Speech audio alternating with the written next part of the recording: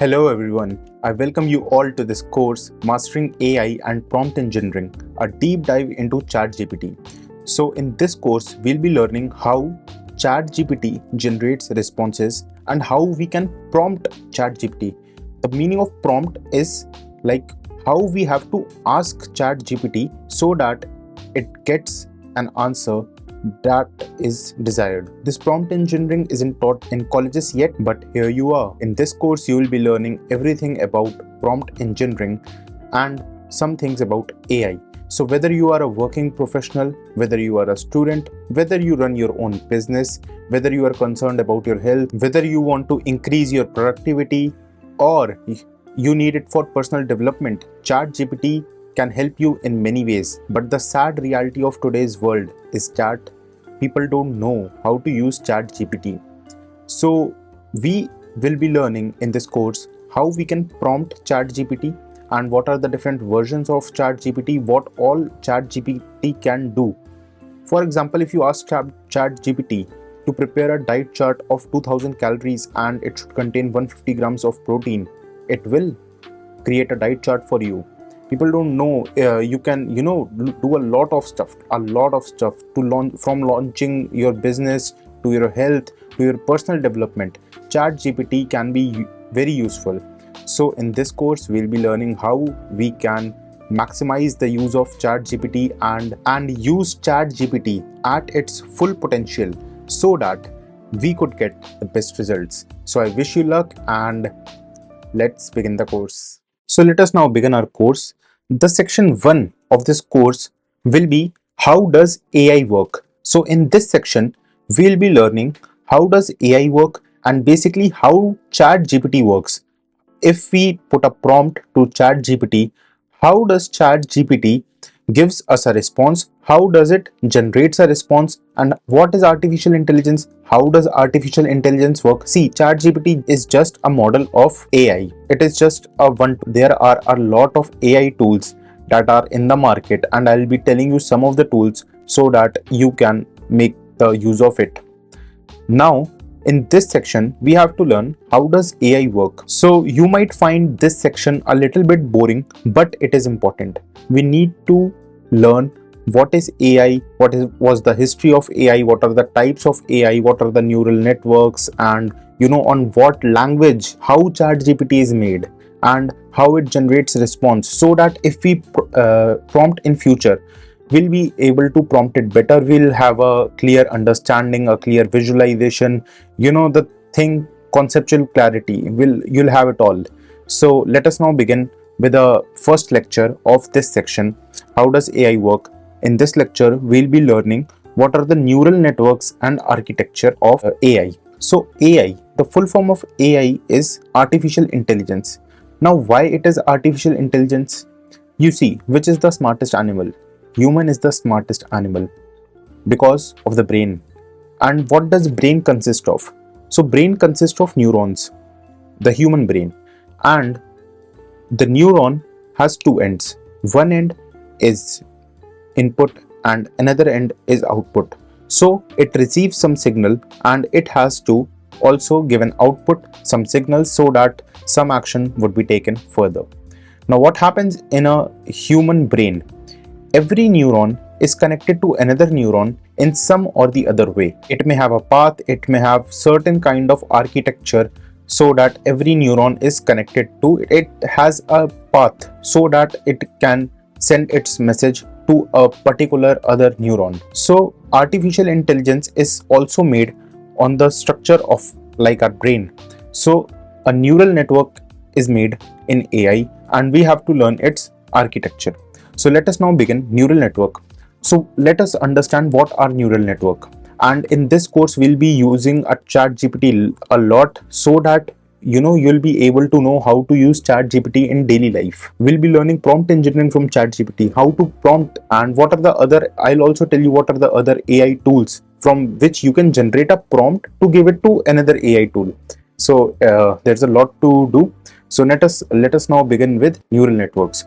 Neural networks are a fundamental component of artificial intelligence inspired by the structure and function of the human brain. These networks are composed of layers of nodes or neurons which are designed to recognize patterns and learn from data.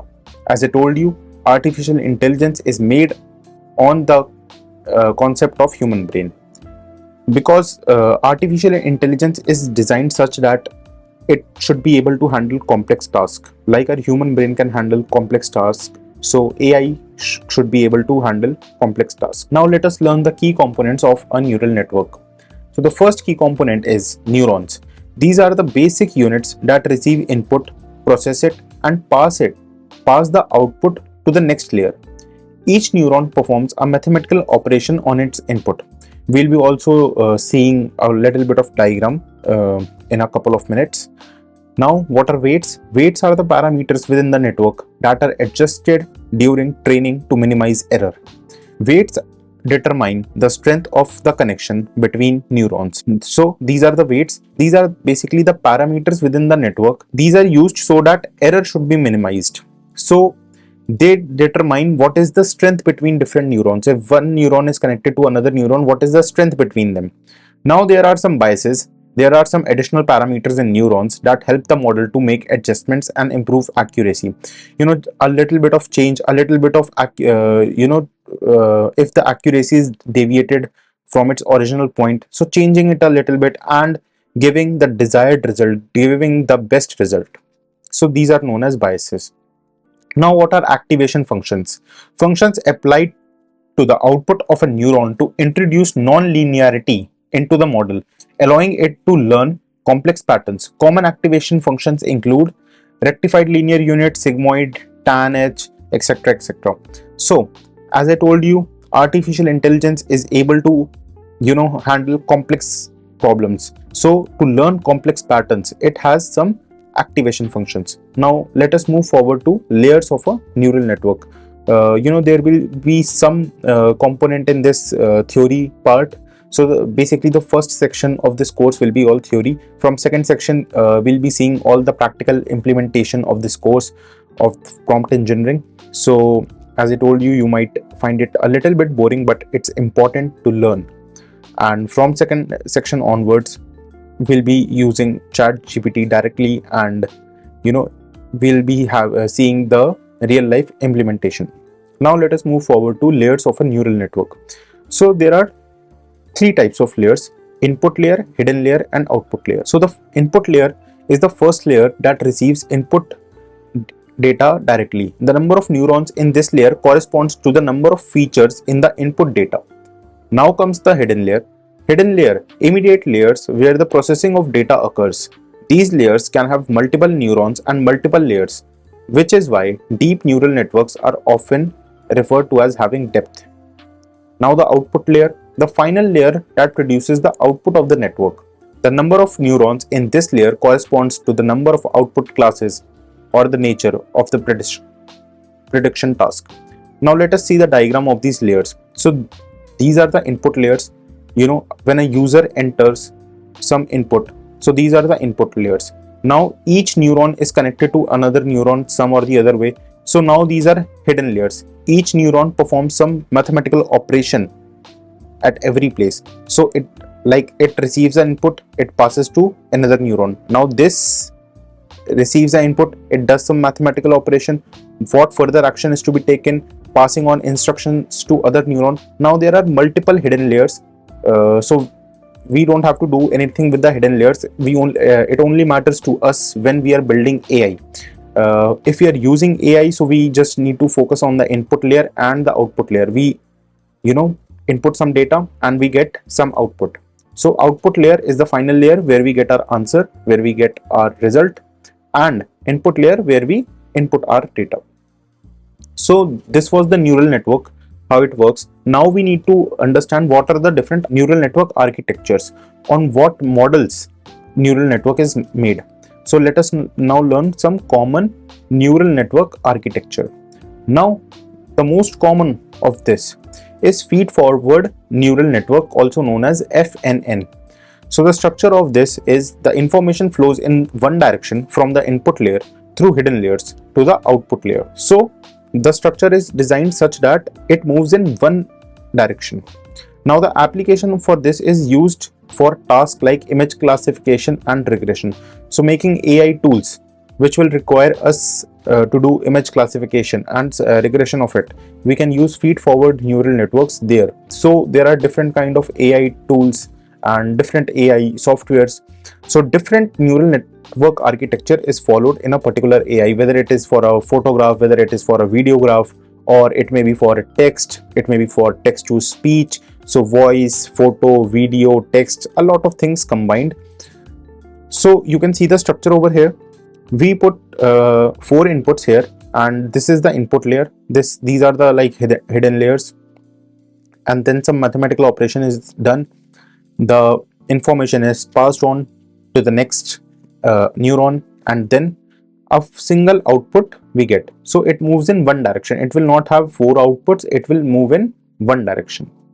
Now let us come to the second common neural network architecture, that is convolutional neural network, also coined as CNN. So the structure of it is convolutional layers to automatically and adaptively learn spatial hierarchies of features from input images.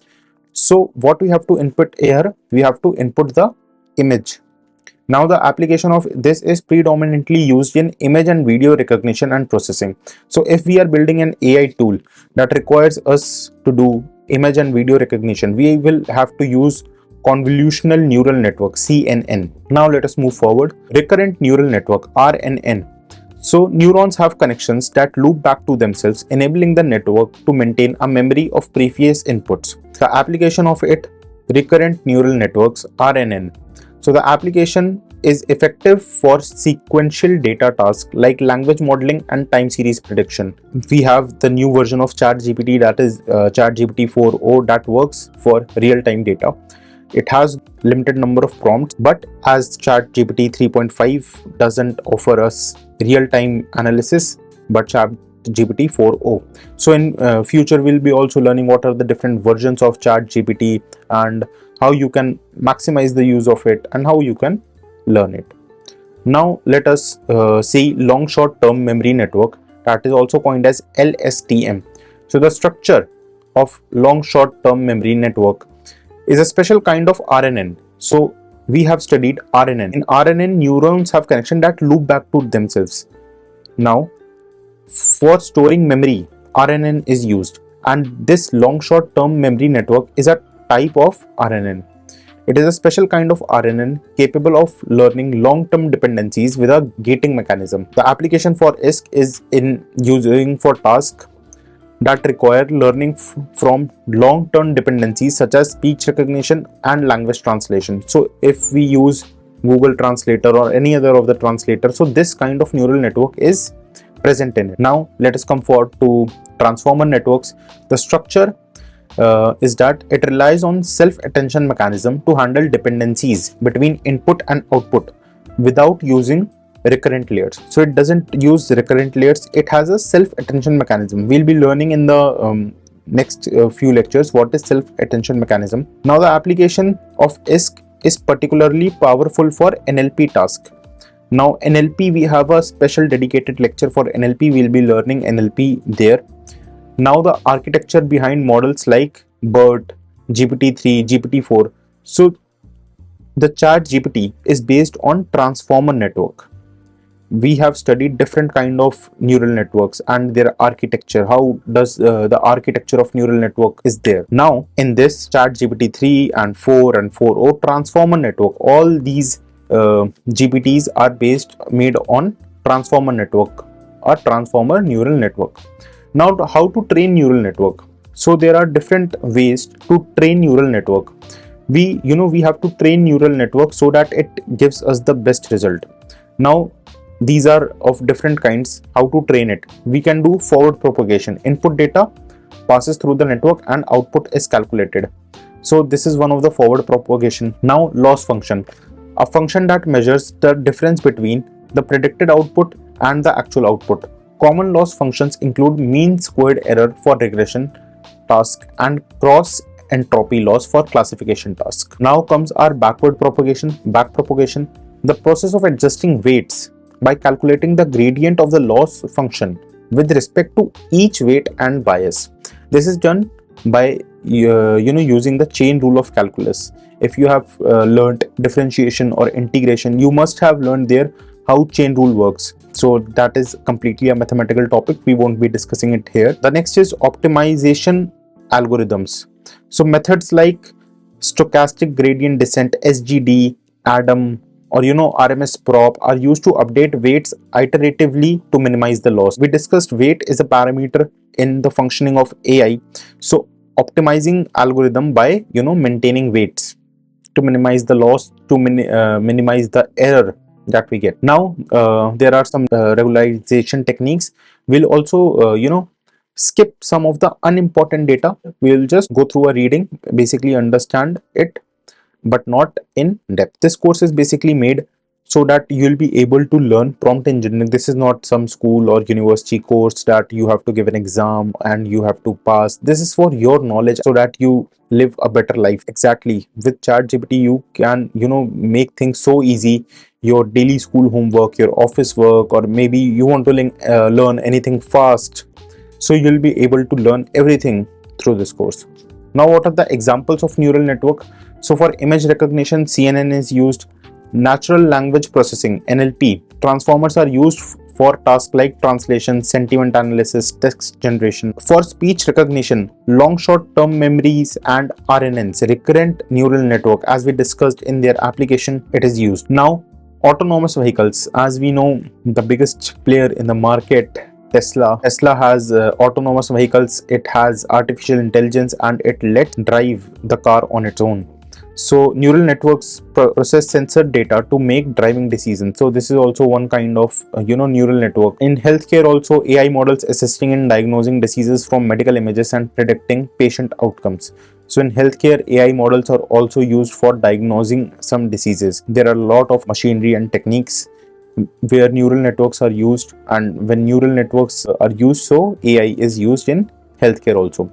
So this was the lecture 1, and in this we discussed the neural networks and architecture. So thank you. Till then, bye bye, take care. We'll meet in the next lecture. So in this lecture we'll be learning narrow AI versus general AI. There are two types of artificial intelligence. One, narrow AI, which is also known as the weak AI, and there is general AI that is not completely yet made, but it's a bit hypothetical, and it is also known as strong AI. So let us begin with narrow AI. So narrow AI, also known as weak AI, refers to the artificial intelligence system designed to perform specific tasks. These systems operate within a limited context and are tailored to handle particular problems or activity. So narrow AI cannot multitask. It usually works on a particular task or a particular thing. Let us find out the characteristics of narrow AI. Narrow AI excels in one specific area, such as image recognition, language translation, or playing chess. So if you see Google Translator, so it is one of the tool of narrow AI. It performs one specific task. The next characteristic is task oriented. These systems are built and optimized to perform a single task or a set of closely related tasks. The third characteristic, predefined functionality. Narrow AI systems operate based on pre-programmed algorithms and can't generalize their knowledge beyond a specific domain. So what happens in narrow AI is information is fed to this AI.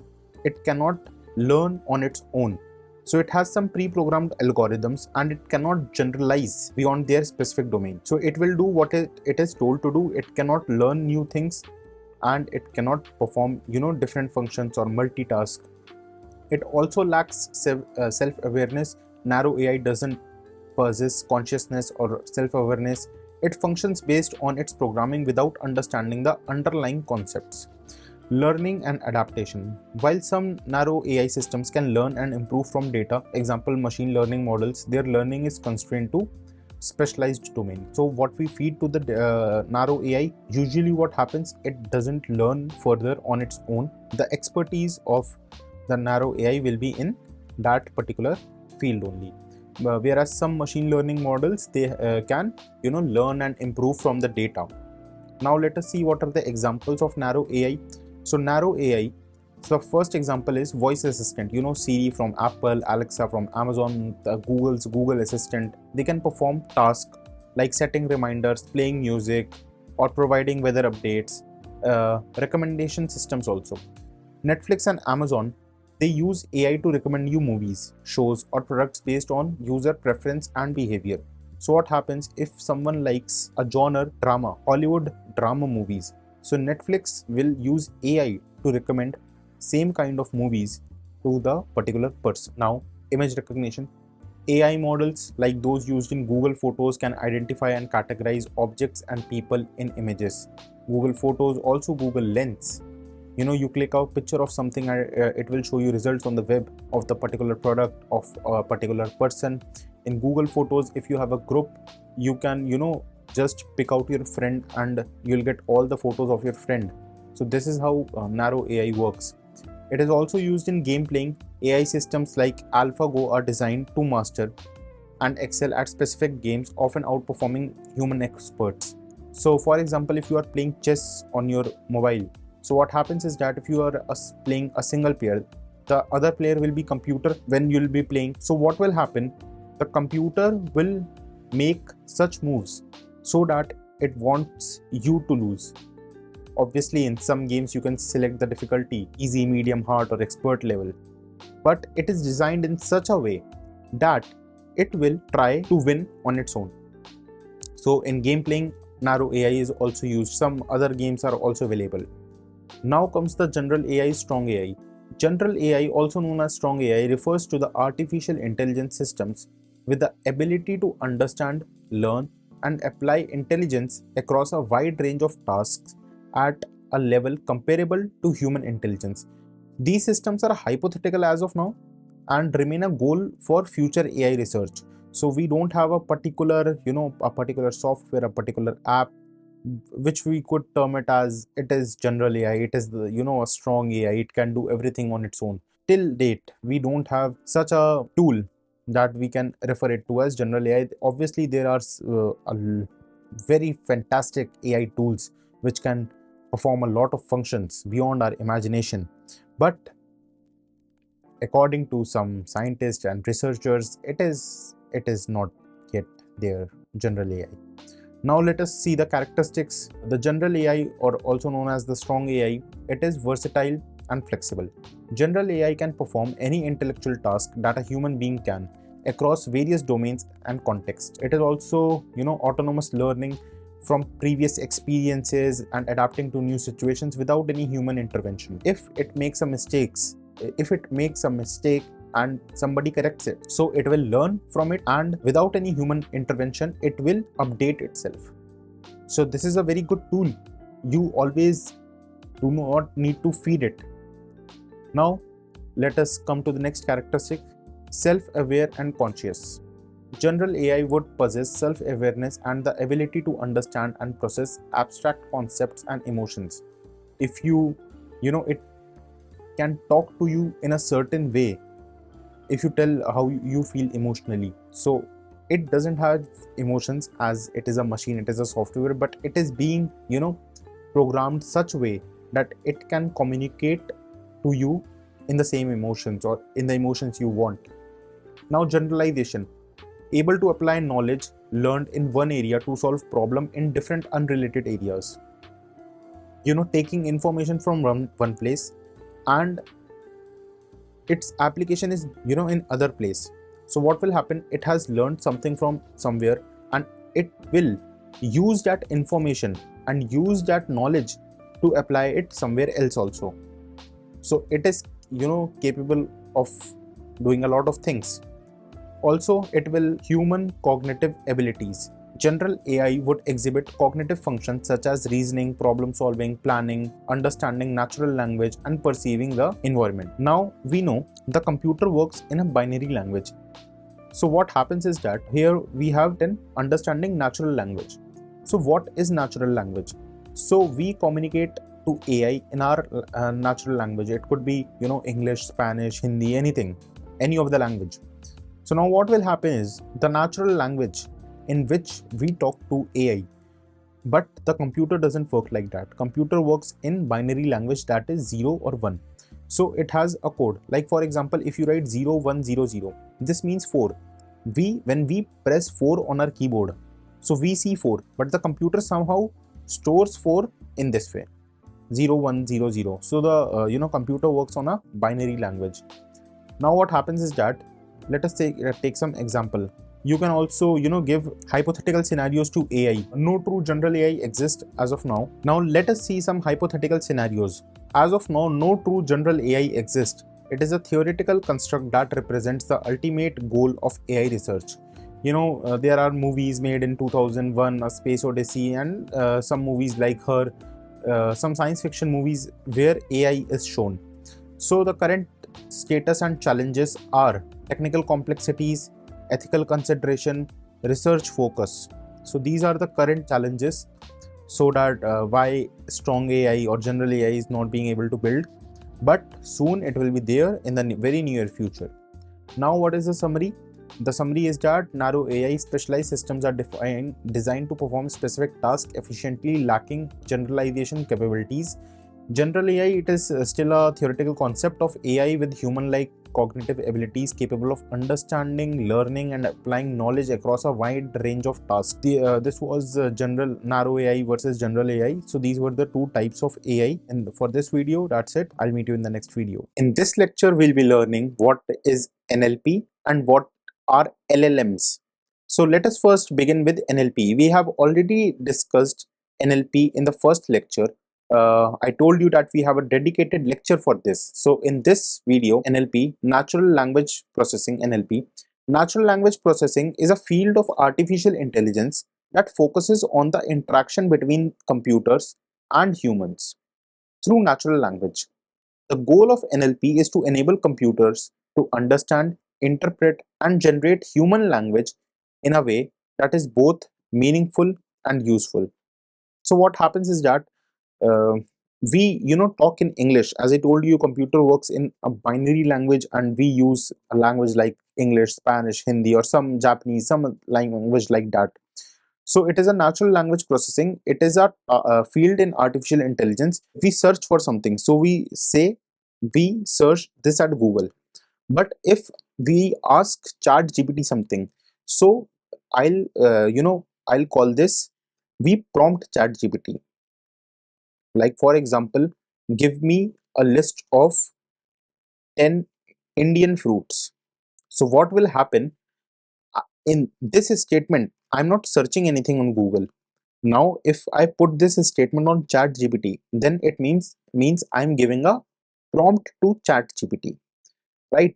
So when we give a prompt, it understands the prompt. It does what is needed to be done in the prompt. Like if I ask it to do a certain things, so what will it has a lot of parameters. It will go collect all the information and give it back to me. So natural language processing is basically what we prompt, that is in my language. It will understand, it will gather all the information or perform all the task which I told it to do, and then it will return me with the result in the same language which I asked. So this is natural language processing. Also, I have a special dedicated lecture in which I'll be explaining how ChatGPT generates a response. So what happens in that is a different theory. In the fifth lecture, most probably we'll be learning how ChatGPT generates a response. So here we'll be learning a little bit of things which will be also needed when we understand how ChatGPT generates a response. So if there is a statement, this is a ChatGPT course. If I give this prompt to ChatGPT, so the first thing ChatGPT will do is tokenization. So let us see key task in NLP: tokenization, splitting text into words, phrases, or other meaningful elements which are known as token. So there can be different tokens. There can be tokens different way. For example, tokens can be like this is one token, is another token, a is another token. There and each word can be a token. There could be THI, three letters could be a token, a single letter could be a token. So these are tokens. It splits our prompt first in natural language processing. Now what it does is part of speech tagging. Parts of speech, as we know, nouns, verbs, what is adverb, what is adjective, so that it understands what the user is asking it to do. So it identifies all the grammatical parts, what are nouns, what are verbs in a sentence. Then there is named entity recognition, identifying and classifying proper names. Example for people, organization, locations, and text. So there are, like what do we call it? Proper nouns. A capital of India, like it's Delhi. If we type Delhi, it will be, it is a named entity recognition. Delhi doesn't have a, meaning or something like that, but it is a name of a place. It is an, capital of India. So it will also see what is named entity recognition. Now, syntax and parsing, analyzing the grammatical structure of sentences, how the sentence is formed, whether it is a positive, negative, or neutral. This we have to discuss in next point. Sentiment analysis, like it is a positive statement, a negative statement, or a neutral statement. Like for example, if I ask when it is supposed to rain in Delhi, it is a positive statement. I am very sure that it is going to rain in Delhi, but this is a positive statement. The negative of this could be till how many days it will not rain. So this is a negative statement. It has to generate a answer in such a way so that it will tell me how many more sunny days are left, or till what date it is predicted that it won't rain. Or neutral. So I could just ask, Chat GPT in NLP, that what are the, weather forecast. It doesn't matter, it will rain or it will not. It is a neutral statement. So we saw a positive statement, when will it rain, and till when will it not rain, and a neutral statement, what is the weather forecast. Now there is machine translation, translating text from one language to another. As I told you, computer works at on binary languages. Now there is text summarization, condensing long pieces of text into shorter summaries. ChatGPT also has a great function, like if you have a large amount of text and you want to understand it quickly, you want a summary of it, you just copy paste the text and it will summarize it for you. Don't worry if it is just a matter of this section. From the next section, we'll be using ChatGPT directly and I'll be showing you real life implementation. Just have a little bit of patience. We are very close to move forward to prompt engineering, but learning this is also very important. Question answering, this is also a key task in NLP, building systems that can answer questions posed in natural language. In which language, in which tone they asked the question, ChatGPT generates an answer in that particular manner. So what are the techniques? Rule-based method. Early NLP systems used predefined rules for language processing, but these methods lacked scalability and flexibility. Now there are some statistical method, leveraging statistical techniques and probabilistic model to process and understand language. There is also now machine learning and deep learning. So applying algorithms to learn data and improve NLP task over time. Machine learning is a different concept, how you can make machine learn something and it learn on its own. So it is a course can be made on machine learning too. So that is some other thing. We'll not deep dive into that. We have to deep dive into Chat GPT in this course. Now, deep learning, using neural network, particularly deep learning models, to handle complex language tasks by learning from large amount of text data. So this is deep learning. These are the techniques used in deep learning. We'll be understanding in depth in the fifth module how ChatGPT generates us response. In the fourth or fifth module, I'm not sure if the course outline will be seeing. Now let us come to large language models. So for example, if we have to design a website today, we know we need to be a web designer. For web designer, what languages do we need? We need HTML for the foundation, for the base. We also need to learn CSS. CSS is basically for styling. Whatever you the text in your website, the colors on your website, that happens with CSS. And then you also need to learn JavaScript, so that the logic based on the site, like if you click something, so what will happen, what task is to be performed, that is based on the JavaScript. In different languages are used. like people learn data structure algorithms for coding and all, building apps. So on what languages AI is made, chat gpt is made? So chat gpt, they use large language models. These are what LLMs are: advanced AI models trained on massive data sets of text to understand and generate human language. These models leverage deep learning architectures, particularly transformers, to perform a variety of language related tasks. So, ChatGPT is based on LLMs, that is, large language models. So, what are the key characteristics? Let us understand. LLMs are trained on extensive data sets and have billions of parameters, enabling them to capture a vast amount of linguistic information. The second characteristic is pre-training and fine-tuning. There are two types of this: pre-training and fine-tuning. First, they are put on a broad and a diversified general language pattern. Then it is fine-tuned on a particular prompt that is asked. Now it is contextual understanding. LLMs excel at understanding the context and generating coherent, contextually appropriate responses. Now, some examples of LLMs are there: GPT-2, GPT-3, GPT-4. The full form of GPT is Generative Pre-trained Transformer. So, as we discussed, Transformer is a neural network architecture on which AI models are based. So, GPT is Generative Pre-trained. It is pre-trained. That is why it is known as GPT. Now, in GPT-2, there are 1.5 billion parameters. In GPT-3, there are 175 billion parameters.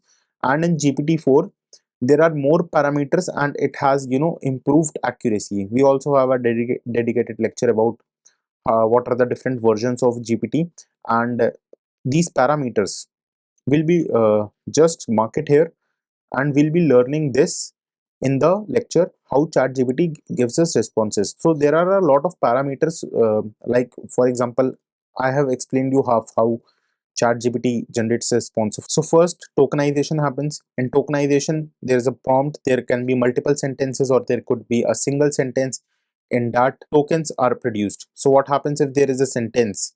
Like this is a ChatGPT course. So as I told you in the NLP section, that this is these are all different tokens, or it could be done letter wise also. So these tokens then they go to a certain parameter. So the more number of parameters, the more knowledge it has, but it also has a disadvantage. We'll be talking in that particular lecture. I know you are waiting very eagerly for that lecture, but let's just finish this. So there are the examples of LLM is also BERT, bidirectional encoder representation and transformer.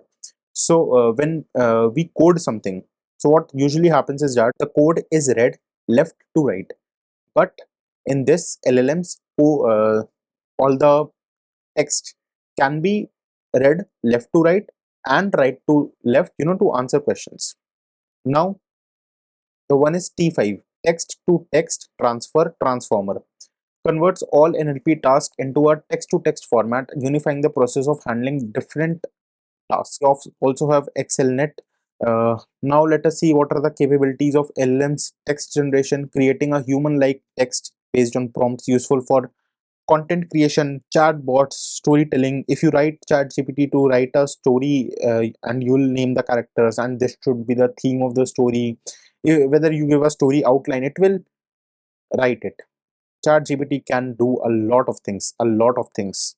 And by the end of this course, you'll be learning almost all of the things that ChatGPT can do. So it can also summarize, it can also, question answering. If you want to cheat in your exams, so you could, if the exam is on Google form, you can completely copy the whole Google form, paste it at ChatGPT. It will give you all the answers sequence wise in which manner they're asked. So don't cheat, study honestly and give the exam. I won't give you some wrong advice. So this was just a joke. Now there are some conversational AI enabling more natural and fluid interaction in virtual assistant and customer service bot. So the support service, in that conversational AI is used. Now how LLMs work? So the first is pre-training. LLMs are pre-trained on a diverse text corpora, learning language patterns, grammar, and factual information. The training process involves predicting the next word in a sentence, which helps the model to understand context and language structure. So now what happens is that first the prompt is pre-trained, then fine tuning is done of the answer. How fine tuning is done? So LLMs are fine tuned on a specific data set to tailor their abilities to particular tasks or domains. This step helps improve performance on specialized tasks like medical text analysis or legal document summarization. Legal documents are of vast number of pages. If you want to read it in a summarized manner, you could just copy paste all it to ChatGPT and any other AI tool, and it will help you. Now, response generation. LLMs generate responses by processing input prompt, understanding the context, and predicting the most relevant and coherent continuation. Techniques like bream search, greedy search, and sampling are used to produce the final output text. This is the NLP and LLMs. In the next lecture, we'll be learning how ChatGPT generates response. This is gonna be like the most important video of this section, how ChatGPT generates response. So I'll meet you in that lecture. I hope you understood NLP and LLMs in this lecture. Hello everyone. In this video, we'll be learning how ChatGPT gives responses. This is one of the most important lecture in this section because if we know how ChatGPT gives us response, we'll give it a prompt in a certain way that it gives us the desired and the best result. So we need to understand how ChatGPT gives us responses.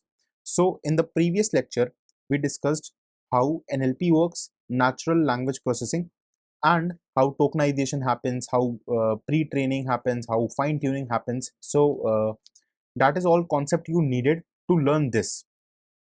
Now see, if we uh, give a prompt to ChatGPT that what are the symptoms of let's say any of the disease, let's say the most common cough and cold.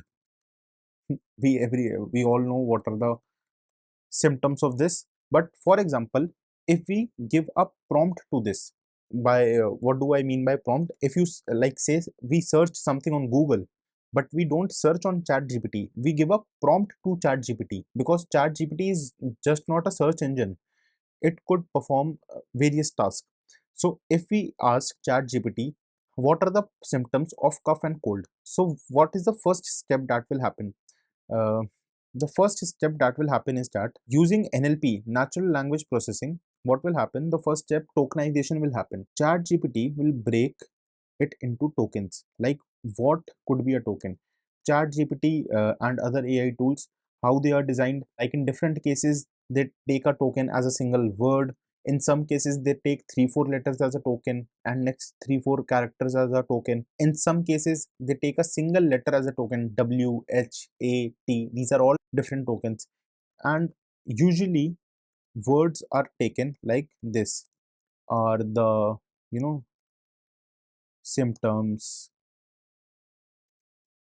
So what happens is such a prompt is broken into tokens. So what is the now when tokenization is done, there the first process is training process. So what happens is that pre-training is done, data collection. ChatGPT is pre-trained on a diverse and extensive corpus of text from the internet. The dataset includes books, articles, websites, and other text sources capturing a wide range of topics and linguistic styles. So it has all the data. You know, first, when ChatGPT is made, it is already trained. It is like a pre-trained, so it is a generative pre-trained. That is why we call it GPT, and we can chat with it, and so how the name arises, Chat GPT. And it has different versions, 3.5, 4, 4.0. We'll be discussing about it in the next lecture.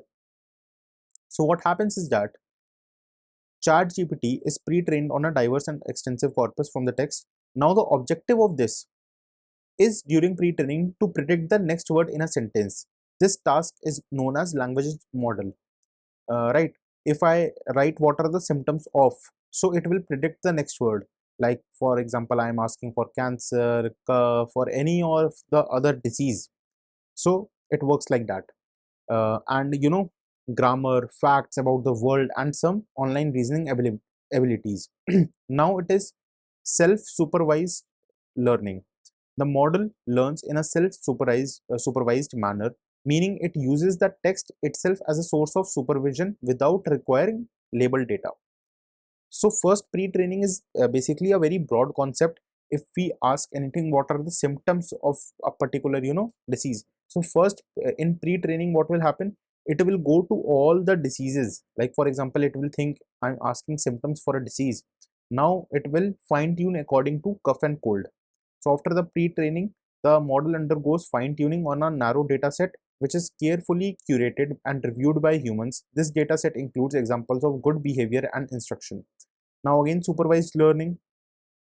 Fine-tuning involves a supervised learning where human reviewers follow specific guidelines to rate and improve the model's responses, refining its ability to generate helpful and safe outputs. So this was the training process. uh, it happens before even we prompt. It is trained in such a way, ChatGPT. Now what happens is that response generation. What we have to understand. Response generation is that in as I told you, tokenization. First input, what do we prompt? Whatever the input we give to ChatGPT, so that input is processed, tokenization happens. The prompts are divided into tokens. When a user inputs a prompt, the text is broken down into smaller units called tokens. Tokenization involves splitting the text into words, subwords, or characters depending on the language model requirements. Now there are some contextual encoding. The input tokens are fed into the model, which encodes the context using its pre-trained parameters. The model considers the entire input context to generate a coherent and contextually res appropriate response. So this is how input processing is done. First, the words are broken down into tokens. Then contextual encoding is done. A particular context and text is encoded. Now what happens? Transformer and attention mechanisms. So in the first lecture we have discussed the neural network and neural network architectures. So as we have discussed there, ChatGPT works on the transformer architecture. So what happens is that ChatGPT relies on a transformer architecture which includes layers of attention mechanisms that allow the model to focus on different parts of the input text. This helps the model to understand context, dependencies, and relationships between words. What are the words? What verb is used, what noun is used. It breaks everything and starts to recognize and understand what is the prompt. Now, self attention. What is self attention? The self attention mechanism enables the model to weigh the importance of different tokens in the input sequence, ensuring that it captures the relevant context for generating the next token. So, self attention mechanism uh, usually weigh the importance of different tokens. Like we don't have to give importance to verbs a lot. What are the nouns? So, nouns will have a you know a better and more weight. How much the importance weigh, not the actual weight, nothing like that. Now decoding. Next token prediction. The model generates responses by predicting the next token in sequence iteratively. The process continues until a complete coherent response is formed. Now, how a response, as you have seen in ChatGPT, some words are there, then takes a little bit of pause, then some words come up. So, why it happens? Decoding. Next token prediction. The model generates responses by predicting the next token in the sequence iteratively, and till good response is found, it does this. Now what happens is that decoding strategies. Now there are several strategies like greedy search, selecting the token with the highest probability at each step. Now these are different kind of strategies as we have discussed in the previous lecture, like greedy search, beam search, sampling. Beam search is basically exploring multiple potential sequences and choosing the one with highest overall probability. what is the probability that the user is asking the prompt, and that is the particular answer. Sampling, randomly selecting the next token based on probability distribution, often with used with temperature setting to control randomness. Now post processing, detoxification is done. As you know, humans detoxify when they when pollutants are there in their body. So detoxify means what? Remove all the toxins. So techniques like filtering and detoxification are applied to ensure that the generated text adheres to safety and ethical guidelines, reducing the likelihood of harmful or inappropriate outputs. Like it has a lot of ethics. It will never give you wrong output or wrong, answer of a wrong prompt. You understand? Wrong, right? Now relevance and coherence. The final output is checked for relevance, coherence, and appropriateness based on the input context and the model's training. Now comes the third part, interaction flow. So how it happens? User prompt. The user provides an input prompt, which can be a question, a command, or any text requiring a response. You can search anything, you can tell ChatGPT to do something, to memorize something, or it could be in a form of question. Now model processing, encoding. The prompt is encoded into tokens and processed through the model's layers. Context understanding. The model uses its learned knowledge to understand the context and generate a relevant response. Now, how response generation is done, token prediction and decoding strategy, and then output delivery is done. I have explained you everything in this video, all these terms. So there is a summary. ChatGPT generates responses through a combination of pre-training on vast data sets, fine-tuning with human-reviewed examples, and sophisticated processing using transformer architecture and attention mechanisms. The model tokenizes input text, encodes context, predicts next tokens, and decodes them into coherent responses, ensuring relevance and safety through post-processing techniques. This intricate process enables ChatGPT to interact effectively with users, providing informative and contextually appropriate responses. So this is how ChatGPT generates a response, and it has a great responsibility that it doesn't give a wrong output, as in it could make an error. In when you use ChatGPT, there is a line below the where you prompt, so it is written there ChatGPT can make mistake. So I'm not talking about the mistakes which AI could make. I'm talking about the mistake which is ethically wrong. So in the post processing, after we have got a response, the post processing it detoxifies so that no unethical response is given. So this is how ChatGPT gives responses.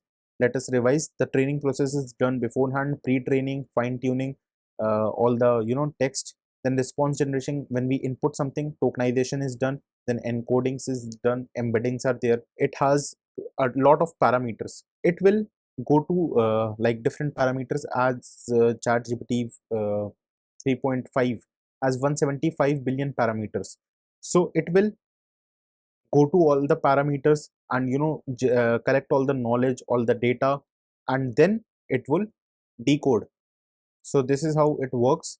So more number of parameters also have a disadvantage, as if we give a same prompt, like what are the symptoms of cough and cold, you may get different, might get, there is a probability, a good amount of probability, that you might get a different response and I get a different response.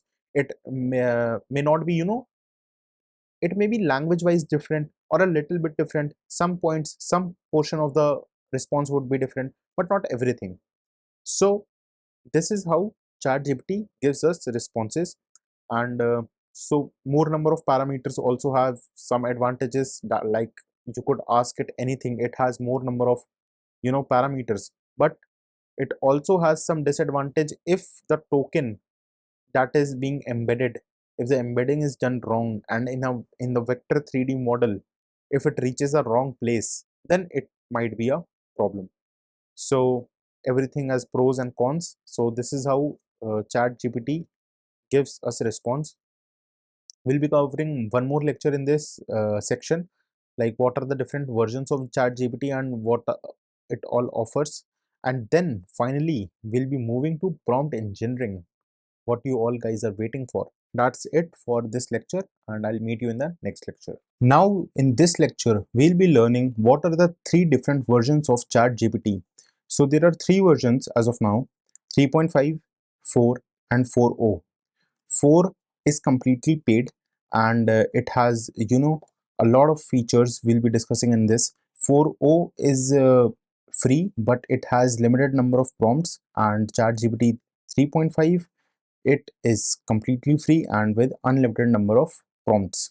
So let us discuss for ChatGPT 3.5 the model size and parameters. So as I told you earlier, ChatGPT 3.5 has approximately 175 billion parameters, making it one of the largest language models available at the time of its release. Model size. The sheer size of the model enables it to capture a vast amount of linguistic knowledge and context, allowing for more coherent and contextually relevant responses. So, when you prompt ChatGPT 3.5, it has 175 billion parameters, as I told you in the like last lecture, how ChatGPT generates a response. What it does is it does tokenization, tokens are made, and then embeddings are done. Then through a vector 3D models, it reaches to its parameters, all the information is gathered. Then when the response is generated, then the last step, the post processing step, is detoxification and checking all the ethical issues. So all the unethical part is removed from the response and an appropriate response is provided to you. So now let us talk about the performance and versatility of ChatGPT 3.5. So ChatGPT 3.5 demonstrated superior performance compared to earlier versions. ChatGPT 2 and 3 were also there, but now they are not there. We have access to 3.5. Versatility: it can handle like various tasks, various natural language processing tasks, NLP, including text completion, summarization, translation, question answering with high accuracy. So it can make mistakes sometimes, as there are a lot of parameters. It is possible that some tokens may sometimes reach to a wrong parameter. So it is possible mistakes can happen.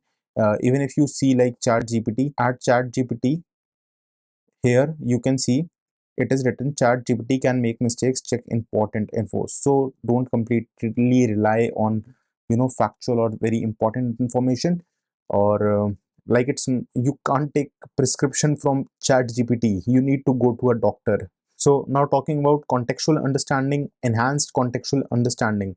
The model exhibits a better understanding of context, allowing it to generate responses that are more relevant and coherent, even in complex conversational settings. So it understands everything and it gives a appropriate response. Safety and ethical considerations.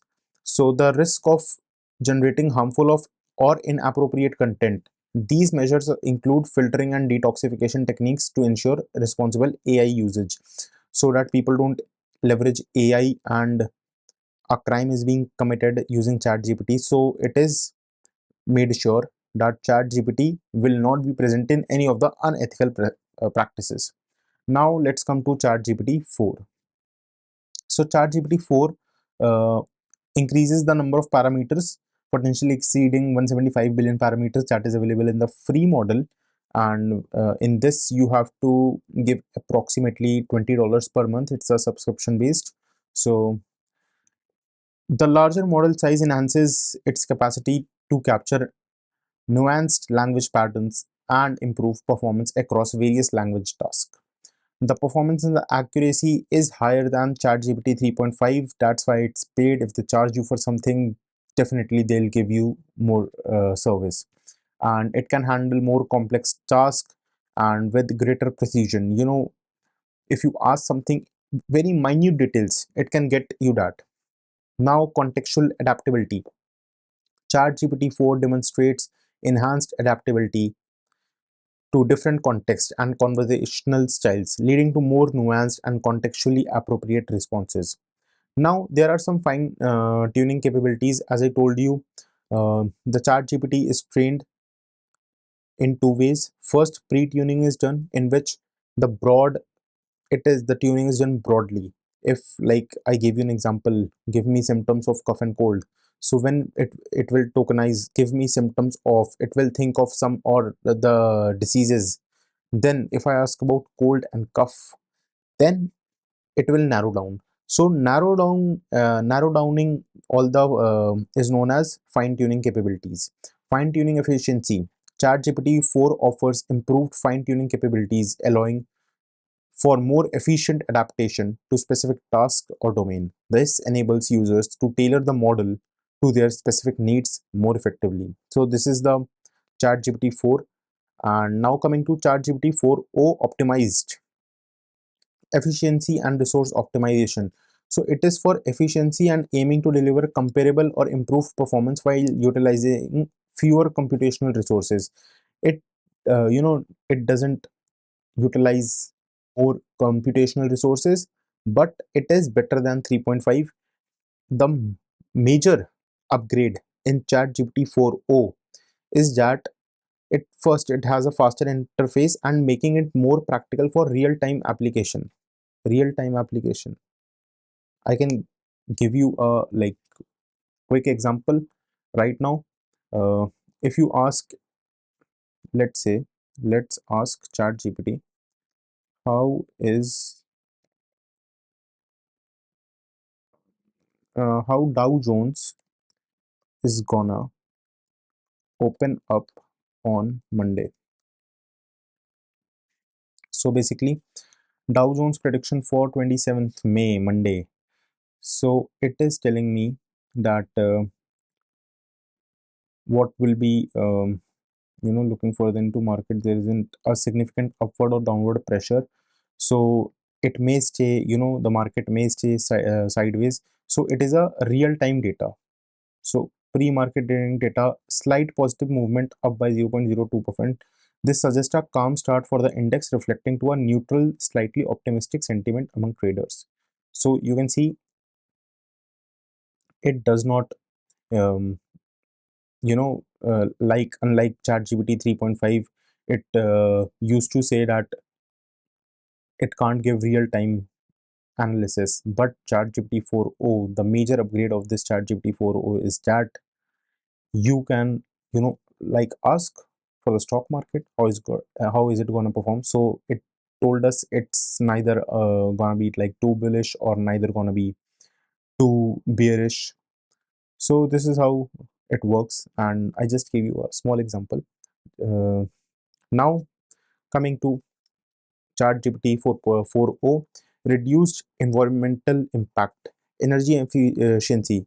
I told you earlier the ChatGPT 4o uses less computational resources, so environmental footprint associated with AI model interface contributing to sustainability efforts.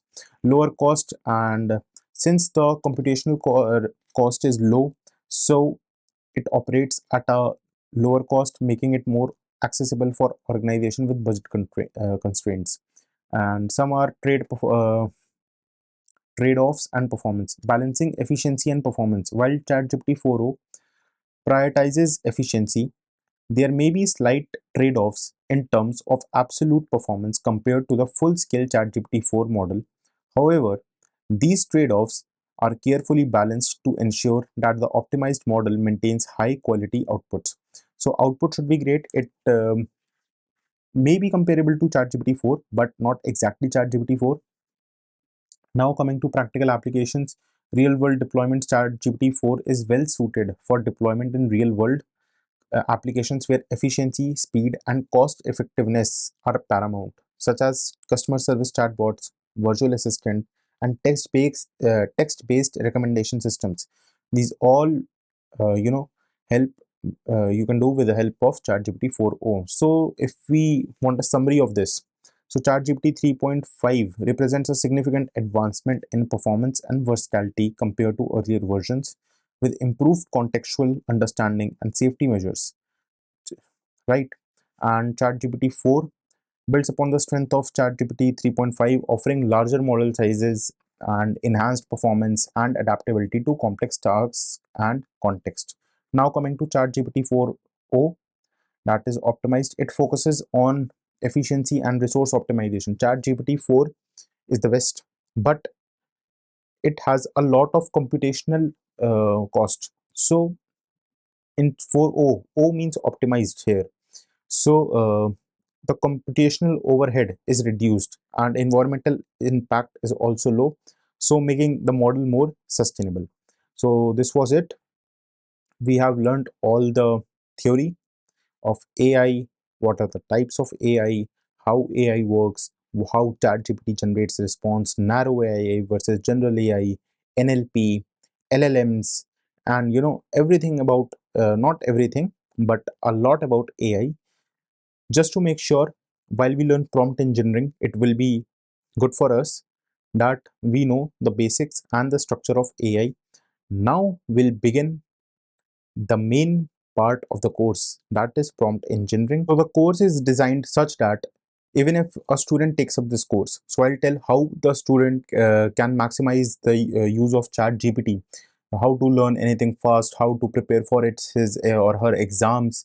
If you are a working professional, how you can leverage AI at work without getting caught, or maybe about your health, about your personal development, about productivity, and every section of the society will be covered. So I don't know who you are, so I have made this course for all, and some or the other you could use the knowledge.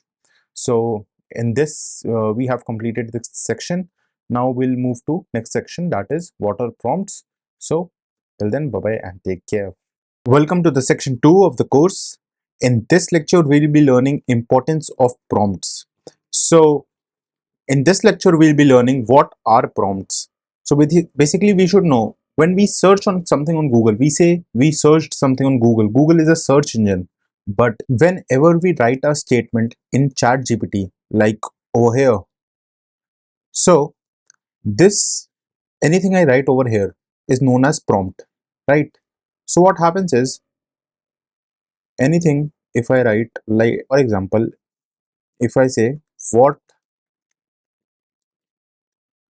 can chat GPT do, so this is statement, this is a prompt. I'm not searching for anything, or so whatever we write here, that is known as prompt. So we need to know what are prompts. We have understood how AI works in the previous section, but if we ask it what can chat GPT do, so it is a prompt, right? So now what we have to do now, so prompts are instructions or questions given to a language model like ChatGPT to elicit a response so that they can generate a response. They can range from simple keywords or phrases or detailed descriptions and questions. Prompts guide the model in generating text that is relevant to the user's need. Effective prompts are crucial as they determine the quality and relevance of the response generated by the model. So what happens here is, I've already explained you. So the prompt could be basically, a few words, a long sentence, or multiple sentences giving a huge description. They are known as prompts. So prompts in the context of artificial intelligence and machine learning, particularly with language models. We have discussed about LLMs, large language models. So with language models like GPT-4 refers to the input or initial text given to the model to elicit a response. This serves as the starting point for generating text, guiding the AI to produce relevant and coherent outputs based on the provided input. So here are several key aspects of prompts. So the purpose and context. Prompts are used to direct the model's response to be relevant to a particular topic or question. They provide the necessary context and set the stage for the type of information or response needed. So first it sees like what is the purpose, what it wanna ask, what the user wants to ask. So it will generate that a customized response. All right.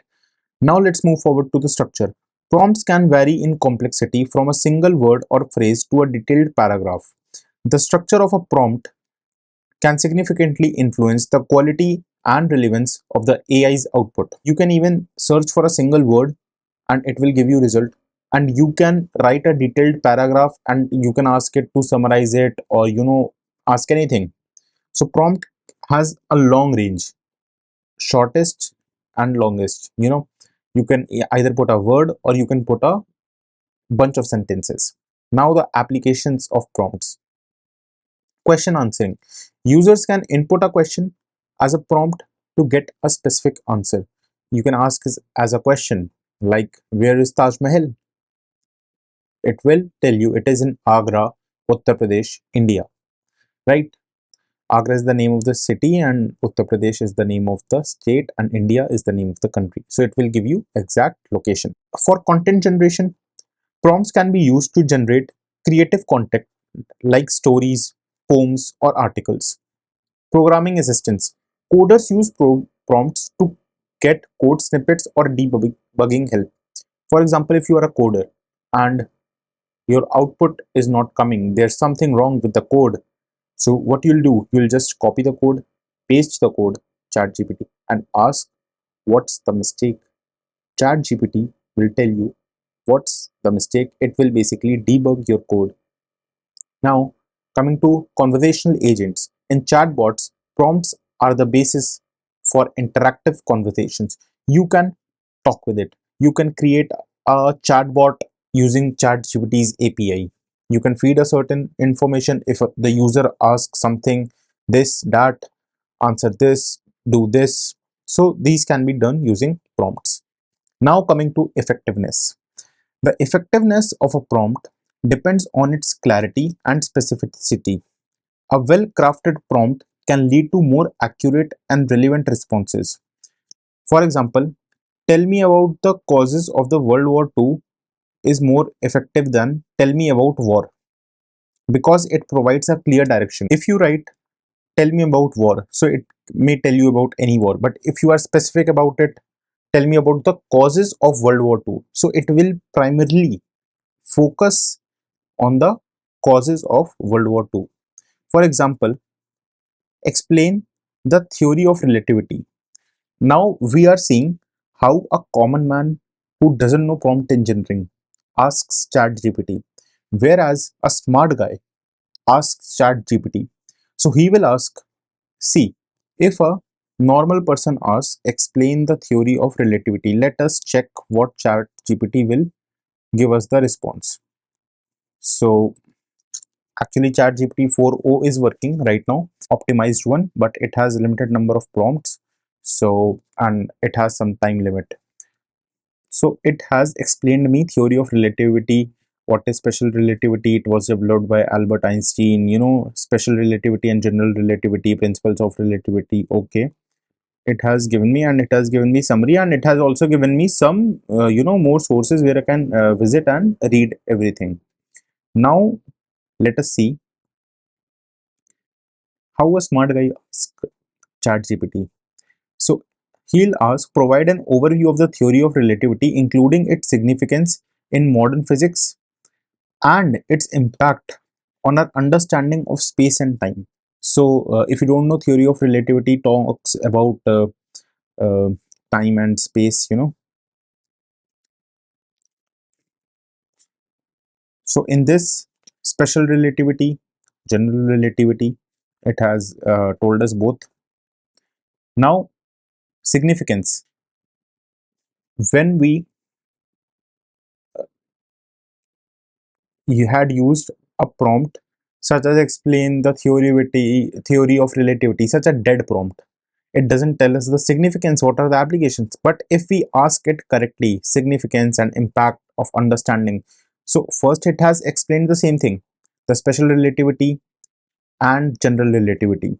But now what is the significance? Significance is GPS technology, astrophysics, particle physics, high energy, impact on our understanding. So the theory of relativity, you can read it all. It is just an example.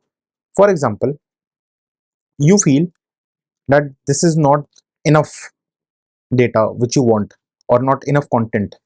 You could just write tell me in detail. That's all. So now it will tell you in detail everything. What is time dilation, what is length contraction. It has nothing to take up with physics.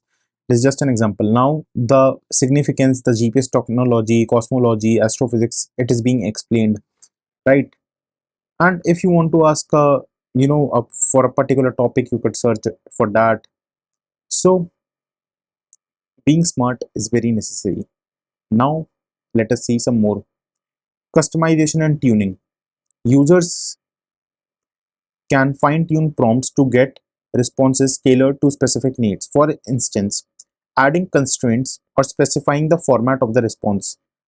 You can ask it in bullet points, explain the benefits of renewable energy. So if you give a prompt such like that, so it will generate a response. Like for example, if I just ask ChatGPT, explain the benefits of renewable energy. So it is environmental benefits, economic benefits, something like that, and it is in some points. But if I write in bullet points, then let's see how ChatGPT gives us an response. It's environmental benefits, that was in 1 2 3. For example, you can also ask it, for example, if I ask it difference between ChatGPT 3.5 and 4. So now it is telling me, ChatGPT 3.5 is this and 4 is that, but I don't need an answer like this. I need it in tabular form so that I can compare the properties of ChatGPT, what is offering me in 3.5 and what is offering me in ChatGPT 4. So for that what I have to do, I have to write, I have to just edit this ChatGPT in tabular form. So what will happen is all the response that I'm getting, I will get it in tabular form. ChatGPT 3.5, ChatGPT 4. So what was release date? ChatGPT 4 was released in March 2024. 3.5 was released in November 2022. You know, uh, the parameters, that is 175 billion in 3.5 and ChatGPT 4. It's not disclosed, but obviously it will be more. Now coming to performance and context handling, fine tuning, and ChatGPT. Now here comes the difference. ChatGPT 4 can process image inputs also and images also, but 3.5 only text only. So multimodal capabilities. So creativity, and you can get all the difference. So this is how you need to prompt and take care of everything. So if you are better at prompting, see, it's now the chat gpt made things so easy. You just need to prompt something, you just need to instruct something. Obviously, if you are a coder, you need full coding knowledge. What you can do is you can leverage it, right?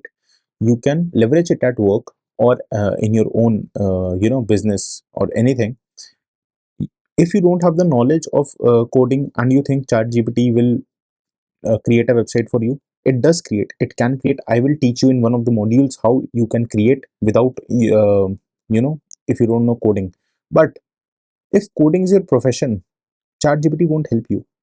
You have to learn, right? And these are the things. So this is how you should prompt ChatGPT. So this was a general case, and I had explained what are prompts. In the next few lectures, we'll be learning some real life applications.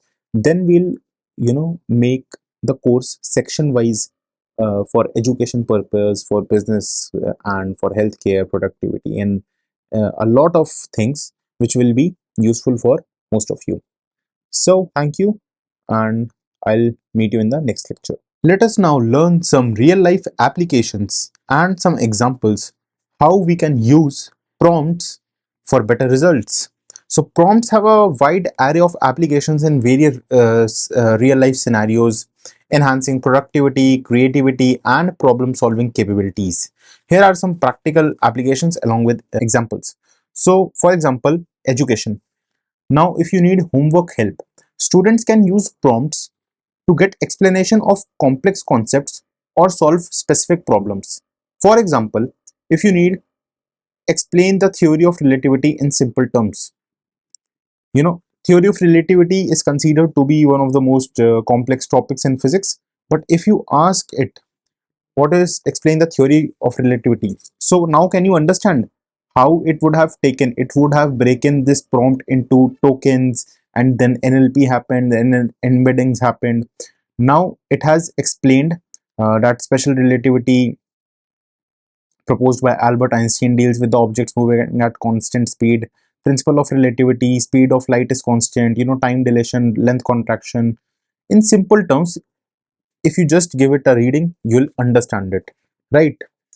Now, it has told that you have reached your GPT-4 O limit, and so plus is $20 per month, and if you are having a team, that is, uh, you know, $25 per person per month in business.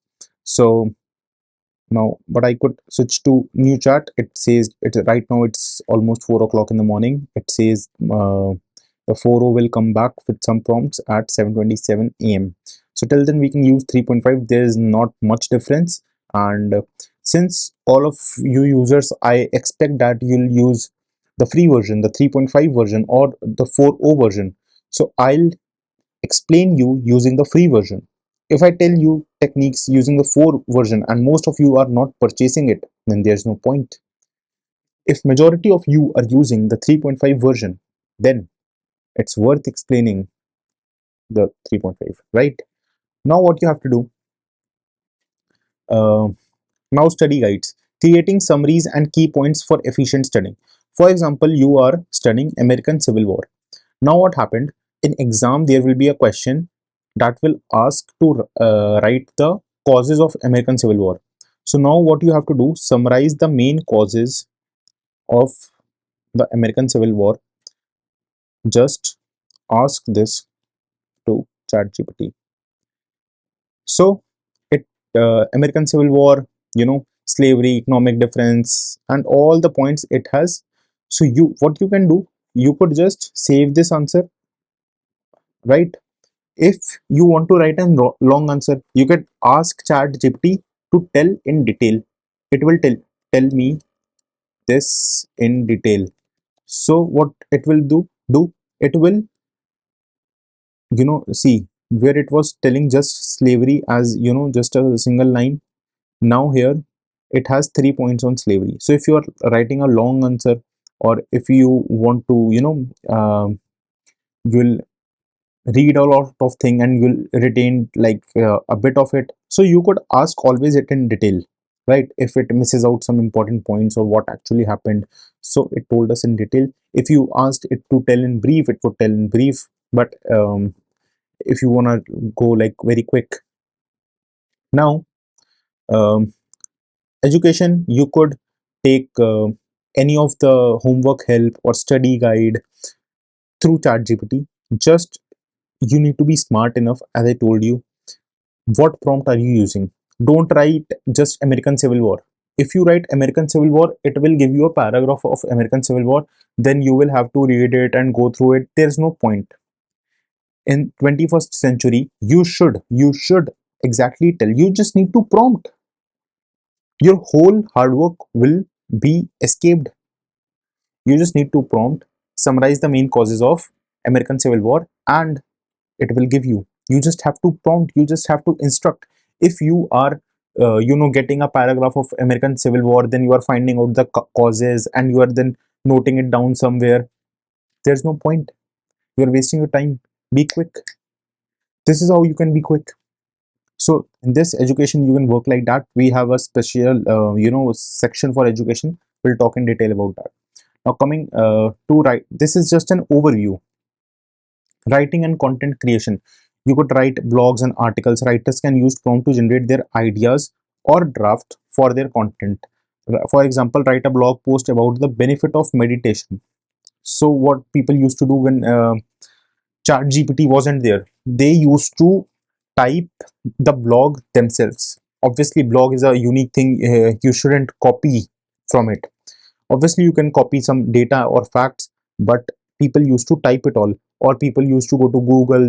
Then they would search. Then multiple sites would come. They would go to each site, take out some data, put there, take out some data, put there. And but see, original is original. But let me show you. Write a blog about the benefits of meditation. So it has already given you title without even saying, as I told, blog post you have to write. So it automatically, if you're writing a blog, you need to write the title of the blog too. So it gave you the title. Title what?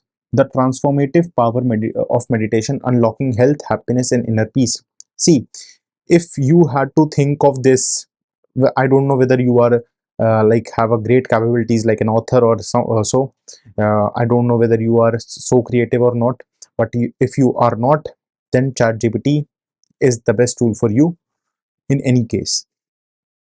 So it gave you a title, it gave you a blog, stress reduction, relaxation, and different topics. Whereas if you only wrote benefits of meditation, let's see, if you were just a common guy and you wrote benefits of meditation, now what will happen? You are using it like a search engine.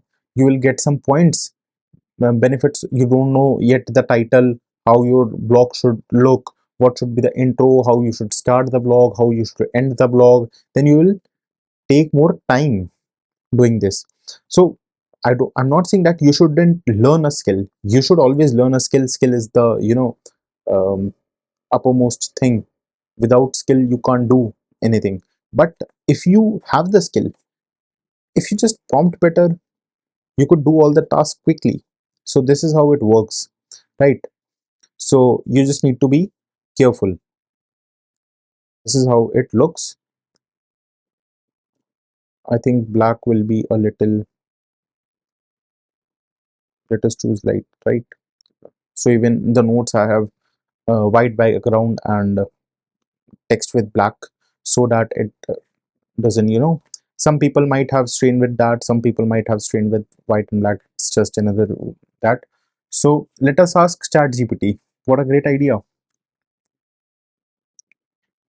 Does dark mode reduce or increase eye strain?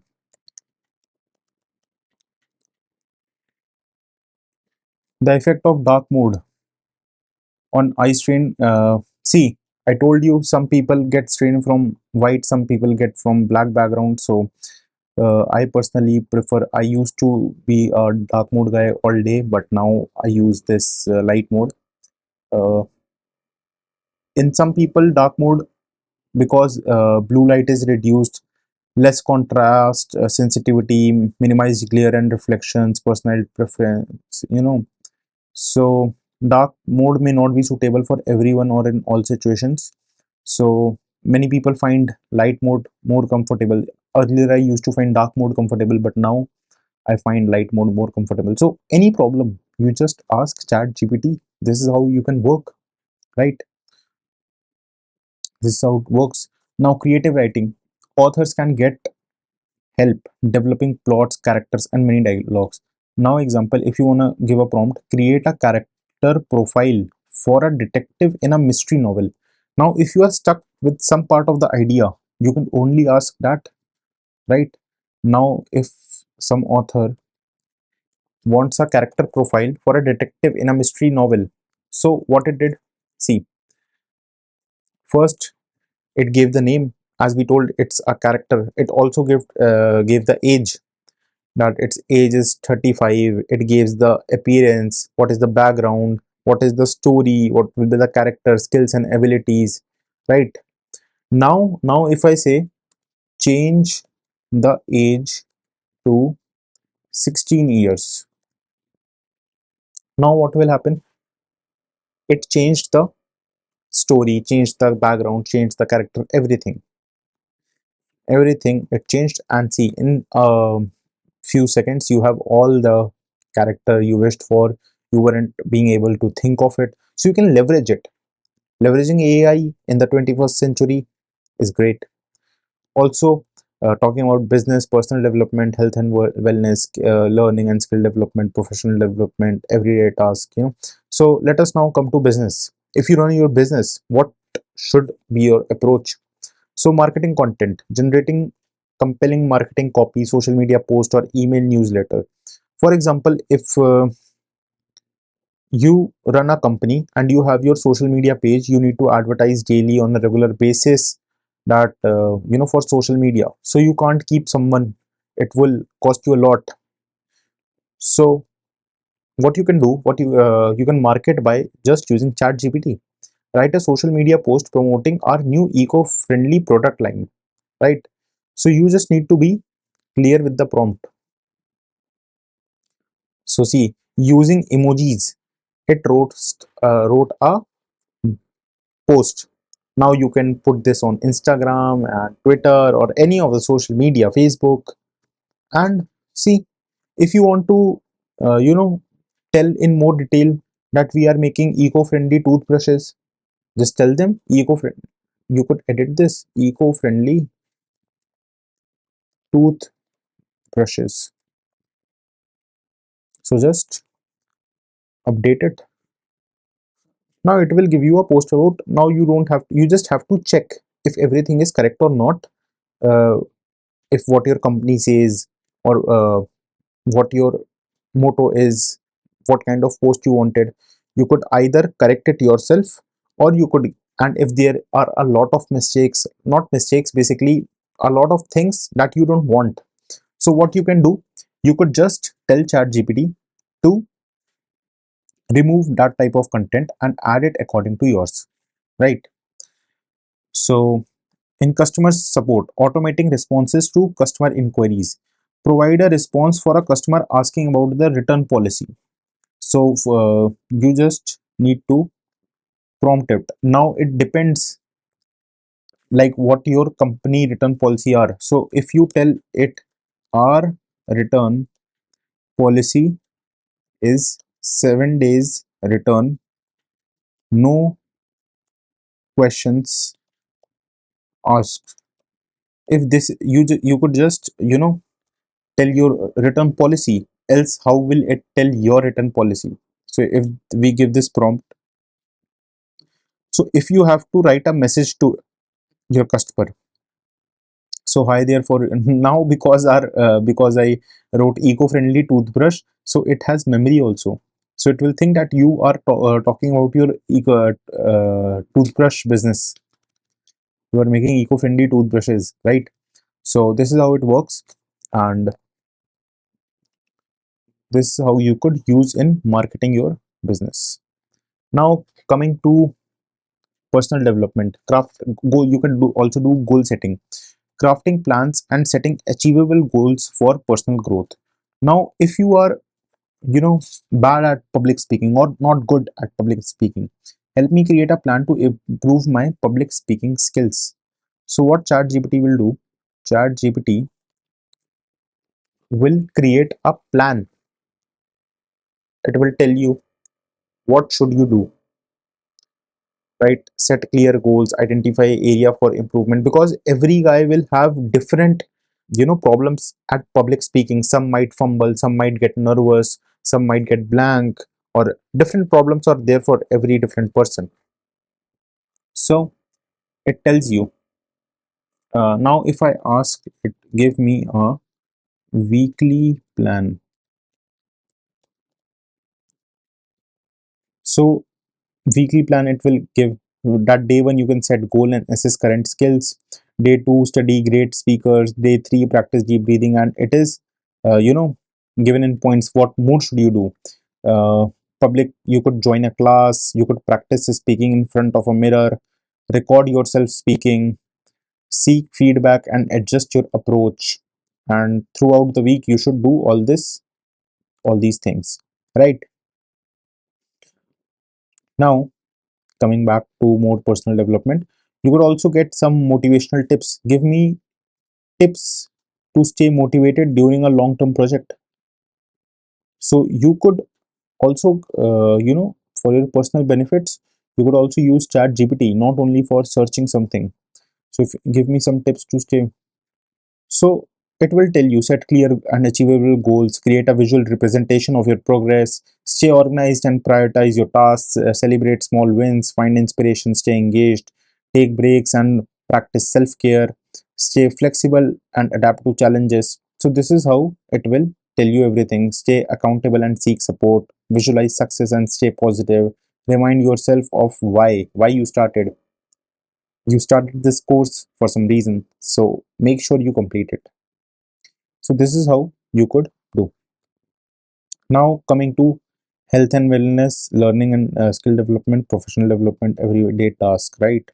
So we'll be only covering personal development in this lecture. The next few topics we'll be discussing in the next lecture. So coming to goal setting, crafting plans and setting achievable goals for personal growth. So we have okay, we have already done this. So we have to do health and wellness, learning and skill development, professional development, everyday task, right? So and we have done education, all right. So now health and wellness, fitness plan, creating a personalized workout routine, fitness plan for weight loss. Just we just design a beginner's workout plan for weight loss. If someone wants to lose weight, what should be the workout plan? So cardiovascular exercises, strength training, active recovery, right? So it will tell you you should first warm up 5 to 10 minutes of brisk walking or jogging. Then it should be your main workout, and it told you do cardio. Then day 2 you should do body weight, squats, push-ups, bent over row, planks, and then recovery. Then more and more it will give you a plan, right? And it will also give you some additional tips, right? So now coming to mental health support, finding strategies to manage stress and anxiety, suggest techniques for managing daily stress. I don't know whether you knew all these techniques or you didn't. You could even ask ChatGPT how to manage stress. Usually what happens, before you used to go to Google and search everything. Now make a rule. Don't go to Google. Sometimes you will need to go to Google, but using ChatGPT will help you a lot gaining knowledge or doing anything. Now coming to managing daily stress. So you could practice mindful meditation, engage in physical activity, practice deep breathing, prioritize self-care, practicing time management, limit to exposure or stressors, connect with others, right? Practice gratitude, learn to say no. All this it will tell you. So these are some real life applications we have discussed for education, writing and content creation, business, personal development, and health and wellness. So this will be it for the video, and more real life applications will be covered in the next lecture. So I'll meet you in the next lecture, and till then, all the best. Let us now learn some more real life applications. So you can also use ChatGPT for learning and skill development. For example, if you want to learn a particular language, practicing new languages through prompts for conversations, grammar, and vocabulary. For example, if you want to learn French, what you'll do, you'll ask small things from ChatGPT to translate it to you in French. Let's go to ChatGPT. Let's ask, translate this sentence into French. I would like to order coffee. So this is being translated in French. Now this sentence has been translated into French. So by asking small things, small prompts, you can learn something. Also, if you want to learn some coding or programming, you could also do using ChatGPT, solving coding problems and learning new programming concepts. For example, if you are learning Python and you are not able to understand loops from wherever you are learning, whether it may be a website, whether it may be a Udemy course, or maybe from some YouTube videos. If you are learning Python and you are not able to understand how loop works in Python, so what you'll do, you'll just prompt this to ChatGPT, how explain how a for loops works in Python. So there are two kinds of loop. That is, I think there is some network issue.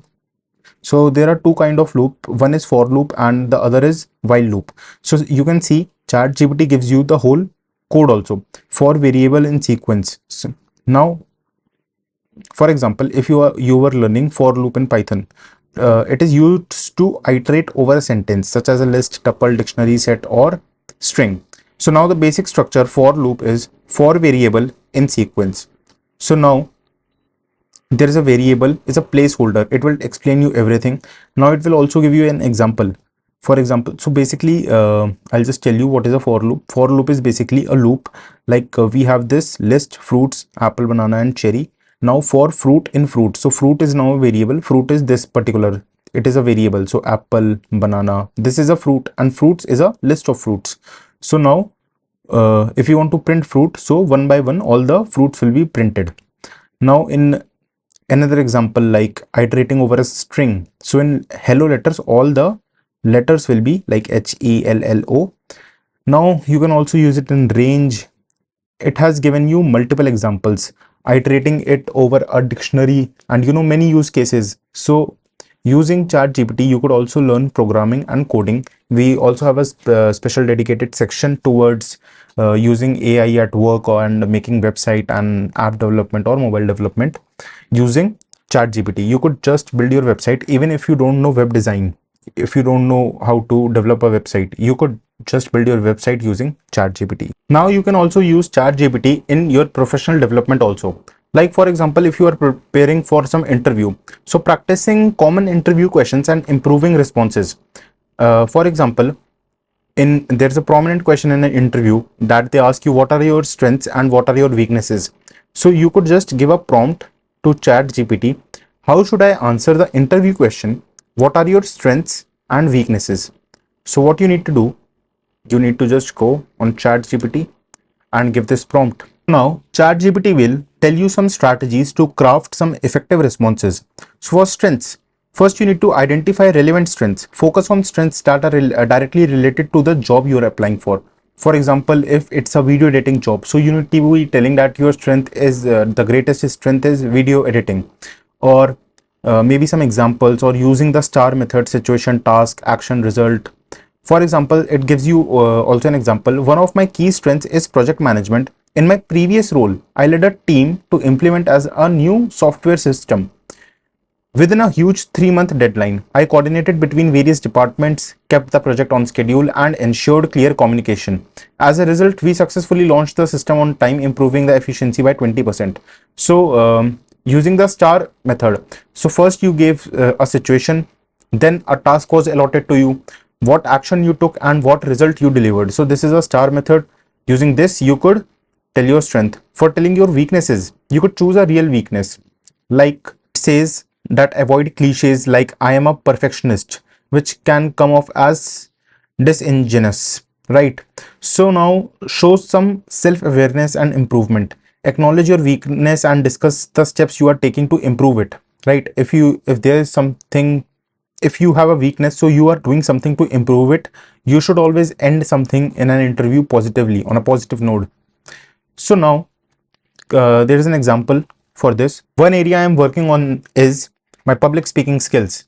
In the past, I have found presenting in front of large groups challenging. To address this, I have enrolled in a public speaking course and have been actively seeking opportunities to present at smaller meetings. This has helped me build confidence and improve my delivery. So there are it also gives you some tips to be honest and authentic, tailor your answer to the job, stay positive, putting it all together. For example, strengths and weakness. So you could give an interview like this. Let us see some more real life examples. Like for example, if you have to build a resume, getting help with writing and optimizing resumes and cover letters. So now write a cover letter for a software engineering position. So earlier what you used to do, you used to write a cover letter on your own, but now you don't need to. You just need to edit a little bit. ChatGPT will generate a cover letter for you. So for example, if you are writing a letter, so all the details, your name, your address, city, email, phone number, and your personal details, you have to enter it. And which company to where you are applying. So you have to enter that company's detail. Now it will give you all the body. So now you have to enter these basic details only. What is the company name, where you found the job, and what all do you know. You just need, like, I hold a bachelor's degree in computer science from this university.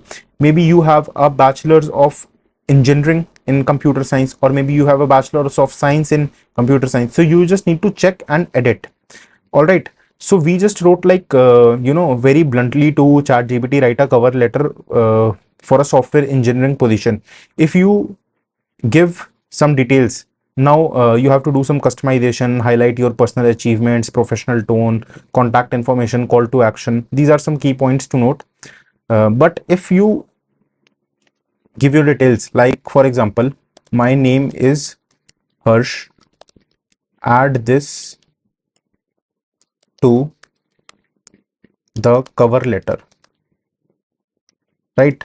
So what it will do, it will add my name to the cover letter. There is some network issue, that is why the load is failing again and again, but in the second attempt. So see, it wrote my first name, I didn't tell my last name, so it has left some space, like that I have to enter my last name. As in professionalism, you should enter your full name. If I also write hiring manager's name, company address, so you could also do from here. Now coming to some more examples. So in professional development, you could do interview preparation, resume building. So in this section, we are just taking an overview what you can do with ChatGPT. Now in the coming sections, for example, if there is a section for like health and personal development, so in that particular section, we will be completely focusing on health and personal development in depth. So you will be seeing that you could do a lot. This is just an overview. These are just few examples of all the topics we are going to cover. Now let us come to everyday task, recipe ideas, finding new recipes and meal planning. Give me a recipe for a healthy vegan dinner. So now let us prompt this to ChatGPT. That give me a recipe for healthy vegan dinner. Now this is a chickpea and spinach curry. So it's nutritious, it's flavorful, and it's easy to prepare. So first it will tell you what all ingredients you need. So you could check if you have all the ingredients or not, whether you want to order it or not. And then there are instructions. Prepare the aromatics, add the spices, and so and so and so. So you could just, and it also gives you some tips. So you could just do it using ChatGPT in seconds. Now, if you want to do travel planning, create itineraries and finding travel tips. Plan a 3-day itinerary for a trip to Tokyo. For example, for example, I don't know nothing about Tokyo, and I don't know what all should I see, how should I plan my itinerary for Tokyo. So I'll just give a prompt to ChatGPT and it will generate a response for me. So it is covering traditional culture, modern attractions, shopping, and food. So for example, it will tell me in morning I should visit the Sensoji temple, and it's the most oldest and famous temple of Tokyo. And there is Sumida River cruise. I don't know whether I am pronouncing it right or wrong. Take a relaxing cruise along the Sumida River for a different perspective of city. Cruises often run from this to this. In afternoon, you can do this. And so, like for day one, it is giving you something. For day two, for evening and all, it is give for day two modern Tokyo. You should go to this market and that. For example, it is giving me for mix of traditional culture, modern attractions, shopping, and food. For example, I just have to edit this and I will write add the most famous markets of Tokyo. My purpose is to see monuments and do shopping. So this was all the about Tokyo. If I want to say that my preference for visiting Tokyo is my preference for visiting Tokyo is markets and monuments. So it will take me to markets and monuments. So focusing on markets and monuments, now the itinerary will be designed such that markets and monuments will be focused. So all the monuments like, the temple, the tourist information center, in the morning I should do these two, in the lunch I should go here. So it can also plan my travel itinerary, right? So ChatGPT could be used in daily life like this. Now let us see the importance of effective prompts. So effective prompts are essential because they ensure relevance. Clear and specific prompts lead to more relevant and useful responses. Whatever you need, ChatGPT will give you a response of that particular thing only. If you give it a broad spectrum, it will cover like most of the things but not in depth. If you are specific about something, so it will give you the answer for the particular detail in depth. Now it also saves time. Well crafted prompts help user to get accurate information quickly. You don't have to go to Google, look at some other website. Like for planning for Tokyo, you have to go to different blog sites, some travel blog sites, or you would watch some YouTube videos to do so, but that all process will take a lot of time, and this process you could just it will give you a result in seconds. So now enhance creativity. Prompts can stimulate creative ideas and solutions that users might not think of on their own. Sometimes you can't think of some creative ideas, like for example copywriting, content writing, and giving titles, how to make thumbnails, how to make clickbait videos, or maybe anything unique, something creative. So you might not be able to think about that, but ChatGPT will definitely help you about this. Now improve learning. Detailed and precise prompts can help users learn more efficiently by focusing on specific areas of interest or difficulty. For example, you are doing a course from somewhere else, but for example you don't understand a particular topic from that course. So what you can do, you can come to ChatGPT and you could just make up a good prompt. It will take you a minute or so, and it will give you result in seconds, and you could understand like very quickly. It is one of the like fastest method to understand. Whether you don't have a Twitter, whether you don't have a tutor, or you don't have some good playlist, or you don't have a course, you could learn everything for free and quickly. So this is how effective prompts help you in day-to-day life. So now in the next section we'll be using ChatGPT for health and personal development. This is like going to be one of the most important section 3, because it will tell you about personal development and this is going to be one of the most important section 3, using ChatGPT for health and personal development, because nothing is above health, right? So do come in this section and I'll meet you there. Till then, bye bye, take care. Welcome to the section 3 of this course. In this section we'll be learning how to use ChatGPT for health and personal development. So in the first few lectures we'll be discussing about health. So for health, general health information, the first subsection of this section. Now, medical conditions. Now, there is a disclaimer. I don't recommend you to search anything on Google or ChatGPT. If you are having any symptoms or any problems, you should obviously and always go to a doctor or a medicine practitioner and get your treatment done there. ChatGPT will not do your treatment.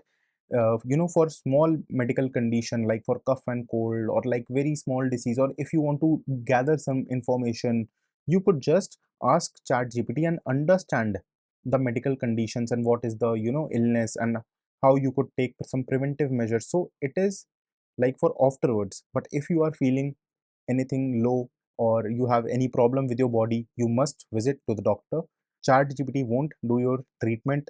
It could never take place. AI could never replace doctors, because as of now, if general AI comes, or very strong artificial intelligence come, that may be a consideration, but as of now there is no such AI tool that could treat you or treat your illness. So now so this was the disclaimer. Now coming to the medical conditions. Understanding conditions. Ask the for explanation about medical conditions. their symptoms, and potential treatments. So I told you we'll be learning prompt engineering through ChatGPT. So for understanding conditions, ask for explanation about medical conditions, what preventive measures you can take, learn about ways to prevent common illness and maintain overall health. So for example, if I give a prompt to ChatGPT that I am pre-diabetic, what preventive measures should I take? So it will tell you what preventive measures you can take. So for it is telling you for avoiding developing type 2 diabetes, there are some methods that may manage your health and reduce the risk of type 2 diabetes. So you should adopt a healthy diet, focus on um, focus on whole foods, prioritize vegetables, fruits, whole grains, lean proteins, and healthy fats. So it is suggesting me to go on whole foods.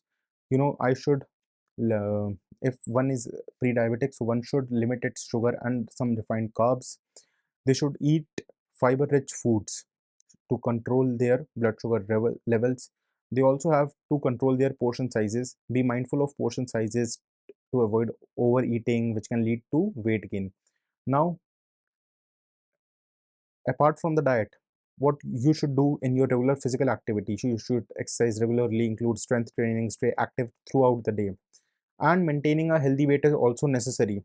So even a modest weight loss, 5 to 7%, can significantly reduce the risk of type 2 diabetes.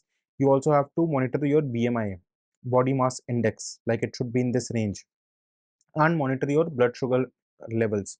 Now regular checkups using a glucometer, uh, you might be needing some insulin sometime. Now you should manage stress. You should have a sleep of 7 to 9 hours per night, and you should also engage in activities such as meditation, yoga, deep breathing, and managing stress. You should avoid smoking and limiting alcohol. You should limit alcohol, quit smoking, and limit alcohol intake. So for men you should do in moderation, and for women, for women it says one drink per day, and for men up to two drinks per day. Now you need to stay hydrated, drink water, make sure your primary beverage to stay hydrated and avoid sugary drinks. Now some medication and supplements. Medication chart, don't take any medication from ChatGPT. You should take medicines what your doctor prescribed you, right? So never trust ChatGPT on this thing. Now you also need to educate yourself. You need to learn about diabetes. You should seek support from people who could overcome this disease or overcome this situation. So like this you could manage your health. So for general health information, medical conditions, preventive measures, what all to take, and what is this, what is that, you could ask all ChatGPT and it will give you a great response. But as I told you in the disclaimer, you should not be dependent on that. Now next lecture is going to be very very important. In next lecture we'll be discussing about diet and nutrition. So I'll meet you in the next lecture. You could also use ChatGPT for maintaining your diet and your nutrition. So first step should be finding out what should be my correct parameters of the body. So let us ask ChatGPT what should be a correct parameters for someone's body. For example, you need to be very specific. You need to tell ChatGPT that I am an Indian male, uh, or who weighs 70 kg and is 6 feet tall. What should be my parameters for everything? Let us first include everything, then we could jump into macros or micros, if macros and micronutrients, if it doesn't give me like proper result. What should be my parameters for everything for to maintain a healthy lifestyle? So I told that I'm an Indian male who weighs 70 kg and I'm 6 feet tall. So what should be my parameters, right? What should be, there is some network issue. That's why it is failing in the second attempt. It gives me the result, right? So for 70 kg, first I should maintain my body mass index. Body mass index is basically calculated weight upon height square, and height should be in meter. So it converted my 6 feet height into meters, that is 1.83. 6 feet is basically 183 centimeters. So for your BMI, BMI now, my BMI should is 20.9. So a BMI between 18.5 and 24.9 is considered healthy. So this is a healthy range for my BMI. My weight is absolutely according to my height, and there is not an issue. Now, daily caloric intake. So a rough estimate, a moderately, moderately, a moderately active adult of male of your size may require around 2500 to 2800 calories per day to maintain weight. If you want to lose weight, you should have a calorie deficit diet, and if you want to gain weight, you should have a calorie surplus diet. Now you could adjust your calorie intake based on your activity level and weight management goals. About macronutrient distribution, so you should take around 45 to 65% of your daily calories from your carbohydrates. From proteins, you should take around 10 to 35% of your daily calories, and fats 20 to 35%. Now it also suggested me to take some healthy sources of each macronutrient such as whole grains, lean proteins, and unsaturated fats. Now coming to physical activity, engage in at least 150 minutes of moderate intensity or aerobic activity, or 75 minutes vigorous intensity activity per week, along with muscle training on 2 or more days per week. Examples of aerobic activities it gave me, like brisk walking, jogging, swimming, cycling, etc. So you could also, check your health. So for example, if you weigh 75 kg and you are 5 feet 10 inch, so you could just enter your height, your gender, and your weight, and like some of these parameters, and from which country you belong, whether you are from the west, whether you are Asian. It has nothing much to do with it, but if you give, accurate information, it will tell you, because of, your calorie, maybe due to change in temperature, or maybe due to different weathers and different kind of breed. The maximum information you give about yourself, you will get a better result. So being specific is very important while giving prompts. Now coming to hydration, so at least 8 to 10 glasses of water, about about 2 to 2.5 liters of water, sleep 7 to 9 hours of sleep, stress management, regular health checkups, and a lot more. So these are the parameters for general guidelines, and individual needs may vary. So this is for a general case. So if you have an issue, or like you train with very high intensity, so your maybe, caloric needs may be different. So you should consult a dietitian or a nutritionist asking about all that. So this was first point, like finding out the correct parameters of the body. Now if I want some nutritional advice, get information on balanced diet, essential nutrients, and healthy eating habits. So now what can I do? Nutritional advice, so it didn't give me all the micronutrients. Tell me about micronutrients, like for example, how much iron should be present in my body, for how much zinc should be present. So this told me about micronutrients. It gave me, importance of micronutrients, food sources, but this is what not what I needed. I It couldn't understand I am talking about the, tell me about the micronutrients parameters for my body. So vitamin A, recommended daily intake for men, it should be 900 micrograms per day. Vitamin C, it should be 90 milligrams per day. For men and women, it's different. Vitamin D, 15 micrograms, or 600 international unit per adults up to age of 70. Like that. Vitamin E, vitamin K, how much calcium should be present. Under 50, 1000 milligrams per day. Calcium should be taken. Iron should be taken 8 milligrams per day. Right? Women should take 18 milligrams per day. Magnesium, zinc, and see, if you are deficient in magnesium, for example, you had a checkup from the doctor, and the report came out that you are suffering from a deficiency of magnesium. So now what you need to do, you need to consume more magnesium. So now you would have to search, where can I get magnesium from? So now it has also told you sources. nuts, almonds, cashews, seeds, pumpkin seeds, whole grains, leafy green vegetables. These all give you magnesium. So you could just eat them and correct your micronutrients level, zinc, or everything like that. So it gave you about micronutrients, right? So you could also get information about balanced diet, essential nutrients, healthy eating habits. Now coming to meal planning, you could also ask ChatGPT to prepare your diet chart. What if I tell you this is true? Let's check. Let me just show you. Prepare. I have already given information to ChatGPT that how much do I weigh. So let us start from the scratch. I weigh 85 kgs and I am 6 feet tall. Also, I am moderately active and have 3 muscle strengthening sessions in a week, let's say, right? Strengthening sessions in a, there is some typo, in a week. Prepare a vegetarian. Now, for example, I'm Indian, so I'll eat Indian food.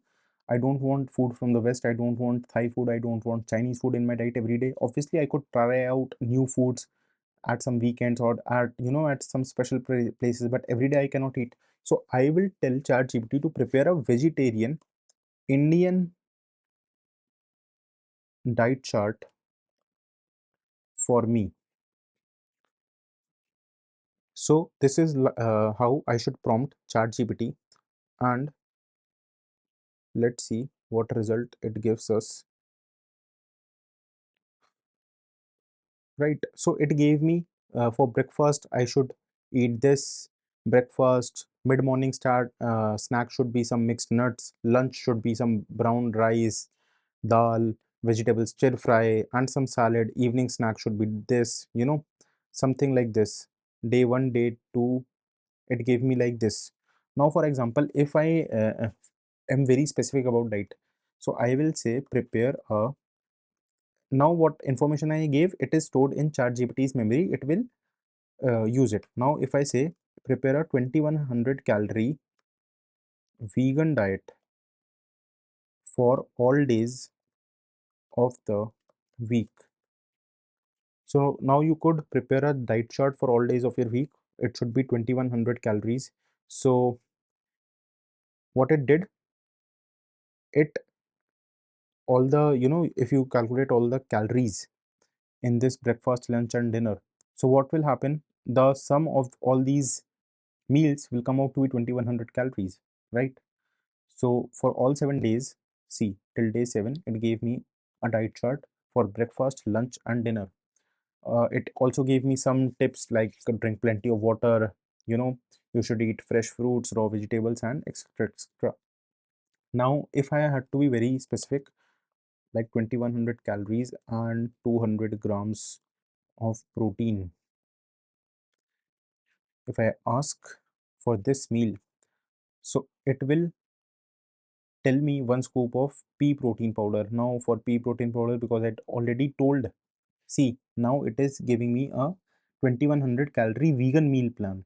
In this prompt I didn't write I need a vegan meal plan, but because I wrote in the previous prompt that I need a vegan diet, so chat gpt has memory up to few prompts. Like if you ask, so it will tell according to that. It will not give you a non-veg meal.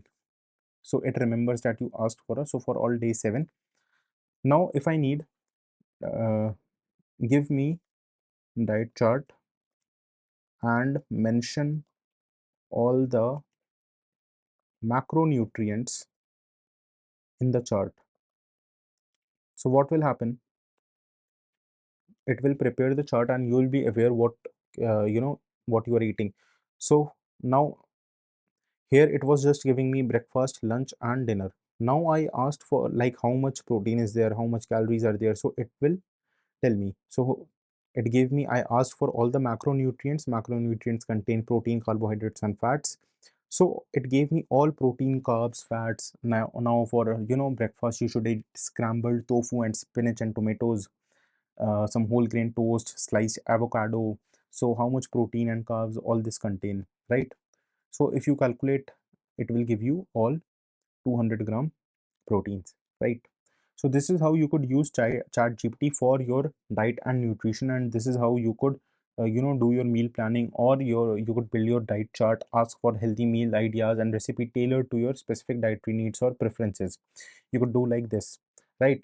So in this lecture we discussed about diet and nutrition. In the next lecture we'll be seeing how we can use ChatGPT in our fitness and exercise, right? So I'll meet you in the next lecture. Now you could also use ChatGPT in your fitness and exercise. Some exercise routine get suggestions for workout plans based on your fitness level and goals. For example, weight loss, muscle gain, or endurance. Let us see how we should prompt ChatGPT. So I will tell, I weigh 100 kgs and I am 6 feet tall. Give me a workout plan so that I could lose I could lose 20 kgs in the next 6 months. So I already told my height and my weight. So if I don't tell like I want to lose 20 kgs, it will automatically suggest me how much should I lose weight. And I asked it for a workout plan. So let us see how it gives me a workout plan. And I told that I want to lose weight in the next 6 months. So it gave me all the plan. So losing 20 kilograms in 6 months is a significant, but it's a achievable goal. Here's a 6 month plan. So in first 2 months I have to do foundation building, cardiovascular exercises, some cardio for like 30 minutes on most days of the week. Then gradually increase the duration and intensity of your cardio sessions as your fitness improves. Some strength training, full body workout um, for 2 to 3 times per week. Focus on compound exercises. If you don't know what are compound exercises, for example, it is written here. So we'll just copy this compound exercises. We'll search in a minute. Now, coming to flexibility and mobility. Now, third and fourth month will be intensification. Now, you should increase your cardio and you should also increase your strength training, flexibility, and mobility. Now, month 5 and 6, that is acceleration, cardiovascular exercise. How much you should do. It will tell you. Maintain consistent cardio workouts while gradually increasing the intensity or trying new activities like running, cycling, or group fitness classes. Something like this. So for example, I didn't know what are compound exercises. So I'll just ask ChatGPT what are compound exercises, right?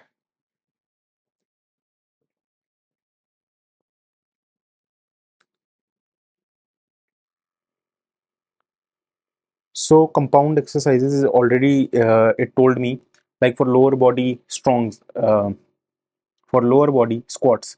In squats, you target all the quadriceps, hamstring, glutes, and your lower back.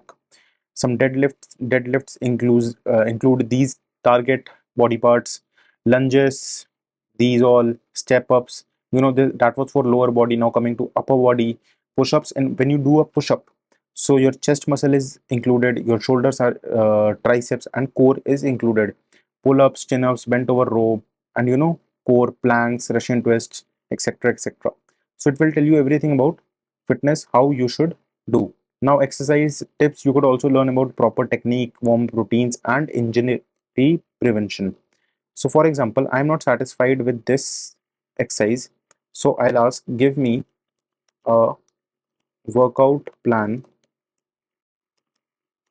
for all 7 days of the week. Give me um, each body part should be done at least twice a week. right? So let us see what all exercises it gives me.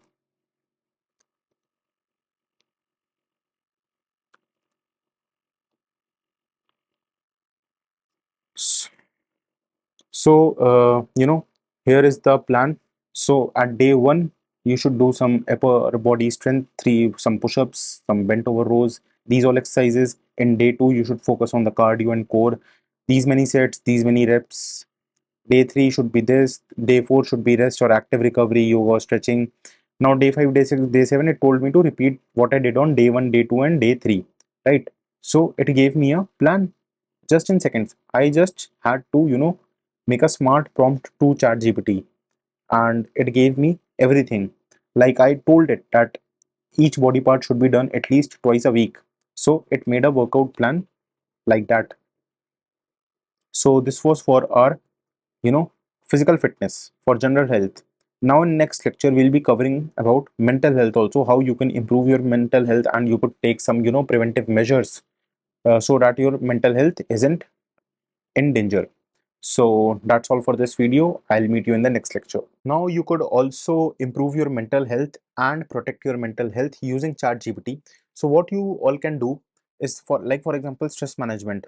Some techniques and tips you can discover strategies for managing stress such as mindfulness, meditation, and relaxation techniques, some breathing exercise.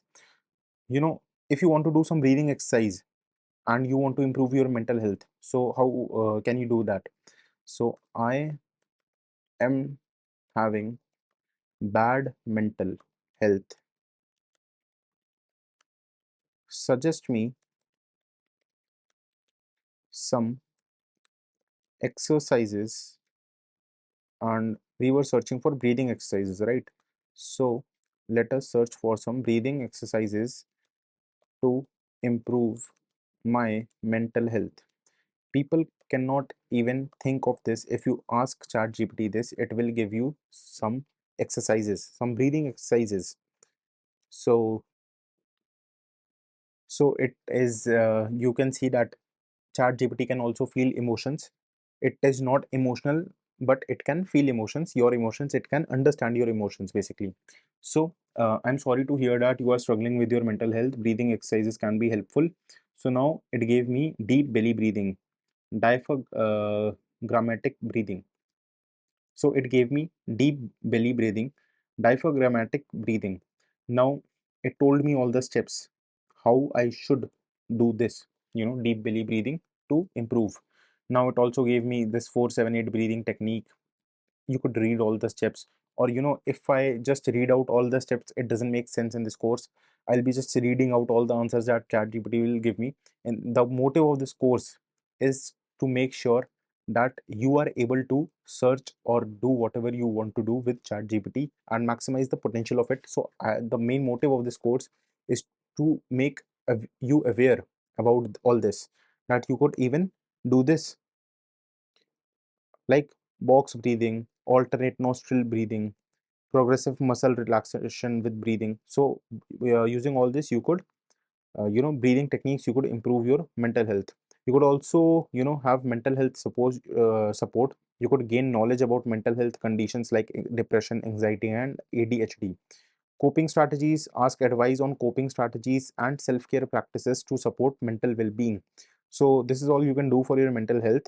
And you could ask ChatGPT even how it will suggest you more methods. How can I improve my mental health?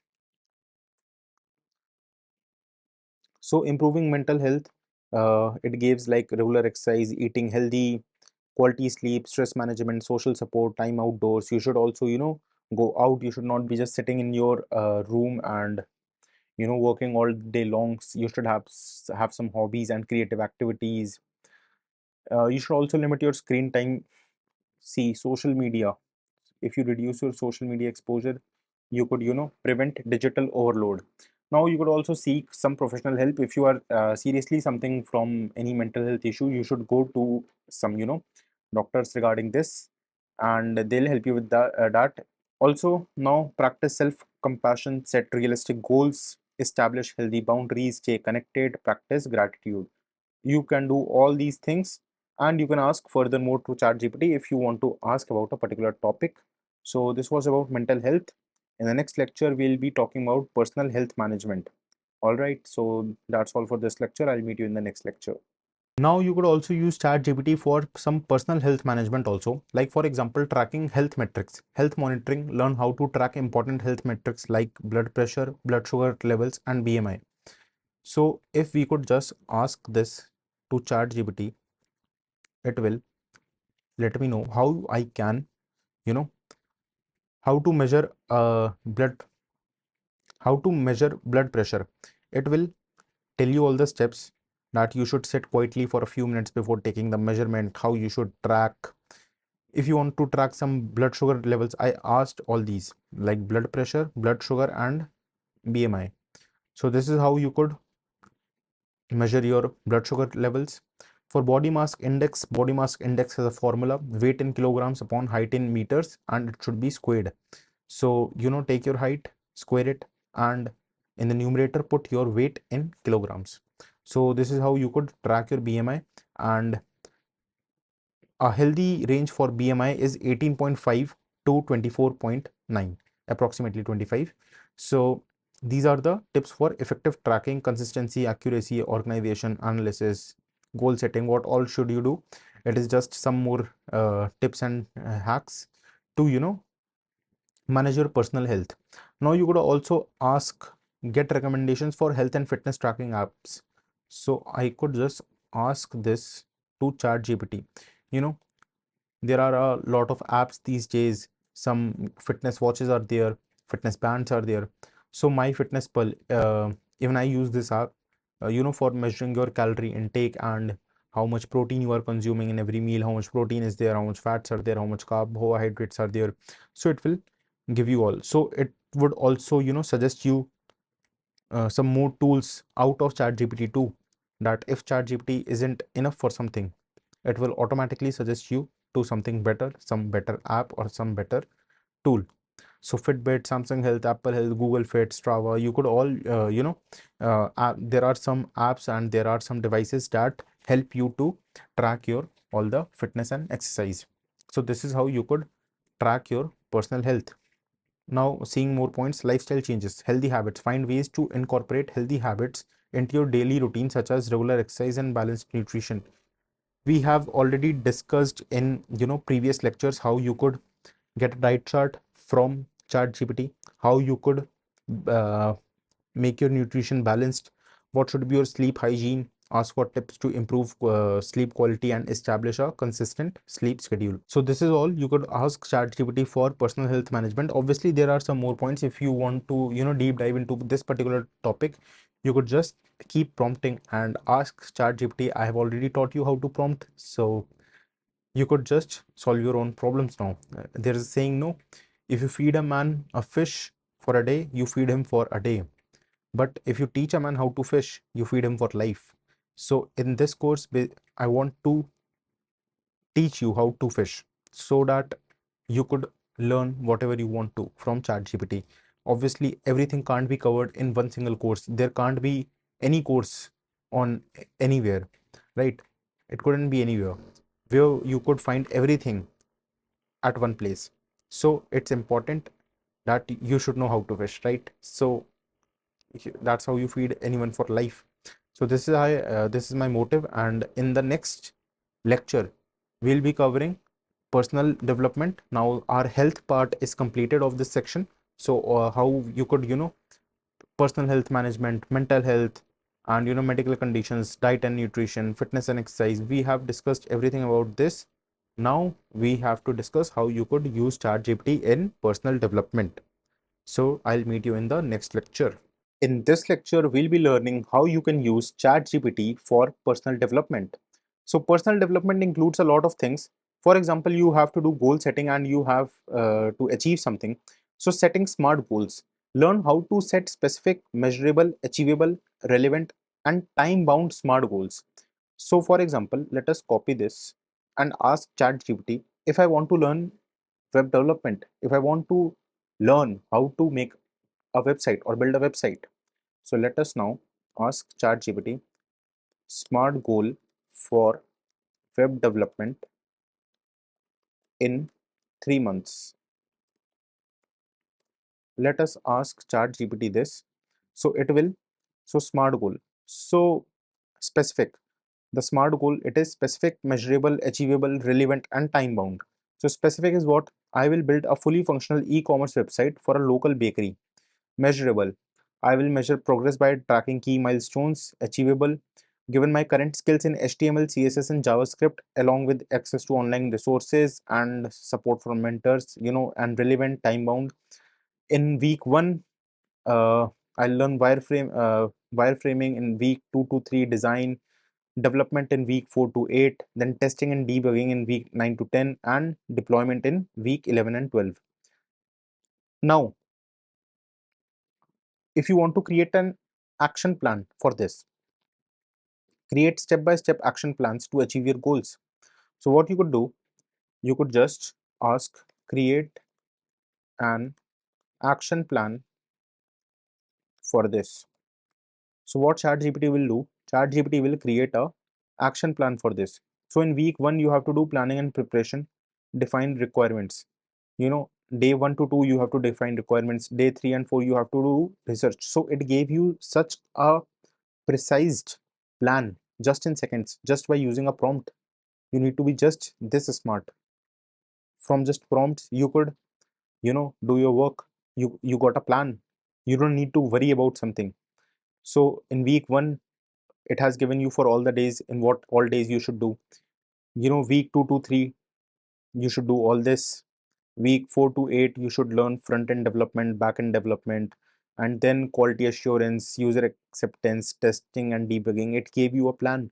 So this is how you could make an action plan about anything. This was just web development.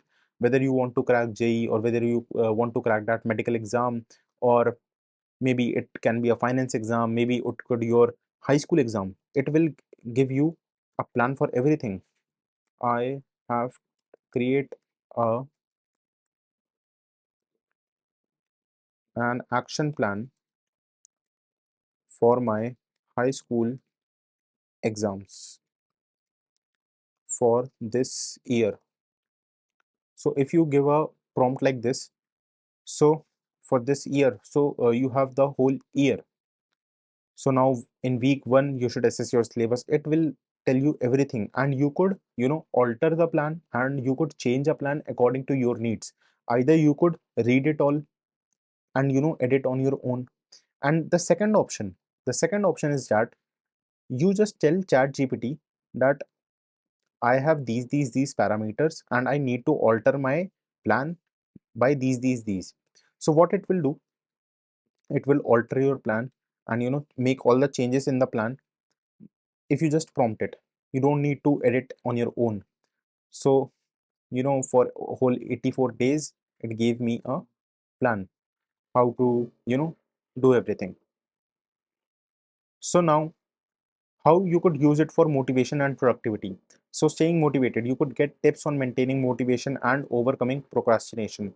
So I could just ask ChatGPT for some tips, like I could ask tips on maintaining motivation and overcoming procrastination. If you are um, just procrastinating things, or you are being lazy, so you need to set clear goals, create a routine, prioritize tasks.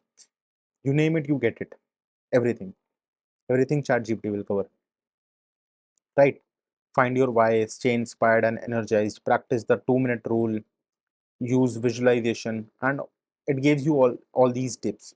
So this is how you could stay motivated and overcome procrastination.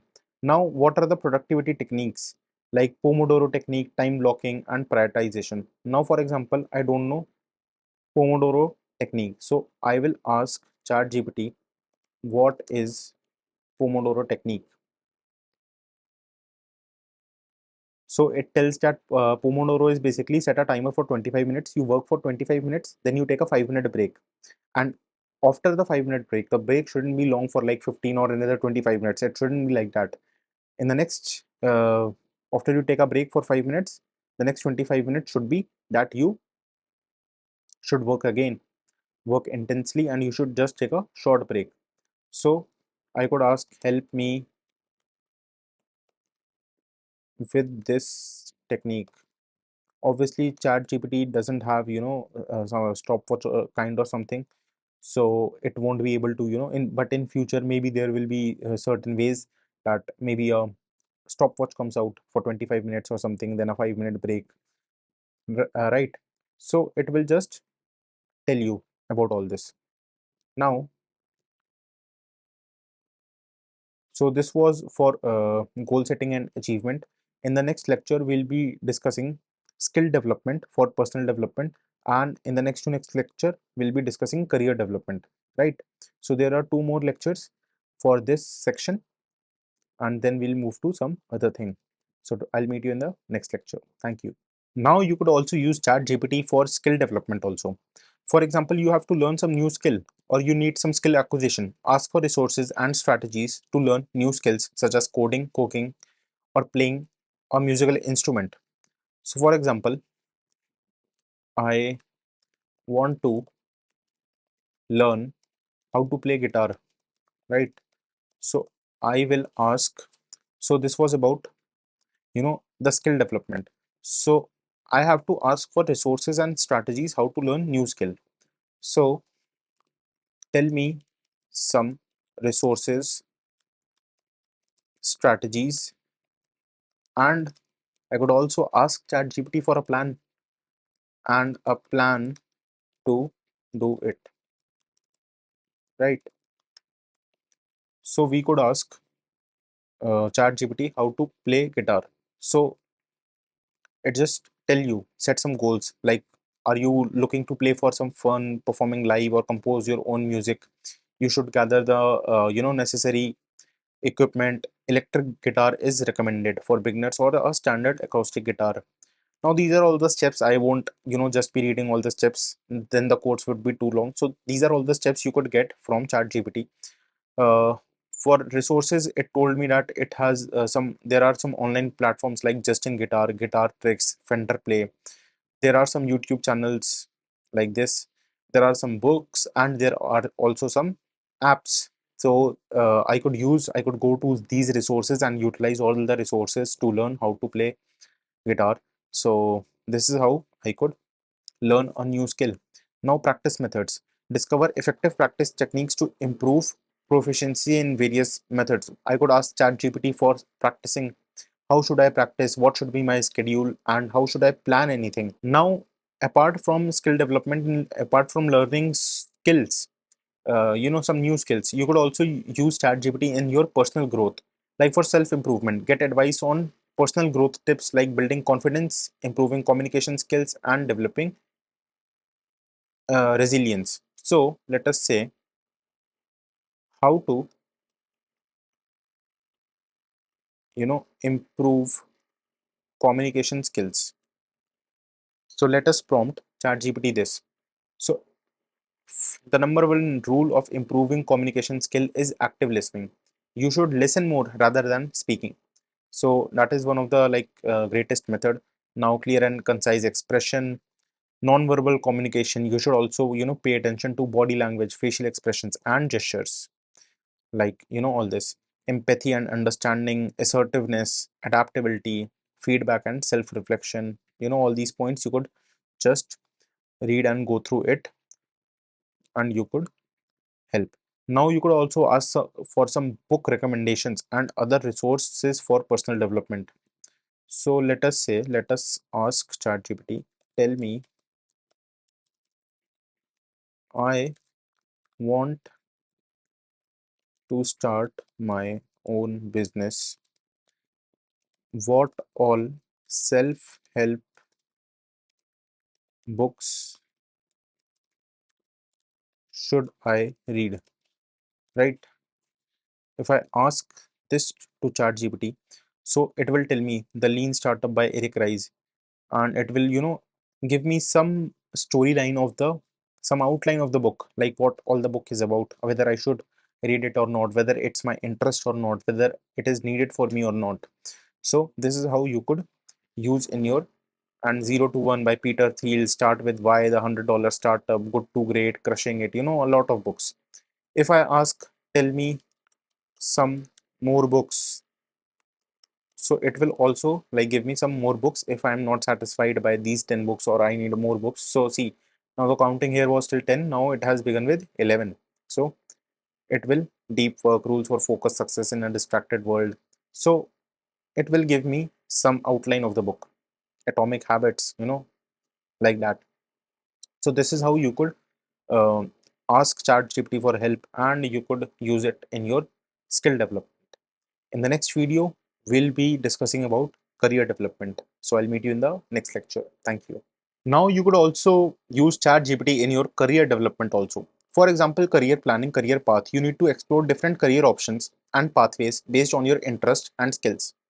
So for example, let us say I have interest in physics, maths, and programming. What are the career options available for me? Let us ask this ChatGPT. Let us see whether it could guide me in my career or not. So the first, if you have interest in physics, maths, and programming, that is software engineer or developer. You could be a data scientist, analyst, with strong mathematical and programming skills. You could pursue a career in data science, artificial intelligence. It's related to engineering. So you could also be a mathematics educator if you don't want to be an engineer. Then there are some computational physicists, software development in scientific computing, different aerospace engineer. They design and develop and test aircraft, spacecraft, cryptographer, blockchain developer. So there are a lot of things you could do. Now if you want to write some resume and cover letter, you could also get help.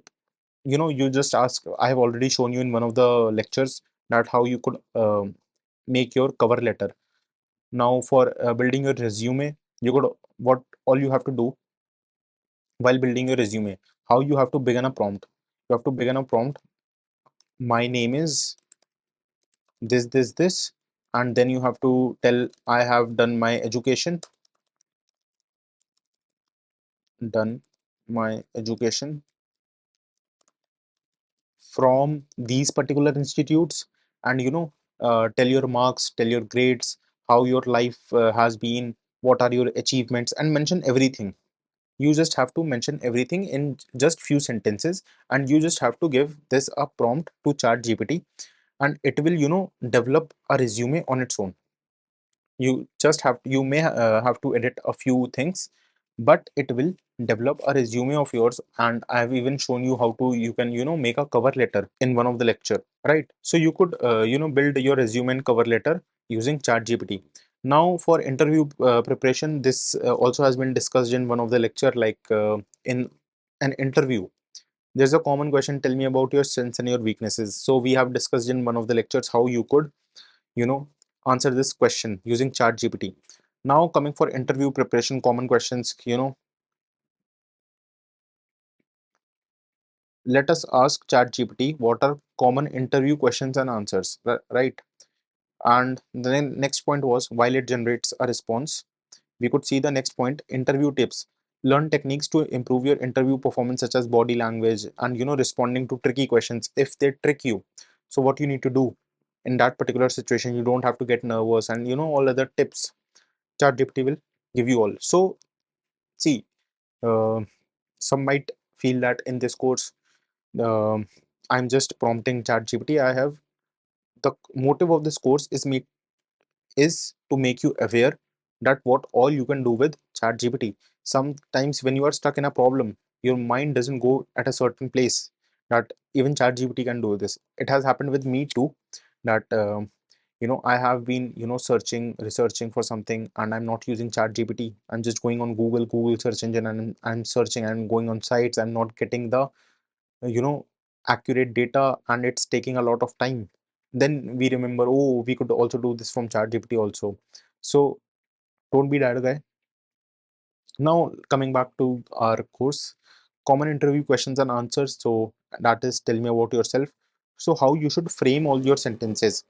So this will be your answer, and in the bracket you have to mention your own details, that what is your experience in education, what is your passion and what are your different responsibilities and achievements, and what excites about you, the job you're applying for, what are your strengths, what are your weaknesses. You already have discussed this. Like, this is one of the important question: why do you want to work for this company? So you could answer like this. You could just give a prompt and ask for the answer. So these are 10 questions. If you want to learn more, just give a prompt, tell me some more questions, so it will give you more questions. So this is how you could use chat gpt in your career development also. So career planning, career paths, resume and cover letters, interview preparations. So this is how you could do. So here we end all the health and personal development section. It has been quite long.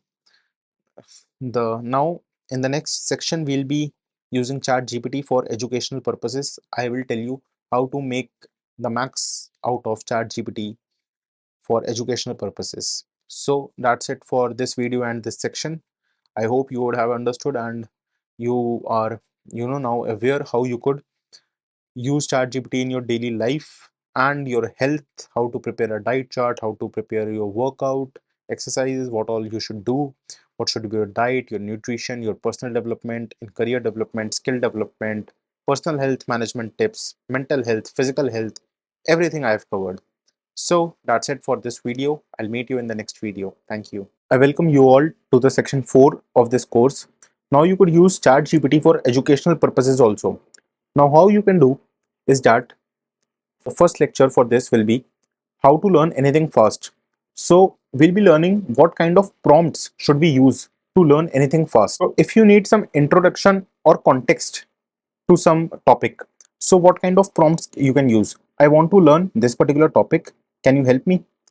Like for example, if we want to learn Newton's laws of motion, so what we'll do, I want to learn Newton's laws of motion. So for some understanding, so there are three laws of motion, we all know that. So the first law, the statement that an object at rest will remain at rest and an object in motion will remain in motion at a constant velocity unless acted upon by an external force. So this is the statement. This is also given in books, but what if you don't understand it from the book? So there is an explanation for this. You have an explanation of this and you could understand by this. Now it has also explained you Newton's second law of motion, third law of motion, and it has given a brief summary of all this, so you could understand it very easily. Now, could you provide a crash course on a particular topic? For example, if you want to learn calculus, so you could ask, could you provide a crash course on calculus? So like differential calculus, what you should use, how it, what is the definition, what is the notation, how, and it has now taken an example, derivatives, whether you ask maths, physics, chemistry, anything. So it will give you everything about this integral calculus. Now, if you want to deep dive into a particular topic, you just name that particular topic and you could deep dive into that. Now you could also use a prompt like this: I need to quickly understand the fundamentals of this particular topic. This was for introduction and context. Now coming, if you want some clarification and focus, what are the key concepts I should focus on when learning about, you could just ask, learning about organic chemistry, let's say. So it will tell you what are the key concepts, that structure, bonding, nomenclature, chemical reaction. These are all the key concepts that you should understand and study, right? So this is all you can see.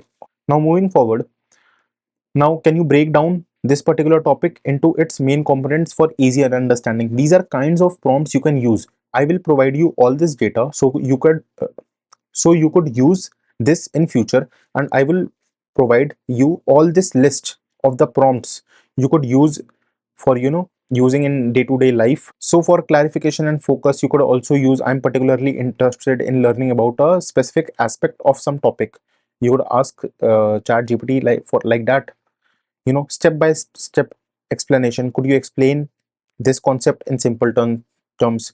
Please provide a step-by-step guide to mastering this topic. What are the foundational principles I need to grasp first?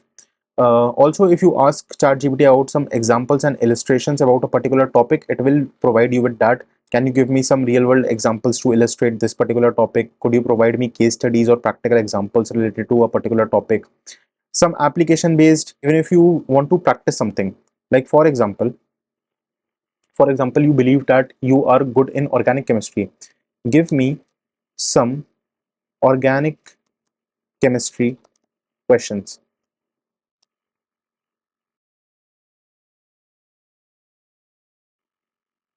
So these are the draw the Lewis structure. Now it will be difficult for drawing the structure or something. Let us ask something easy, which could be checked by this.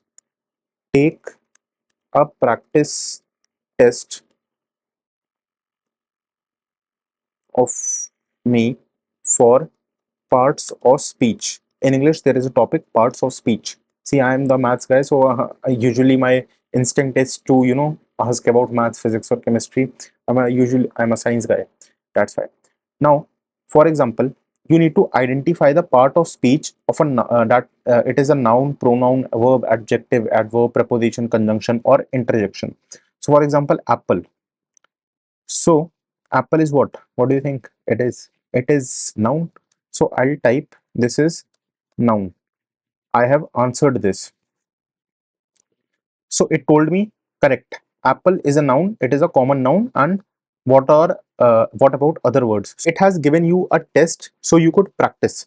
Now, for example, she is a pronoun. But let's check what if I enter an incorrect answer. Then what will happen? So I'll enter that two is oh, pronoun is the answer. I'll enter it is a verb, let's say. I know I'm writing the wrong answer.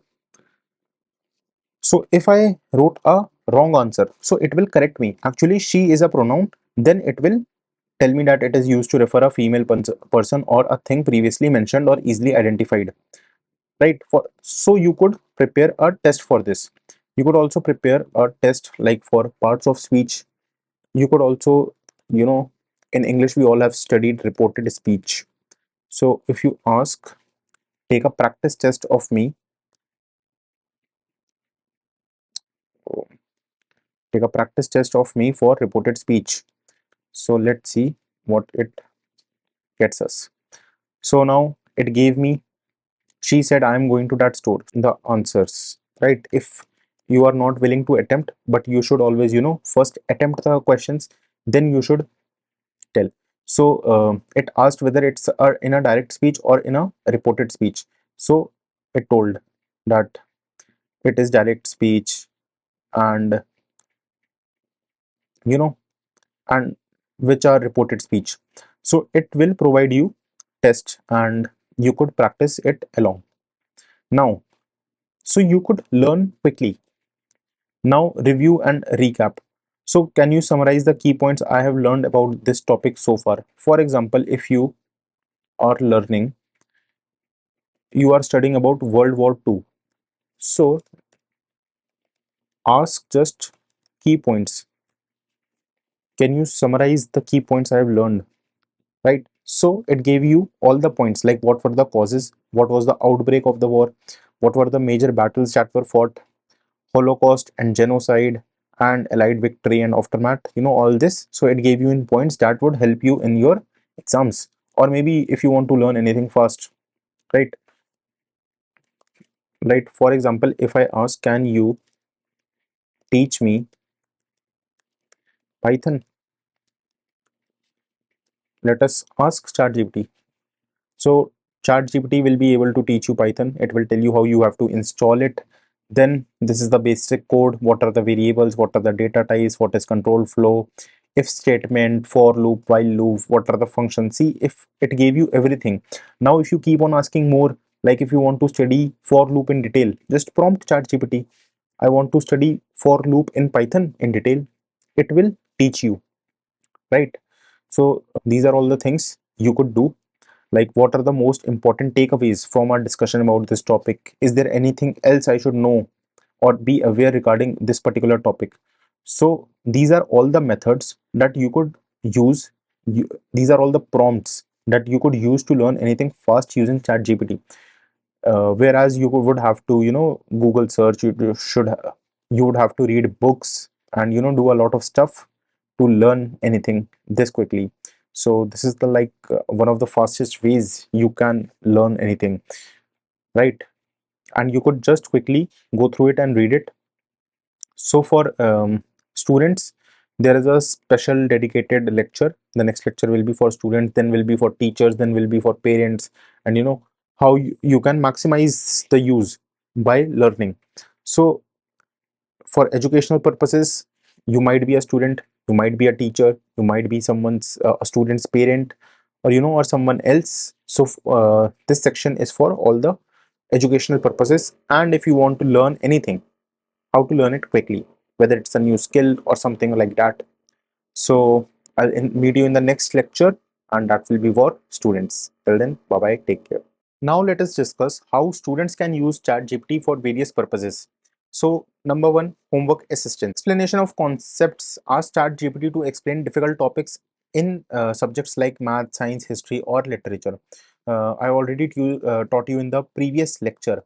Like if you want to learn like anything about maths, how you can use a practice test to review yourself, and how much do you know, you could give a test on ChatGPT. That is all covered in the previous lecture. All the students, if they have gone through the previous lecture, that is great, you have covered more than half of things.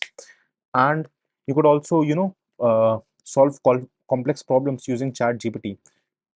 If you want to differentiate something, integrate something, a word problem is there, you could ask anything ChatGPT and it will solve on its own and give you a answer, and the probability is high that it will be a correct answer. In some cases, there are chances that ChatGPT can make mistakes. Even ChatGPT write this, you can see ChatGPT can make mistakes, check important info. So there are few chances that ChatGPT can make mistake, but usually it is correct. Now coming to study guides, summarization. Request summaries of lengthy articles, textbooks, or research paper for better understanding the key points. You could also create flashcards or quizzes in specific topics to test your knowledge. For example, you know, let us search for World War I, right?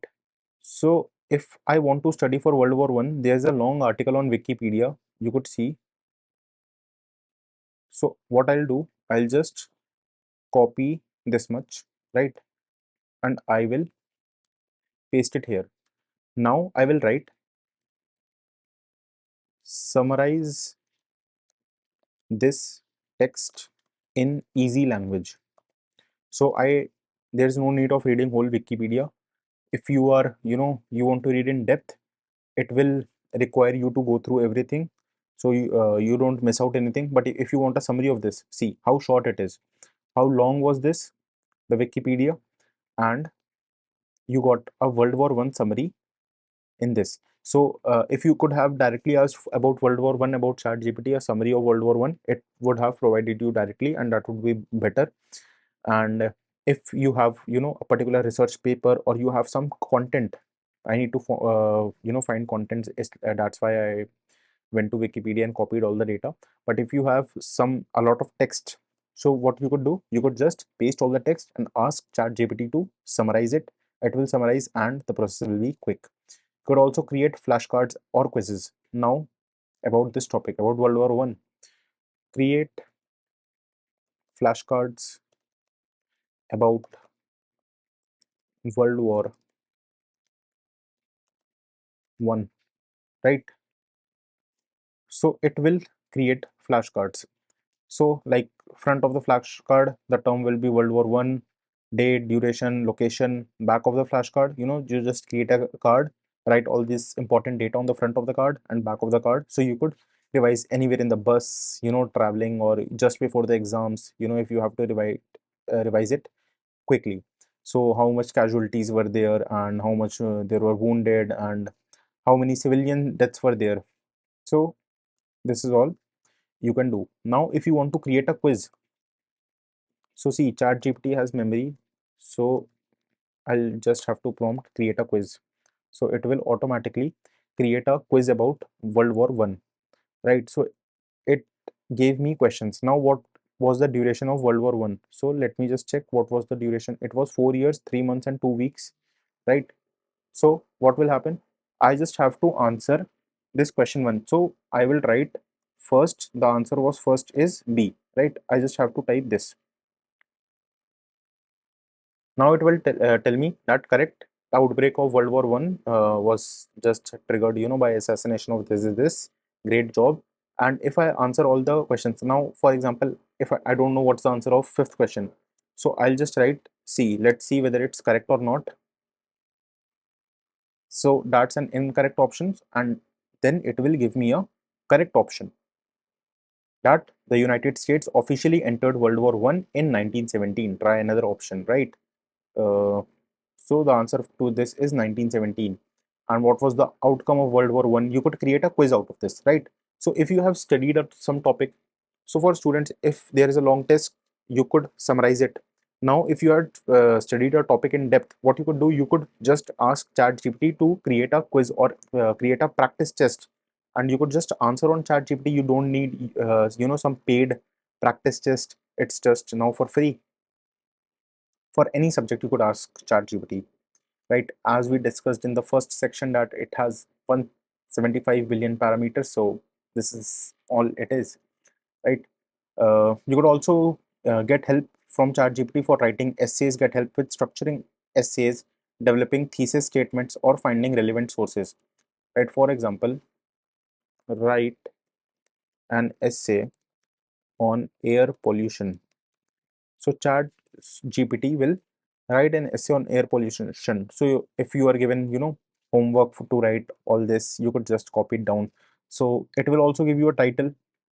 You need to put a title on your essay. Then what is your introduction? What are the causes, effects, and solution to air pollution? Now this is in bullet points. For example, I don't need it in bullet points. I need essay in paragraph. I'll just tell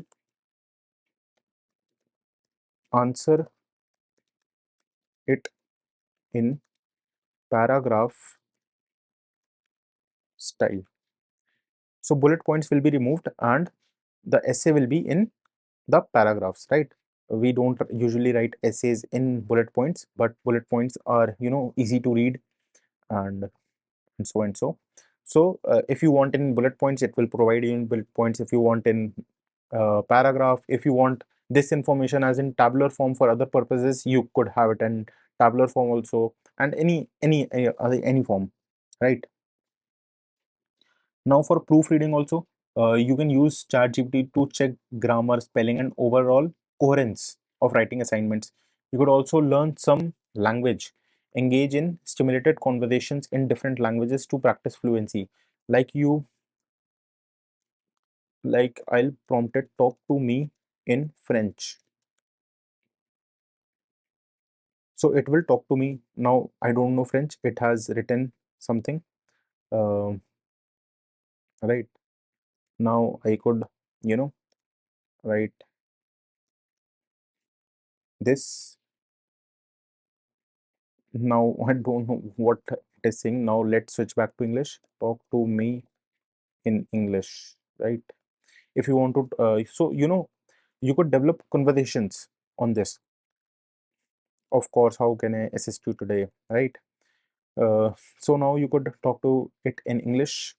Talk to, if you talk to me about any random topic, let's have a discussion. So you could also, talk with ChatGPT, right? So it will give me a topic, impact of technology on everyday life. Then it will ask me question, what are your thoughts on this? Do you think technology has predominantly positive effects, or there are negative aspects to consider as well? So you could make use of chat gpt and you could excel in your life. You could also get explanation on grammar rules and vocabulary usage. For preparation, I already told you, uh, mock test review sessions. You could, take practice test on chat gpt and you could also review it. You could know how much you are scoring, what's correct answer, what's not correct answer, like that, right? So like we gave a test here. So if you don't want to know the answer one by one, what you have to do, you just 1 2 3 4 5 6 and select the option A, B, C in whatever, like 1C, 2D, 3A, and such like that. And it will give you a score, and it will also tell you what's correct and what's incorrect. And if it's incorrect, it will also provide you with the correct answer and an explanation to it, right? So this was for students, and now next lecture is going to be for teachers, how teachers can use chat gpt for you know making a question paper, some assignments, how to teach, and we'll find it out in next lecture. Next lecture what will be for teachers, so I'll meet you in the next lecture. So now all the teachers could also make use of chat gpt. So for teachers, the number one thing is lesson planning, content creation. Develop lesson plans, activities, and teaching material tailored to specific topic. So let us just prompt, I am a teacher and I want to make a lesson plan for the French Revolution. Now, what ChatGPT will do? It will help you making to make a lesson plan for this. So now, if whether you are making a PPT, or how will you have to teach to students, what are the best methods, so it will tell you what should be the lesson title, what will be the objective, what are the materials needed, handout, worksheets for activities and assessments, visual aids such as maps, images, and videos, how much duration it will take. Now how you have to teach it, you have to give an introduction about the French Revolution for 10 minutes, discuss these 2 points. What were the causes of French Revolution? It would take around approximately 15 minutes, and you could teach everything about this. Now the events of the French Revolution, you have to discuss in this detail, so it might take 30 minutes. Then what were the impacts and consequences? 20 minutes. So it will give you all the lesson plan. You could also give homework to students to assign readings, or additional research on specific aspects of the French Revolution for further exploration. Now you could also encourage students to reflect on the lessons of the French Revolution and how they can apply them to contemporary issues. For example, you want a handout for this, give me a handout for this. So you could provide this to your students, and this could be an assignment or some homework. So um, there is a handout for this, all the details are written here.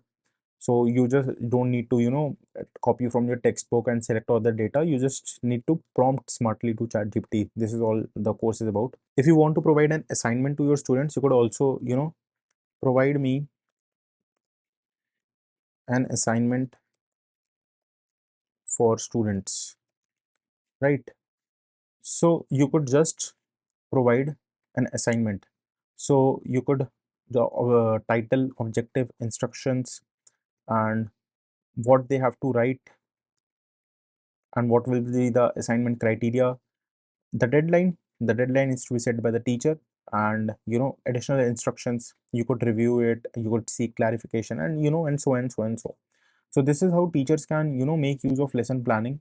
You could develop lesson plans, assignments, handouts, etc, etc.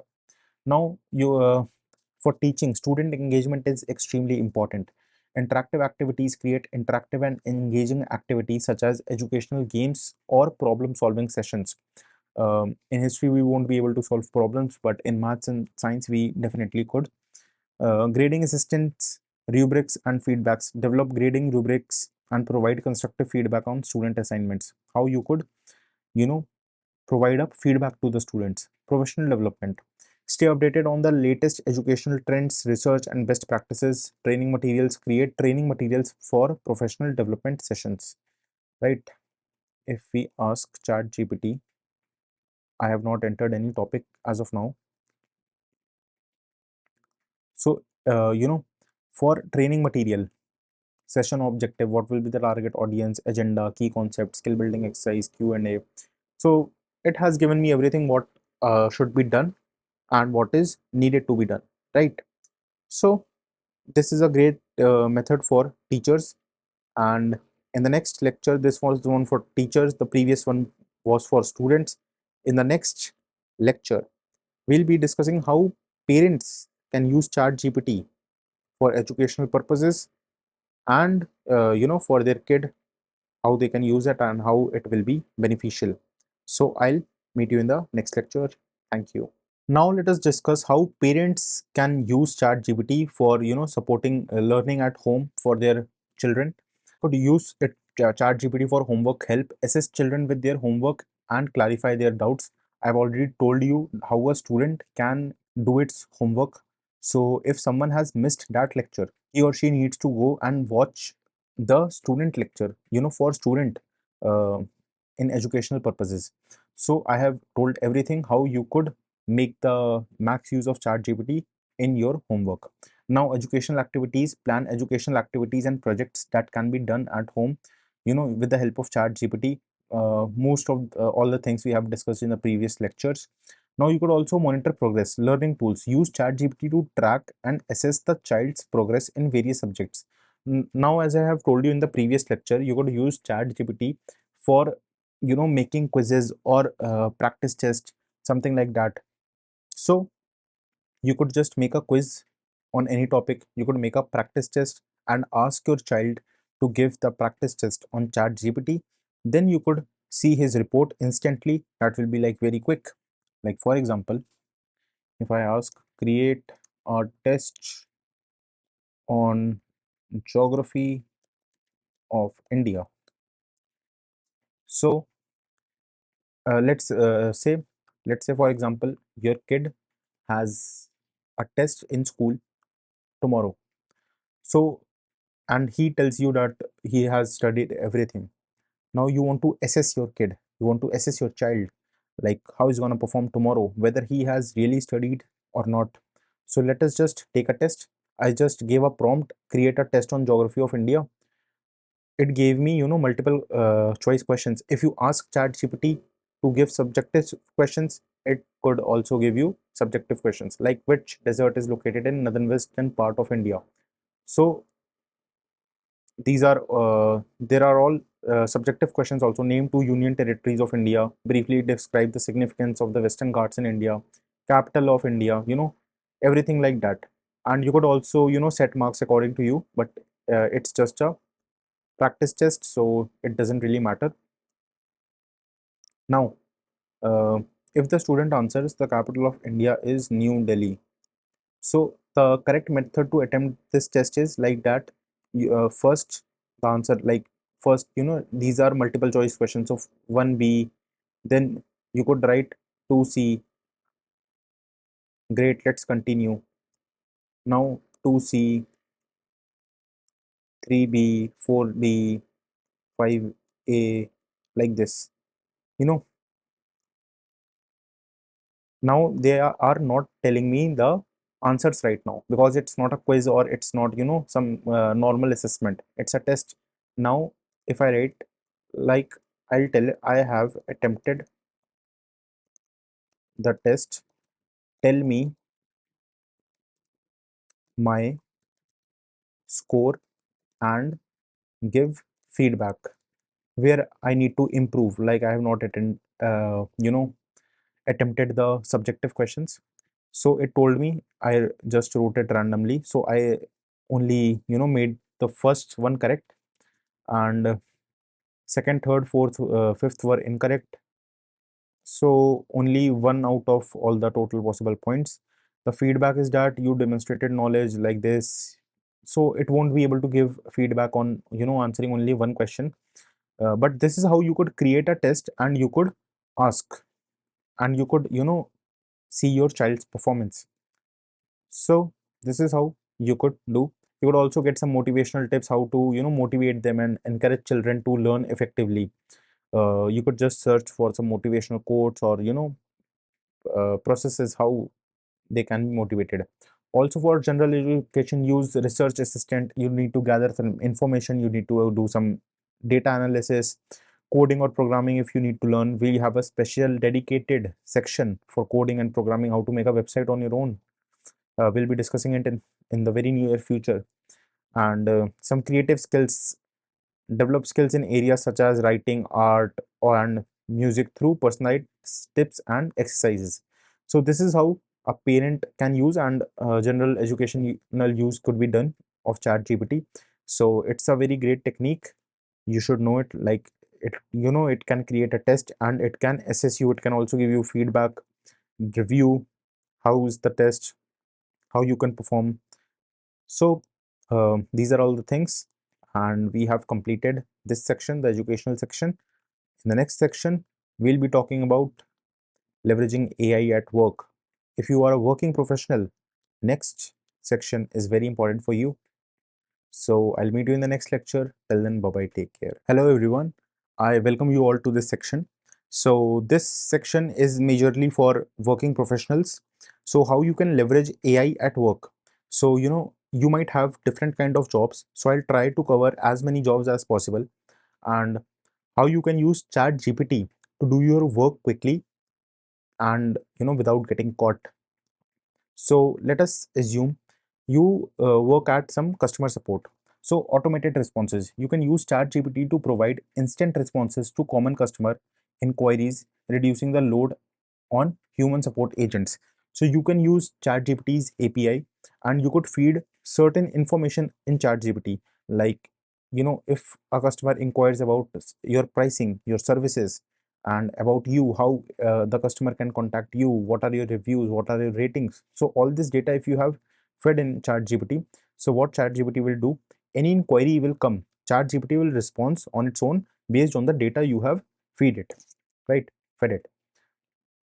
Now 24 by 7 availability. You can implement ChatGPT to handle after hours support, ensuring customers can get help anytime.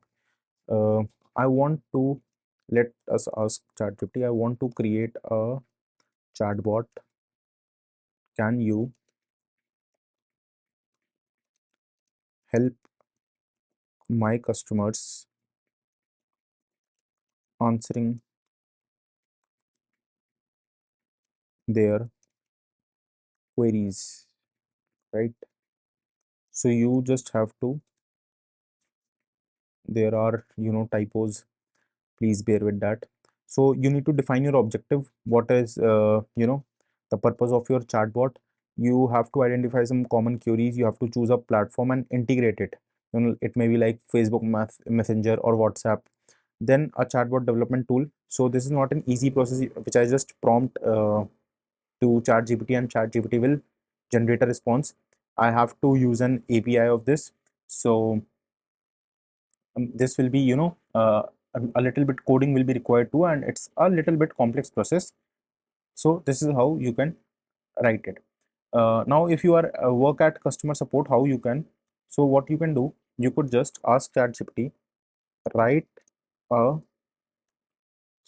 apology message for delay in the order of my customer. So if you are any ordinary guy who doesn't know about prompt engineering, he'll go and type all the apology on its own.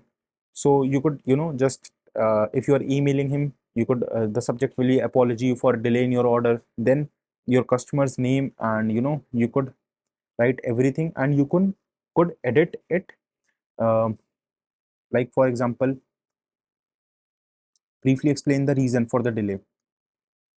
Now if you don't want to write yourself, now I could just ask ChatGPT, briefly explain the reason for delay, that unexpected high demand came out, right? So it will add this unexpected high demand on its own. See, um, unforeseen delays due to an unexpected surge in demand in our products, and the language of this will be a far better than a normal guy's language. If if someone is very good at English or some language, then he'll be able to produce such a message. But like if there is an ordinary guy, he would chat gpt use would be very beneficial for him in a customer support job. So for content creation also, you can use chat gpt. Writing assistant utilize chat gpt to draft emails, reports, and blog posts, social media content, and it can help with brainstorming ideas and creating content outlines. For example, I need to write a blog post. Write a blog post for me for my eco-friendly toothbrush. Right? I could, if I provide more details to this, the response will be more specific. Like, for example, if my toothbrush is made up of wood and not plastic, and maybe the brushes are good, and maybe the overall experience is good. So this will be title, and these are all the blogs which I have to write. If I want to create a social media post for this, create a social media post for the same, right? So it will create a social media post too. It will use all the emojis and all. See, it was toothbrush, so it took a emoji of the tooth, right? So sustainable methods here, you can write a social media post like this, and it automatically gave you, recommended hashtags so that you could grow on social media, right? For editing and proofreading, if you have written something and you want to, check if everything is written, you have written is correct or not, whether it is grammatically correct or not, whether the vocabulary is correct, some grammatical errors, or maybe everything is correct, but there's always scope for improvement, so you could just ask it, for some improvement too. Now, data analysis and reporting, data summarization, I've already shown you this. You could use ChatGPT to summarize large data sets and generate insights from complex data. Now you could also report generation, automate the creation of regular reports by feeding data into ChatGPT and having generator summaries and analysis. If you like have a large data set, just copy and paste it to ChatGPT, and it will, help you to summarize it or analyze in a data. So these are the three things we have discussed in this lecture, and the next some few jobs for working professionals will be discussed in the next lecture. So I'll meet you in the next lecture. Thank you. Now continuing from the previous lecture, now if you have to do some project management, task automation, you could implement ChatGPT to remind team members of deadlines, manage schedules, and track project and milestones. So you could also do this, like there is a version of ChatGPT in this version. Let me just show you this team person. So you have higher limits for ChatGPT, this, and you could create and share GPTs with your workspace. There's also an admin console and team data excluded from training by default. So you should have minimum two teammates, and it's $25 per person per month. So when you have like a lot of employees, so you could use this version to do this, right? So now let's move forward. So you could also, make meeting agendas and minutes, generate meeting agendas before meeting, and summarize key points and action items afterward. So let us say meeting agenda is low sales. You just, it's not a good prompt, I know, but just to be quick. So low sales discussion, if the meeting agenda is this, so you just need to, date, time, location, objective, what is the agenda, what should be the opening remarks, then there should be review of sales performance, analysis of root cause, brainstorming sessions, and we have all the sub points for this, like what brainstorm potential reasons for the decrease in sales, explore internal and external factors influencing sales and performance, identifying areas for improvement and potential challenges. Action plan, what should be the action plan, some feedback, some questions, what will be the next steps, and some closing remarks. You could edit according to yourself, and that will be great. Now let us move forward. You could also use in training and development, personalized learning, create customized training programs for employees using ChatGPT to cater to individual learning styles and paces. Like if some employee is slow, ChatGPT would build such a course and such a test that he will learn gradually. Whereas there is a smart employee, he's quick, he's fast, so ChatGPT will develop such a course and such a test that he learns quickly. Onboarding support, provide new employees with instant answers to common questions and guide them through the onboarding process. So you feed your data to ChatGPT, what all your company offers, what are the company policies, what are the HR policies, and training and development of the employees if you are basically in HR. So it will be very useful for you. Now coming to sales and marketing. If you want to for lead generation and marketing campaigns, so you could automate initial interactions with potential leads, qualifying them before passing them to human sales representative. Using ChatGPT, you could also generate leads, marketing campaigns, for generating content and interpreting campaign performance data. If you need to create an ad or you need more sales, you need to do marketing. You nowadays you don't need to hire a guy. You could just ask ChatGPT for marketing campaigns.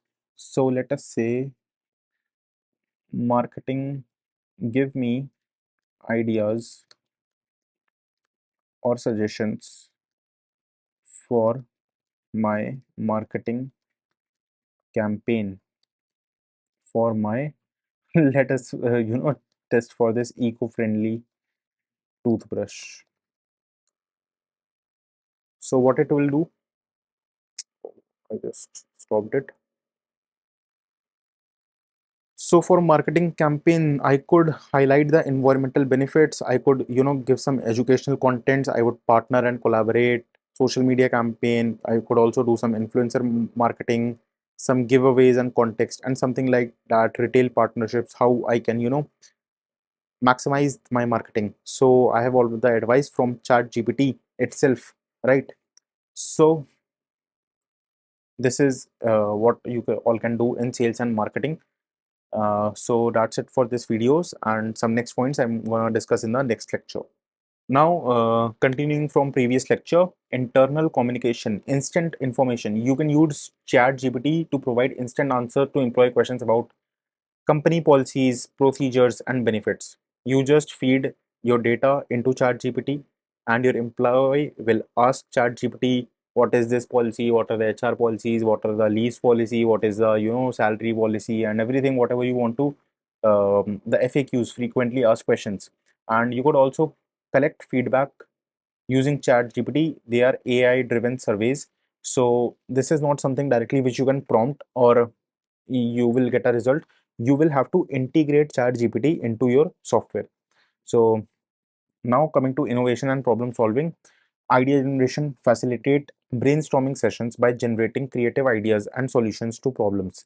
Right? You could also use it in research in assistance, aid in research by gathering information on specific topics, summarizing findings, and providing insights. Now coming to some implementation tips. Integration.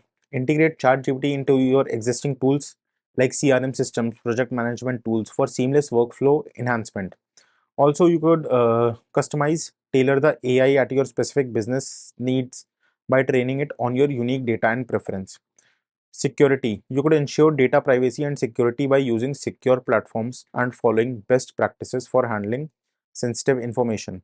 Human oversight. Maintain a human oversight to validate and refine the outputs provided by ChatGPT, ensuring accuracy and relevance. So these are all the implementation tips. And here we come to the end of this section for the working professionals. For the tech and IT, all the guy, yeah, I have not missed you as of now. You have a special dedicated section. How to building websites and using tech, how to leverage AI at tech, building websites and apps. I'll meet you over there. So that's all for this section. And the next section is using ChatGPT for making website and apps. So that will be this. I'll take my leave. Thank you. Hello everyone. In this section, we'll be learning how you can use ChatGPT for making website and apps. So there are two cases, whether you have a clear picture in your mind, what kind of website you want to build and what are going to be the fonts of the website, what is going to be the color scheme of the website, and what is going to be the title, what is going to be your target audience, how you will brand it, how you will do SEO, that is search engine optimization. So these are all the things. So there are two cases, whether you have a clear picture of it or whether you have just a basic idea of it or a broad picture of it. You don't know what should be the color scheme, the fonts, the what you have to write, what kind of images you have to put it in your website, and a lot of things. A website requires a lot of things.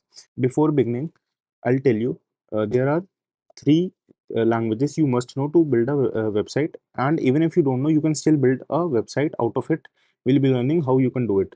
So there is HTML, there is CSS, and there is JavaScript. So HTML is basically all the foundational structure of the website. All the foundation is built on the basis of HTML, right? This stands for Hypertext Markup Language. Now, coming to the second language, that is CSS. CSS stands for Cascading Style Sheets. Now, what CSS does? CSS makes your site look beautiful. It adds colors, borders, and all the color scheme, fonts. So the basic purpose of CSS is to make your site beautiful, good, color scheme and all. Now coming to JavaScript. JavaScript basically contains all the logic behind your website at a backend. So what happens is that whenever you press a button, some action is to be taken or something is to be done. So that all process is done through JavaScript. So we'll be building websites in the next lecture. In this lecture, we have to understand that what all things we need to build our website, and do we have a clear picture of it or not. So first is the initial planning. What are your purpose and goals? So what are some effective strategies to define the purpose and goals of my website, right? So you could, these are all the type of prompts you could ask ChatGPT for in case you don't have a clear picture of anything, any particular topic for building your website. Now, how can I determine the key objectives for my new website? So we could ask ChatGPT this: how can I determine the key objectives for my new website? And I have to tell my new website is about selling makeup, for example. So ChatGPT will tell you how you have to, for making your new website. So you have to understand your business goals, how your revenue generation will happen, brand awareness, customer engagement, market penetration, all the target audience, how the target audience will come, like what are the demographics, psychographics, and behavioral data. Also, define key functionalities, e-commerce capabilities, product information, SEO optimization. This is very important. SEO, basically search engine optimization. It does what, if you search for a makeup brand in Google, so just the search engine should place your website at a, at a good ranking, at number one place, number two place. Obviously you could run ads, and sponsored will be written there, and your website will come on top of the data. But if you want to grow organically, then what all you can do? Now coming to create specific objective, sales and conversion, all the data for this is all for business and all, right? So you should have an action plan, and this is all. So now let's see. Now they have discussed about target audience, what are some way to tailor my website content. Now coming to design and branding. Now can you suggest a color scheme and font pairing that aligns with a modern and professional brand? Let us ask this to ChatGPT. Brand for selling makeup, right? So it will tell you what kind of color should you use, what kind of font should you use. So see, color scheme, it is telling primary colors you could use soft blush and deep plum. This is basically a color code which you could, feed in your website. And you could also ask ChatGPT to build a website out of these color scheme and these fonts, right? So you could just select it. So if you need charcoal gray, something like that, champagne gold, accent colors, font pairing, which kind of font, heading font should be different and body font should be different. So Playfair display, Lato, a sans serif font that is clean, modern, highly readable. It balances the ornate nature of Playfair display, ensuring the content is easy to read, right? So it has given you, like, homepage banner should be this, heading should be this, subheading should be this, etc, etc, etc, right? So what else you can ask? You could also ask the layout. What are the essential sections to include on a homepage of a e-commerce website? We could ask this to ChatGPT.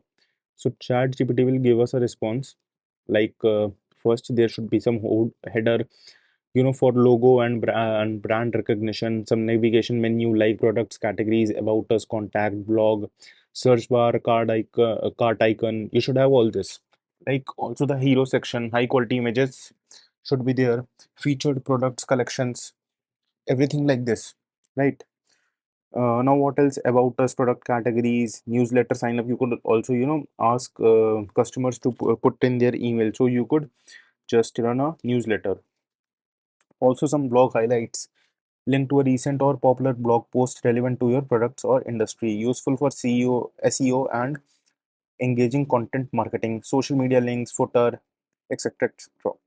Right. So first you need to plan out how you have to build the website. Now there is some user experience, that is UX. What are some best practices for ensuring a good user experience? So basically UI and UX are front end things, and this makes like how the user experience is going to be good, and like what is going to be the font color, etc etc. Now there are some development. If you want to build it through WordPress, Shopify, or any other thing, in the next lecture we'll be learning that even if you don't know coding, even if you don't know even if like little bit of HTML, still you could build a great website by just prompting to ChatGPT, right? So there are some technical requirements. What are the pros and cons of WordPress? Can you recommend some reliable e-commerce platforms? Functionality, content creation, etc., etc. Now, content creation, copywriting, and media. So all this, all these prompts will be available to you in a PDF. You could download it from there, and you can use prompts if you need it anytime. Right now, SEO and marketing, some effective SEO strategies, testing, launch, post launch. For after launching the website, you should maintain your website. How can I ensure my website remains up to date? You could also take some feedbacks from website visitors. Now how do I prioritize and implement improvements based on user feedback, right? There are also some additional considerations. So this was all theory. This was basically content creation, SEO, development, and design and layout. This was for planning out your website, like what color scheme should you use and what all should you use. Now in the next lecture we'll be directly building websites with the help of code, and such that even if you don't know C of coding, then you will also able to build websites. So I'll meet you in the next lecture. Thank you. Let us now learn how to make website using by doing some projects. So let us go to ChatGPT and let us ask ChatGPT. Now we can, we have to like prompt a lot of things, prompt multiple times to get the desired and best results. So we'll just say that create a makeup selling website for me. And in the last lecture we asked what should be the color scheme and fonts. So soft blush and let's say charcoal gray. All right, we'll tell the color scheme should be, let's say, deep plum. We'll just copy the the whole code from here, and the secondary color will be charcoal gray, so we'll also copy the code of charcoal gray from here. And now for fonts, let us add what kind of fonts do we need. So this font, that is clean for body, and let's say Times New Roman, or maybe Arial for headings. So this kind of font we are going to use. Even if you don't put this color and font, ChatGPT will automatically, according to it, it will generate a website. But it's better if you tell all the color scheme and fonts. Now let us ask it, give me HTML code for this website, right? So now you will see that there is a HTML code Even if you don't understand it, you could just copy paste and build a website out of it, right? Now this is all the code that ChatGPT has given you, and obviously it will be not perfect, but it will be a great website. I'll just show you the output of the website. How? So it has, printed all the code, then it has also given the explanation even if you don't understand the code. So contains logo, navigation links, and background color is deep plum, hero section background color is charcoal gray, etc, etc. It gave me everything. Now let us see how our website look. So what you need to do, you need to first copy the code from here. Now let us go and search for HTML compiler, right? So there is one HTML compiler, and let us paste our code here. See, we pasted our code here, and this is how our website looks now. So this is our makeup store, home, products, about us, contact, right? So our website is here. So now it has different sections: home, product, about us, contact, discover your perfect look, explore our new collection of. See, I didn't write anything that put this in website or something like that. Now you could press shop now. So obviously this product 1, product 2, product 3, if we save the images in this file section, or even if you are using any compiler to see your website, so the images you could store here, and you will be able to see what are the different products. Now these are about us 2024, all rights reserved. And see, if you have some basic knowledge of makeup store or something, now what we could do, now let's say I want to name it as, it is not being edited right now, there is some problem with this. Leave it.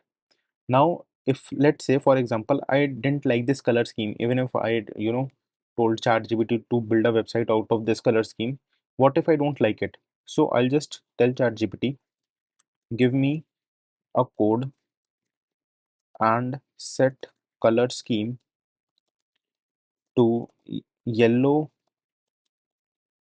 and black, right? So now ChatGPT will give me such a code that our website will be made of yellow background and some black header or something like that. So let us see first, let us let it just complete the code, and then we'll see how we'll build it. So the code is complete now. So let's just copy the code, and see, this was our previous website. Now I'm pasting the new code. I'll paste my code over here. So now see, you could see there is some yellowish and some black. So even if you don't know the code, you just have to prompt chat gpt that this is you all you have to do, right? Now if you want to say add lipstick, lip gloss, and other items in the product section, you just need to prompt, and it will give a code according to that. If you don't like some color, you don't like some font, you have to add something to your website, you have to delete something from your website. So all you have to do, even if you don't know coding, you just have to prompt, right? So even if you don't know what is this section, what is this footer, what is this class, what is ahref, if you know it, that you'll be able to edit your code on your own. But even if you know, this is one of the like fastest way. So I told it that in product section. So now it has added some lipstick, some lip gloss, and different items, even if I don't know the names of these makeups. So it has added in my website. So this is how you could build a website out of this, right? Now if let us take another example. Create a consulting website for me, and it should has. See, the less you information will, the lesser information you'll give to ChatGPT, it won't be able to, make the website as you desire. If you tell ChatGPT everything about your website, like what should be the title, what should be the sections, and in each sections, what all things you have to place.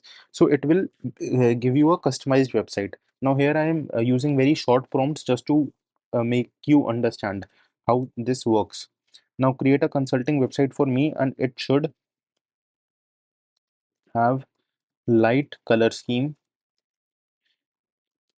Now I could also tell ChatGPT also add a section to book appointments uh, for me between 12 noon to 5 p.m.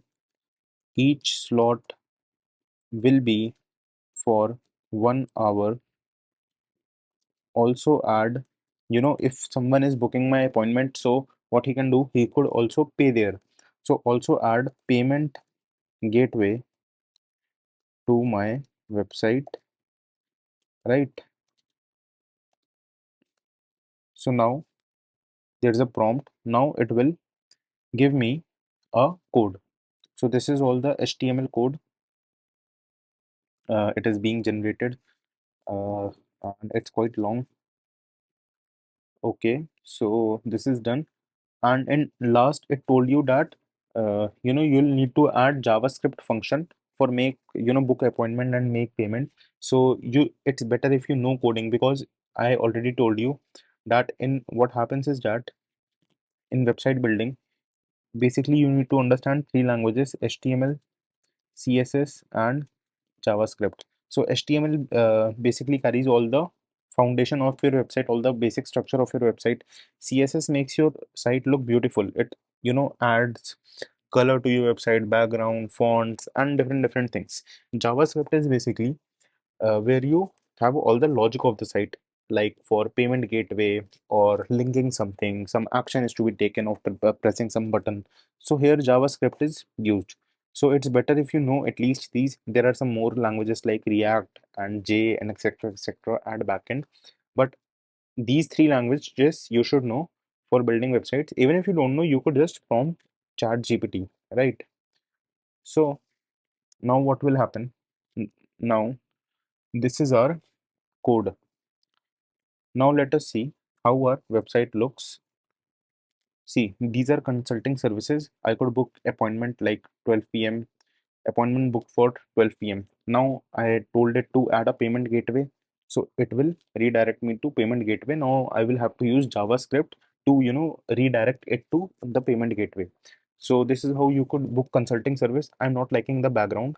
So I'll say add some light color to the background and make website. There is typo, I'm so sorry. And make website with some let's say, let us ask ChatGPT to make it with some contrasting colors, right? So that it is easy to read. Now what it will do, it will provide me a code with all the necessary things that I have told ChatGPT to do. So it will just you know it's writing all the code. Let us just wait a little bit. Okay, it has written. And now let us see.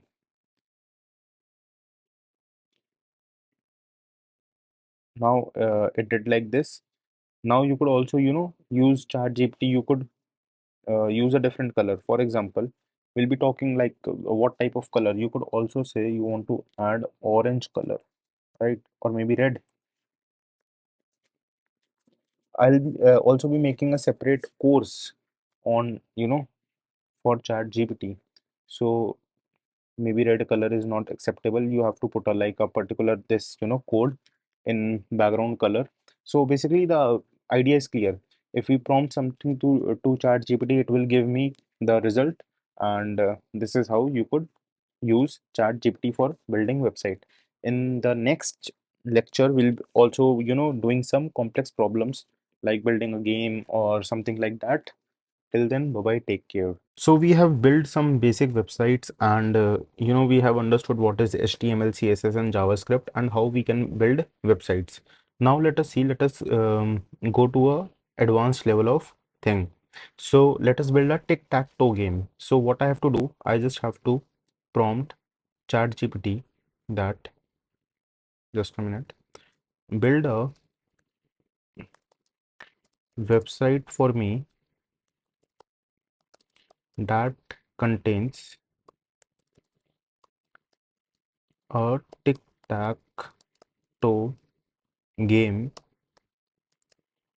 and provide me with the HTML code.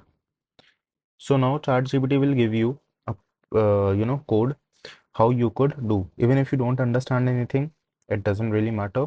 It's great if you know everything. So all the how one can win and how one can lose. If you have knowledge for this, you could definitely you'll be also getting one HTML course, web development courses, HTML, CSS. You will be getting all these courses very soon. So let us now copy the code and just run it. Uh, this is not working. There is some issue. I'll just show you on the VS Code. So here we have VS Code and let us say I pasted my code over here and let us open with live server. So now what we have to do, the layout is not coming proper, right? So I'll just ask ChatGPT that the layout is not coming properly. Create a 3 by 3 tic-tac-toe game, right? So let us just ask and let it provide all the code. So here we have the code now. Now what we need to do, we need to just go and paste this code this time. Let's see if it works and open with live server. So now we have a 3 by 3 tic-tac-toe game. Now there could be two players. Here you could place like this. Here you could do like this.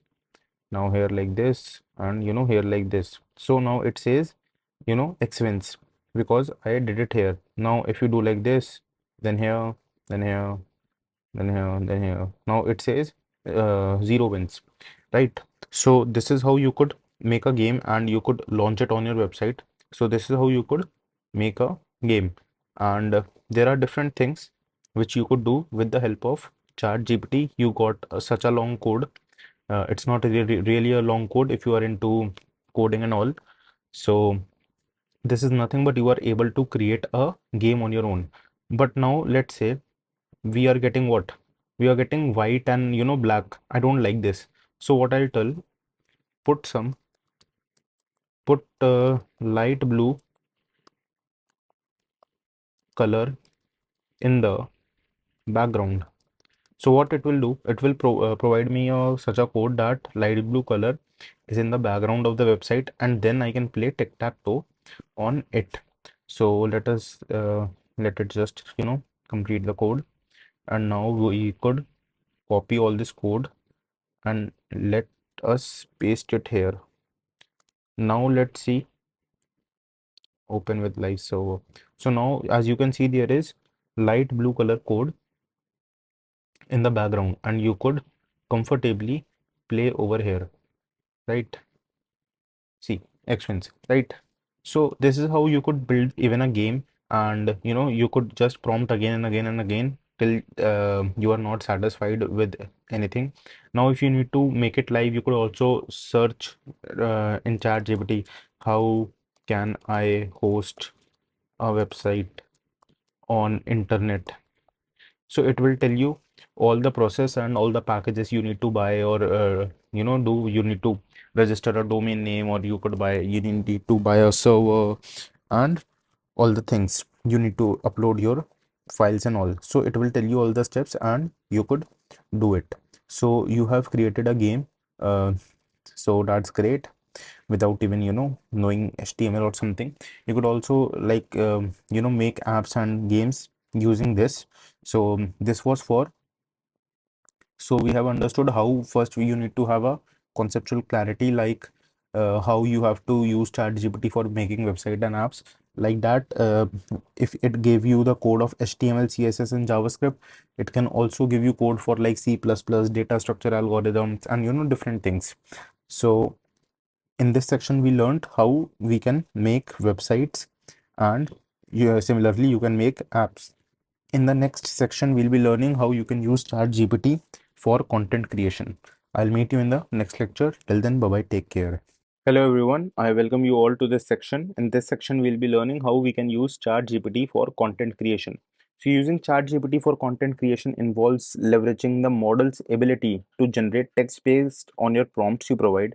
Here are some steps and tips to effectively use ChatGPT for various content creation tasks. So there are some steps what you can do for use ChatGPT for content creation. First, you need to define your purpose. So determine the type of content you need. ChatGPT can help you create blogs, social media content, marketing, copywriting, technical documentation, scripts, and more, etc. Now you need to make clear prompts to ChatGPT, like write specific and clear prompts to guide the AI. The better the prompt, the better the content you will get. For instance, instead of write a blog post, specify that write a 500 word blog post about the benefits of remote work. Let us see how it works. So we'll just copy this and paste to ChatGPT. So what it will do, it will write like exactly, it will give you a title and how a blog should be written in points, the heading of the points, everything it will, the ChatGPT will give you.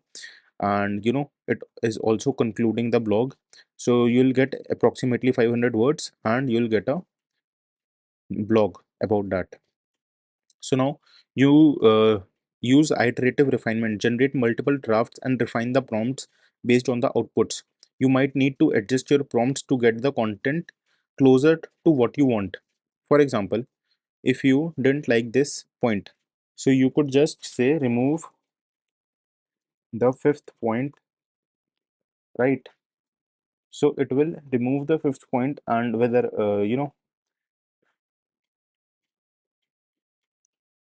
it will add another point, or maybe just write it. Instead of removing this, I could say replace the fifth point. So my words will be intact and fifth point will be replaced by some other point. So now let us see. Earlier the fifth point was increased productivity and performance. So instead of that, the fifth point is now enhanced collaboration and communication. It told me about enhanced collaboration and communication. And let us say I need to add a point on saving time on commute, right? So what I could do, it will tell me, time saving commutes, it will give me a point on that. So this is what iterative prompts are. Like for example, you gave a prompt, you got a result, but you are not satisfied with the result, you need to prompt it again to correct whatever you need, right? So you could make this is what iterative refinement is known as. Now review and edit, always review and edit the generated content. AI can provide a great starting point, but human oversight ensures accuracy and relevance.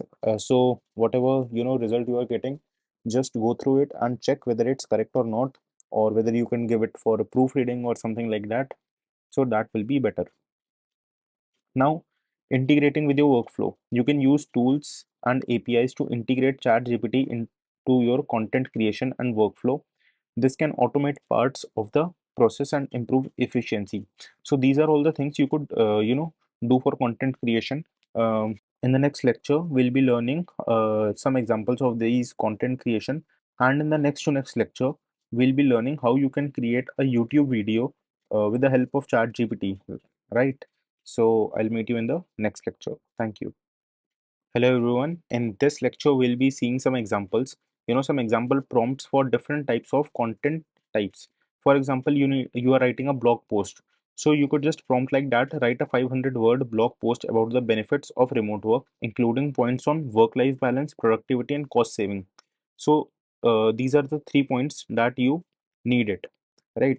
So what you will do, you will just copy this prompt and paste it to ChatGPT. So it will give you, title and introduction and all the points you mentioned. It will give you the data about that. Also it will give you some other points too about other than these points, right? So it is a great thing, you just need to prompt better. Now coming to social media content, create a series of 5 tweets promoting our new eco-friendly product, highlighting its features and benefits. So it's better if you tell what is your eco-friendly product. So just, copy the prompt and what you need to do, highlighting its features and benefits. So I need to also tell my eco-friendly product is hair oil, right? So it will give you some, with emojis and all, how you could write all these tweets. It will also give you some hashtags so that your tweet reaches the maximum audience. So this is how you could create some social media post. Now coming to market copy. So what you need to do, um, you this is a prompt, write a compelling product description for a new high-tech backpack that includes features like USB charging ports, anti-theft design and water resistance. So for example, if I am a owner of a business that makes such a backpack that is very high tech, and it includes features like USB charging ports, anti-theft design and water resistance. So I'll just copy this prompt. So I have to write a product description of it. I have made a product. I know these are all the features of the bag, but how to frame it better so that customers get attracted to such thing. So what you need to do, you just prompted to chat GPT. Now what will happen, that first point is that stay connected. It will give you headings like that, some attractive headings that you can use to attract your customers. So now secure your essentials, whether the elements, something like that, designed for your comfort and convenience. This is the headline, and then there is content inside it. Now versatile and stylish, and all this is product of description. Now if you want to make these bold, you can also make these bold. Make the headlines bold. So what you so now the headlines like stay connected, it will come you with you in bold. If you, even if you make it, you want to make it in italics, or you want to underline it or something like that, so you could just prompt it, right? Now coming to technical documentation, draft a user manual section for setting up a new Wi-Fi router, including step-by-step instructions and troubleshooting tips. So for example, you have a company that deals with Wi-Fi router, and by including you need to make a user manual. So just let us just prompt and see what result do we get from ChatGPT. So for now it will make a user manual for you. It will give you all the steps, step 1, step 2, step 3, step 4, and you just need to check that everything is according to your product or not, whether everything is right or not. If anything goes wrong, you just need to prompt it again with the correction, and it will remove the error and correct it and give you a new user manual. Also there are some troubleshooting tips, so these are all the troubleshooting tips it gave you. So this is how you can maximize the use of chat gpt in your business. So in this video we discussed some examples how you can use it in content types. The next lecture is going to be very important. I'll tell you how you can create a YouTube video using the help of chat gpt. You could do scripting and giving title, thumbnails and all. So I'll meet you in the next video. You could also use chat gpt for creating a YouTube video. You could use in all the segments while creating a video. Even if you need it for scripting, you need some titles, you need some assistance in filming or editing, like what should be the best transitions, where should the scene cut, how it should be filmed. And you could also generate some clickbait thumbnail titles, like what all attractive titles are there, so that you could create a YouTube video. So let us ask first ChatGPT, can you help me with creating YouTube videos? First, let us prompt this to ChatGPT. Now it will give me a response. So here it has given me an answer that the step one for making YouTube videos, high quality YouTube content, is planning. So first you need to identify your niche and your audience, determine the focus of your channel, like it is tech review, beauty tutorials, vlogs, or anything else. You need to understand the target audience interests, preferences. Then you need to do some research, content ideas, analyze. See, it's not like that you should be completely dependent on chat gpt. You should have your own ideas too. But what you can do with chat gpt is that you can take help of it, or you can generate ideas, then you could add your thinking to it, and deliver such beautiful content. But it's not like that you'll be completely dependent on chat gpt. Then in the world with so much of competition, you'll lie nowhere. So the second point was research and content ideas. Then comes create a content plan. Plan your videos in advance. So these are the tips for making YouTube videos. Now here comes the part for scripting. Outline your video. You could start with a hook to grab viewers' attention. Outline the main points you want to cover. Conclude with a call to action, like comment, subscribe. You can write a script, then you have to film. It has given me how I can like film. For lighting, I could use softbox or some natural light. For microphone, I could invest in a good microphone, DSLR, mirrorless cameras, or a high quality smartphone. Tripod is also important for stabilizing the camera, right? Now set up your filming space. It should be quiet, well lit location. Ensure your background is clean and relevant to the content. And filming tips, it gave me like record in 1080p or 4K, use proper framing composition, do a few test shots to check audio and video quality. Now comes the editing part. You could also, if you are using Mac, you could use iMovies. I also edit on iMovies. It's a very great option. I also sometimes use Adobe Premiere Pro. One of the good options in Mac is also Final Cut Pro. It is available in Mac. Now, it also has given me guidance about the editing process. Import and organize your footage, trim unnecessary parts and arrange clips in order, add transitions, text, graphics as needed, include background music and sound effects, color correct and adjust audio levels for consistency, right? Now you have to create a thumbnail. Thumbnail you can create using Canva, and you could include bold text and high quality images. Now you have to upload the video and optimization. This is all the process how you could upload the video on YouTube. And then comes the promotion and engagement part. You could share on social media, and Facebook, Twitter, etc, etc. You could engage with the audience, analyze performance, and there are some tips for success: consistency, quality over quantity, authenticity, learning, and improving. So these are all the steps that you could take to produce high quality YouTube content. So let us now ask ChatGPT whether it can help me or not. So I'll say that I want to create a YouTube video on the topic of artificial intelligence, let's say. So what will happen, that in the first section of this course, I have already taught you what is artificial intelligence, right? So now what will happen, I'll ask, give me the outline of the video and script of the video. I can also tell the video should be, like I'll tell the duration of the video, what should be the length of the video. The video should be 5 minutes long, right? So I'll just prompt this. So now ChatGPT has given me, an outline and a script for a 5-minute YouTube video on the topic of artificial intelligence. So first, here's the outline. What will the video contain? So introduction is there for 30 seconds.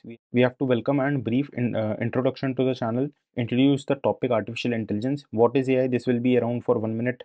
Types of AI, narrow AI versus general AI. We have already discussed this in, you know, section 1 of this video. What is AI? We have discussed much in detail. And let us see some applications of AI, that is one for 1.5 minutes. You could use it for healthcare, finance, autonomous vehicles, everyday applications, etc, etc. Now coming to benefits and challenges, some benefits and challenges of AI, what is the future of AI, and some conclusion. Now this was the outline. Now coming to script. So it already told me there should be introduction for like 30 seconds, then there should be some intro music. Now the host will say this: hey everyone, welcome back to this channel, and if you are new here, don't forget to hit that subscribe button, etc, etc. Now he'll explain what is AI, so he will explain it all. Now he will explain the types. He'll also explain some applications, what are there in. We discussed all the applications in the outline of the video. Here we'll be seeing that all the applications. Now all whatever outline was there in that, you know script is written this. Now if I say give me a clickbait title for this video.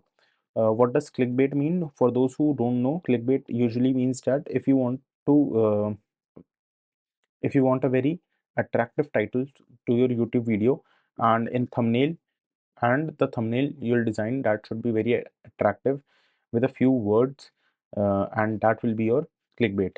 So now, revolutionizing the future, how AI will change your life forever.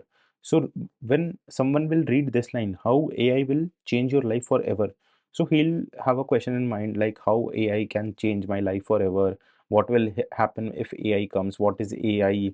Let me just watch this video. So he'll just click on your video and he'll watch it. So this is how you increase the conversion rate. Conversion rate is basically how many people came at your saw your thumbnail and didn't click on the video, and how many clicked on the video.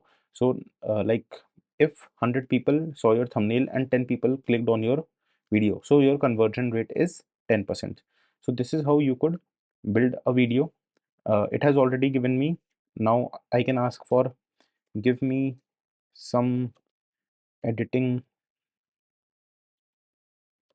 tips for the video. So you don't have to use your brain too much. It will give you, right? So it will tell you, start with an attention grabbing clip or a question to hook viewers, something like that. How AI will change your life forever. Now you have used some dynamic text or animation to introduce your topic, organizing your content, visual aids, keep it pacing.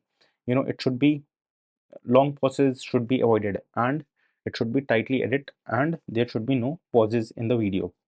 Use jump cuts to maintain fast pace, especially if you are cutting out mistakes or unnecessary content. Incorporate text and tiles. Use transitions sparingly, like transitions like fades or and cuts. You could use that. You could enhance with it. Music sound quality should be accurate, and some color correction and grading. You can also use some subtitles and captions, engaging thumbnail, call to action, review and revise software tools. So this is now the process how the editing is done. That is entirely different topic, but even though ChatGPT tells you this, so we have completed this, how you can use ChatGPT for content creation. So in the first lecture we discussed what are the steps, what all you can do. In the second lecture we discussed some of the examples, and in third video we learned how to create a YouTube video. In the next section we'll be seeing how you can use ChatGPT in business and leadership.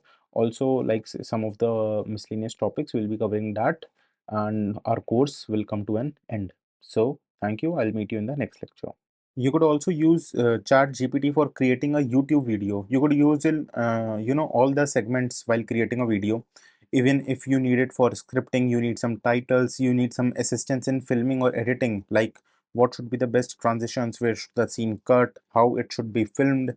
And you could also generate some clickbait thumbnail titles, like what all attractive titles are there, so that you could create a YouTube video.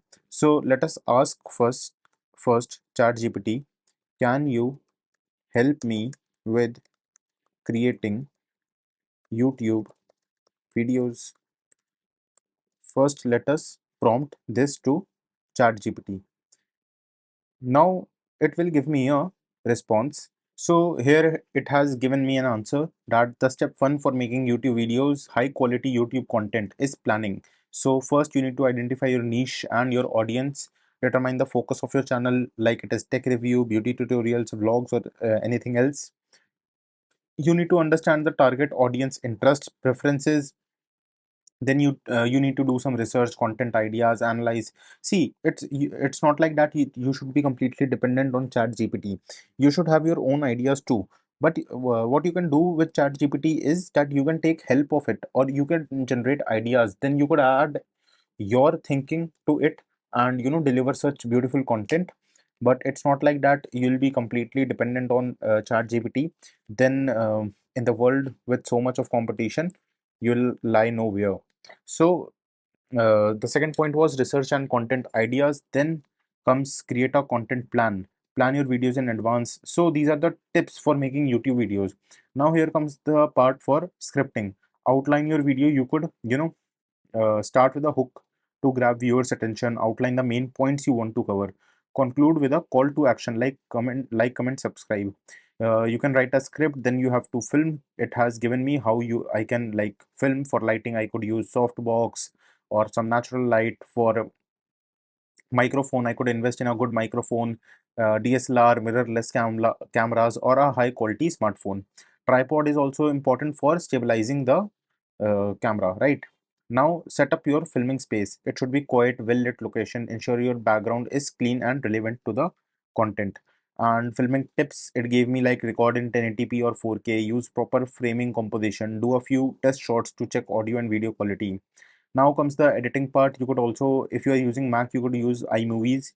I also edit on iMovies. It's a very great option. I also sometimes use Adobe Premiere Pro.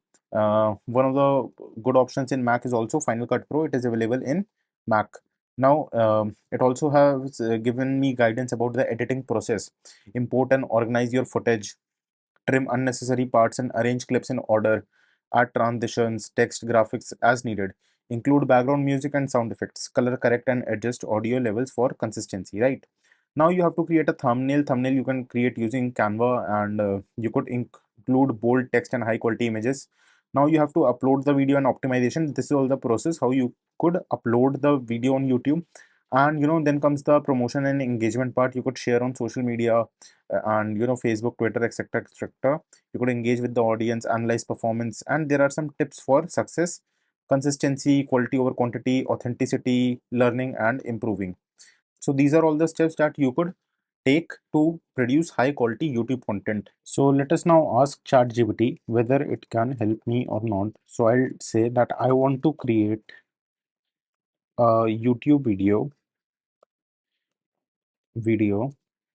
on the topic of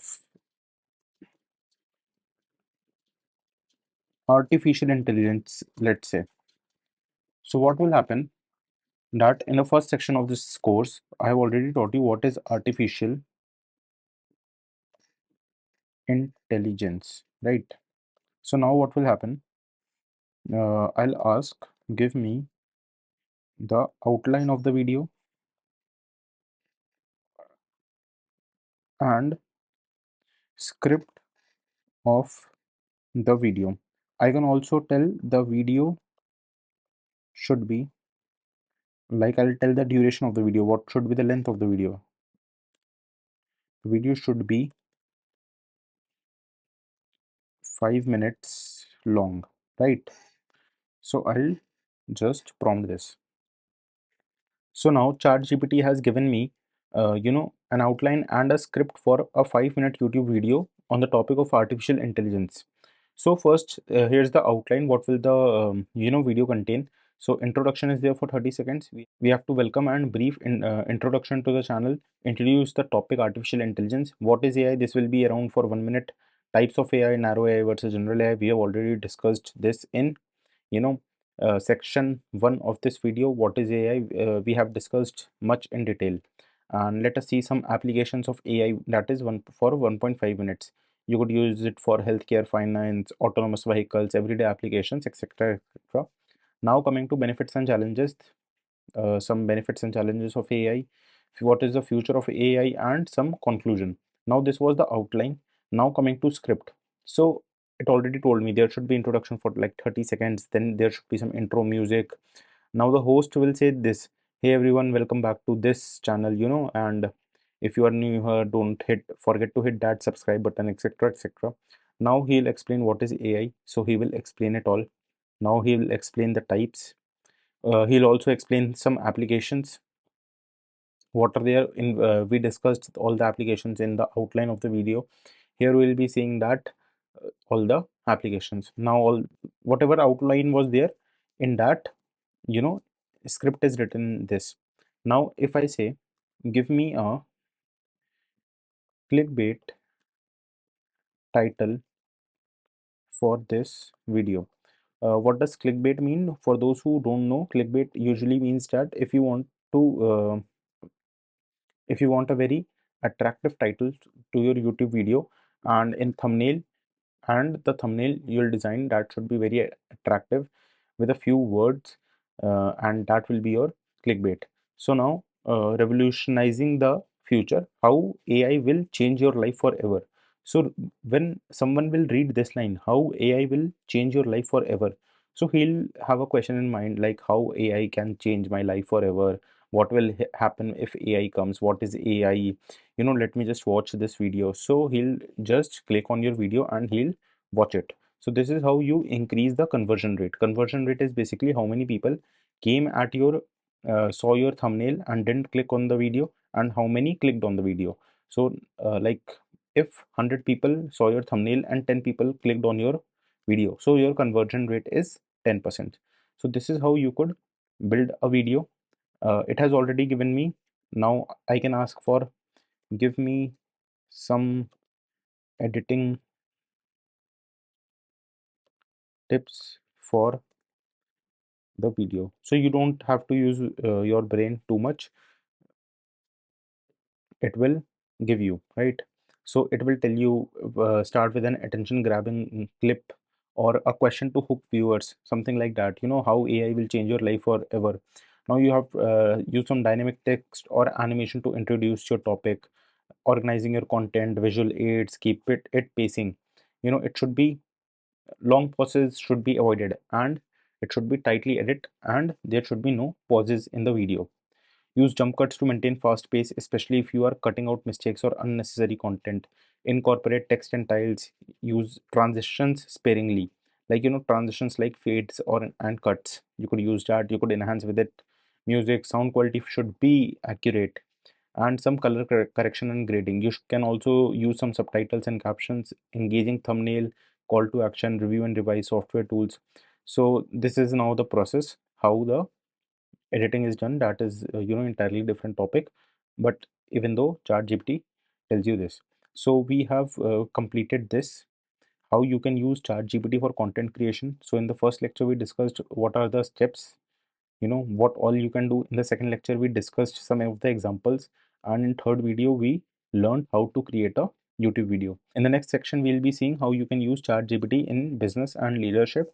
Also, like some of the miscellaneous topics, we'll be covering that, and our course will come to an end. So thank you. I'll meet you in the next lecture.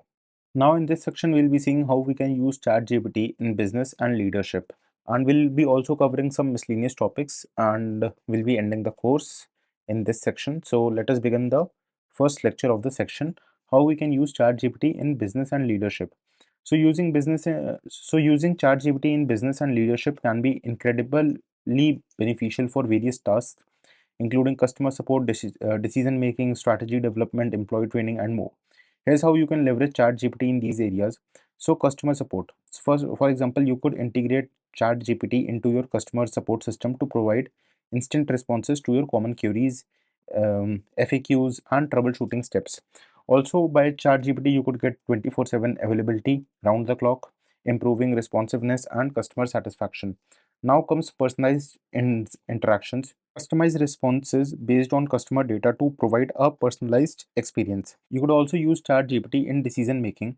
So data analysis is done. Use ChatGPT to analyze large data sets and provide insights for decision making processes. Scenario planning, you could generate scenarios and evaluate potential outcome to inform strategic decisions. Also, you could manage your risk, assess risk, and identify migration strategies using ChatGPT's analytical capabilities. Now coming to strategy development, generation. You could brainstorm ideas for product development, marketing campaigns, or business expansion using ChatGPT. Now, competitive analysis. Analyze competitors' strategies and identify opportunities for differentiation. Long-term planning. Develop long-term business plans and strategic roadmaps with input from ChatGPT. Now you could also train your employees and their development could be done using ChatGPT. So you could create training material creation, right? Generate training materials, manuals, and educational content for employees. You could also develop their skills, provide personalized earning experience by generating content tailored to individual employee needs. Also, onboarding assistance, use ChatGPT to assist new hires during the onboarding process by answering questions and providing guidance. Now, coming to marketing and sales, you could do content creation, generate compelling marketing copy, email campaign, social media post, and product description. This all we have discussed in the previous lectures, how you could use ChatGPT for content creation, etc. etc. Now you could also generate leads using ChatGPT, right? Use ChatGPT to qualify leads, answer pre-sales questions, and provide product recommendations. Now, customer segmentation. You could analyze customer data and generate insights to segment audiences for targeted marketing efforts, right? Now some there are some best practices for using ChatGPT in business and leadership. That is, you should set clear objectives, right?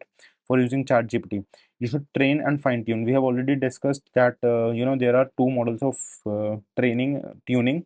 Basically, first is training and then it is fine tuning. So you could train it on a feedback and real world uh, interactions. Now you can also monitor performance regularly, monitor ChatGPT's performance and adjust strategies as needed to optimize results. You should also ensure ethical use, adhere to ethical guidelines, and ensure that ChatGPT is used responsibly and transparently. Also, combine human expertise. While ChatGPT can provide valuable insights, it's essential to combine its output with human expertise for critical decision making. Right. So, by incorporating ChatGPT into various aspects of business and leadership, organization can streamline processes, improve decision making, and drive innovation. However, it is essential to approach its use thoughtfully and strategically to maximize its benefit effectively. So this was all you could use for business leadership. So most of the things we have already discussed earlier. So I don't need to repeat, right? You have already watched those lectures. So if in case you haven't watched that, please go watch that all the lectures. I have already covered almost everything there. So we don't need to deep dive into it again. So in the next lecture, we'll be exploring some more AI tools, and I'll meet you in the next lecture. Now coming to another lecture, we have already discussed almost every section of the society that needs to use ChatGPT, whether it be a student, whether it is a working professional, whether he or she has a business, or he needs some leadership skills, whether he needs to learn tech, whether he needs to launch his website, launch his business, how you can use ChatGPT for health and productivity and different kinds of prompts, how you should prompt, and you could customize and personalize all the prompts that you need in your day-to-day life. I have already given you the outline and basic of it. So now coming to some more AI tools. So there are a lot of AI tools. For example, you could image generation. You could generate image from AI. You could also do your video editing using AI. Most of these which are good tools, they are usually paid. There are also some free versions available for it, and you could use those credits for image generation or video editing or some things like that. So there's a beautiful website that is futuretools.io. Let us just explore this website. You'll be seeing that there are a lot of AI tools. So Future Tools, connects, collects and organizes all the best AI tools so that you can become a superhuman too. So now for there are different categories for image scanning. If you select image scanning, so these are all the AI tools like math handwriting, meals.chat. So you could go and check out each and every AI tool. Now if you need any AI tool for marketing, so you have these Glato AI, Brand 24. So apart from ChatGPT, there are a lot of AI tools which you could use in day-to-day life. For copywriting, you have this Content by BlogFox, PitchBob, Blue GPT. So there are a lot of lots and lots of AI tools which you could explore according to your need, for finance, for podcasting, speech to text, etc., etc. So these are all the topics you could see, right? Like for video editing, translation, text to video, text to speech, etc., etc. If you have a um, let's say a video and you need caption for it, or so you could do everything with the help of this. So there are a lot of AI tools you could explore from different places, and you could also use this website futuretools.io, which would help you. So apart from ChatGPT, there are a lot of AI tools, and these are all the listed topics, right, for which you could use AI. Uh, So that's it for this video, and I'll meet you in the next lecture. That will be the last lecture of this course, that is drawbacks of AI. So I'll meet you in the next lecture. Thank you. In this video, we'll be learning drawbacks of AI. So while ChatGPT offers numerous benefits in various applications, it is essential to acknowledge its limitations and potential drawbacks. So lack of contextual understanding. ChatGPT lacks a deep understanding of context and may sometimes generate responses that are irrelevant or out of context, especially in complex or nuanced conversations. Also, some bias and inaccuracy. Like any machine learning model, ChatGPT can inadvertently perpetuate biases present in its training data. It may also generate inaccurate or misleading information, particularly on sensitive or controversial topics, right? So it could have a bias, so you need to check all the accuracy and biases. Now there is limited creativity. While ChatGPT can generate human like text, its creativity is limited compared to human writers. It may struggle to produce truly original or imaginative content, especially in artistic or highly creative domains. So ChatGPT has, all the information on the internet, and it gets from there. It has though it has 175 billion parameters, but a new original idea won't be from those 175 billion parameters. That would be from a human brain, right? So now, inability to learn from feedback. ChatGPT cannot learn or improve in real time based on user feedback during a conversation. This means it may not adapt its responses based on previous interactions or user preferences. Now coming to some ethical concerns. So ethical concerns are the use of AI generated content, including ChatGPT, raises ethical concerns related to misinformation, manipulation, and privacy. Users must be cautious while deploying AI models for certain applications, especially those involving sensitive data or decision making. Now, dependency on training data. ChatGPT's performance heavily relies on the quality and diversity of its data. Biases, inaccuracies, or gaps in the training data can impact the model's effectiveness and reliability. Now, it is also resource intensive. Training and deploying large scale language models like ChatGPT acquire significant computational resources and energy consumption, contributing to environmental concerns. Right, so it is a lot of resource intensive. Now, coming to security risk, there is a risk of malicious actors exploiting AI generated content, such as generating convincing but fake text for phishing scams, spreading disinformation, or impersonating individuals. So these are all the drawbacks and risks of AI. Its domain has also limited domain knowledge. ChatGPT may struggle to provide accurate information or responses in specialized domains or technical subjects where deep domain knowledge is required. Right? User privacy concern. Depending on the implementation, using ChatGPT may involve sending user data to external servers for processing, raising privacy concerns about data security and confidentiality. Awareness of these drawbacks can help users make informed decisions about the appropriate use of ChatGPT and other AI technologies, taking into their strengths and limitations. So these were the drawbacks of AI, and you need to be careful with AI, and you should manage all the risk. And there are a lot of unethical things and crimes that could be committed through AI. So you have to be aware of that and you have to be careful from that so that you are never the victim. So this is all for this course, and thank you for watching the course.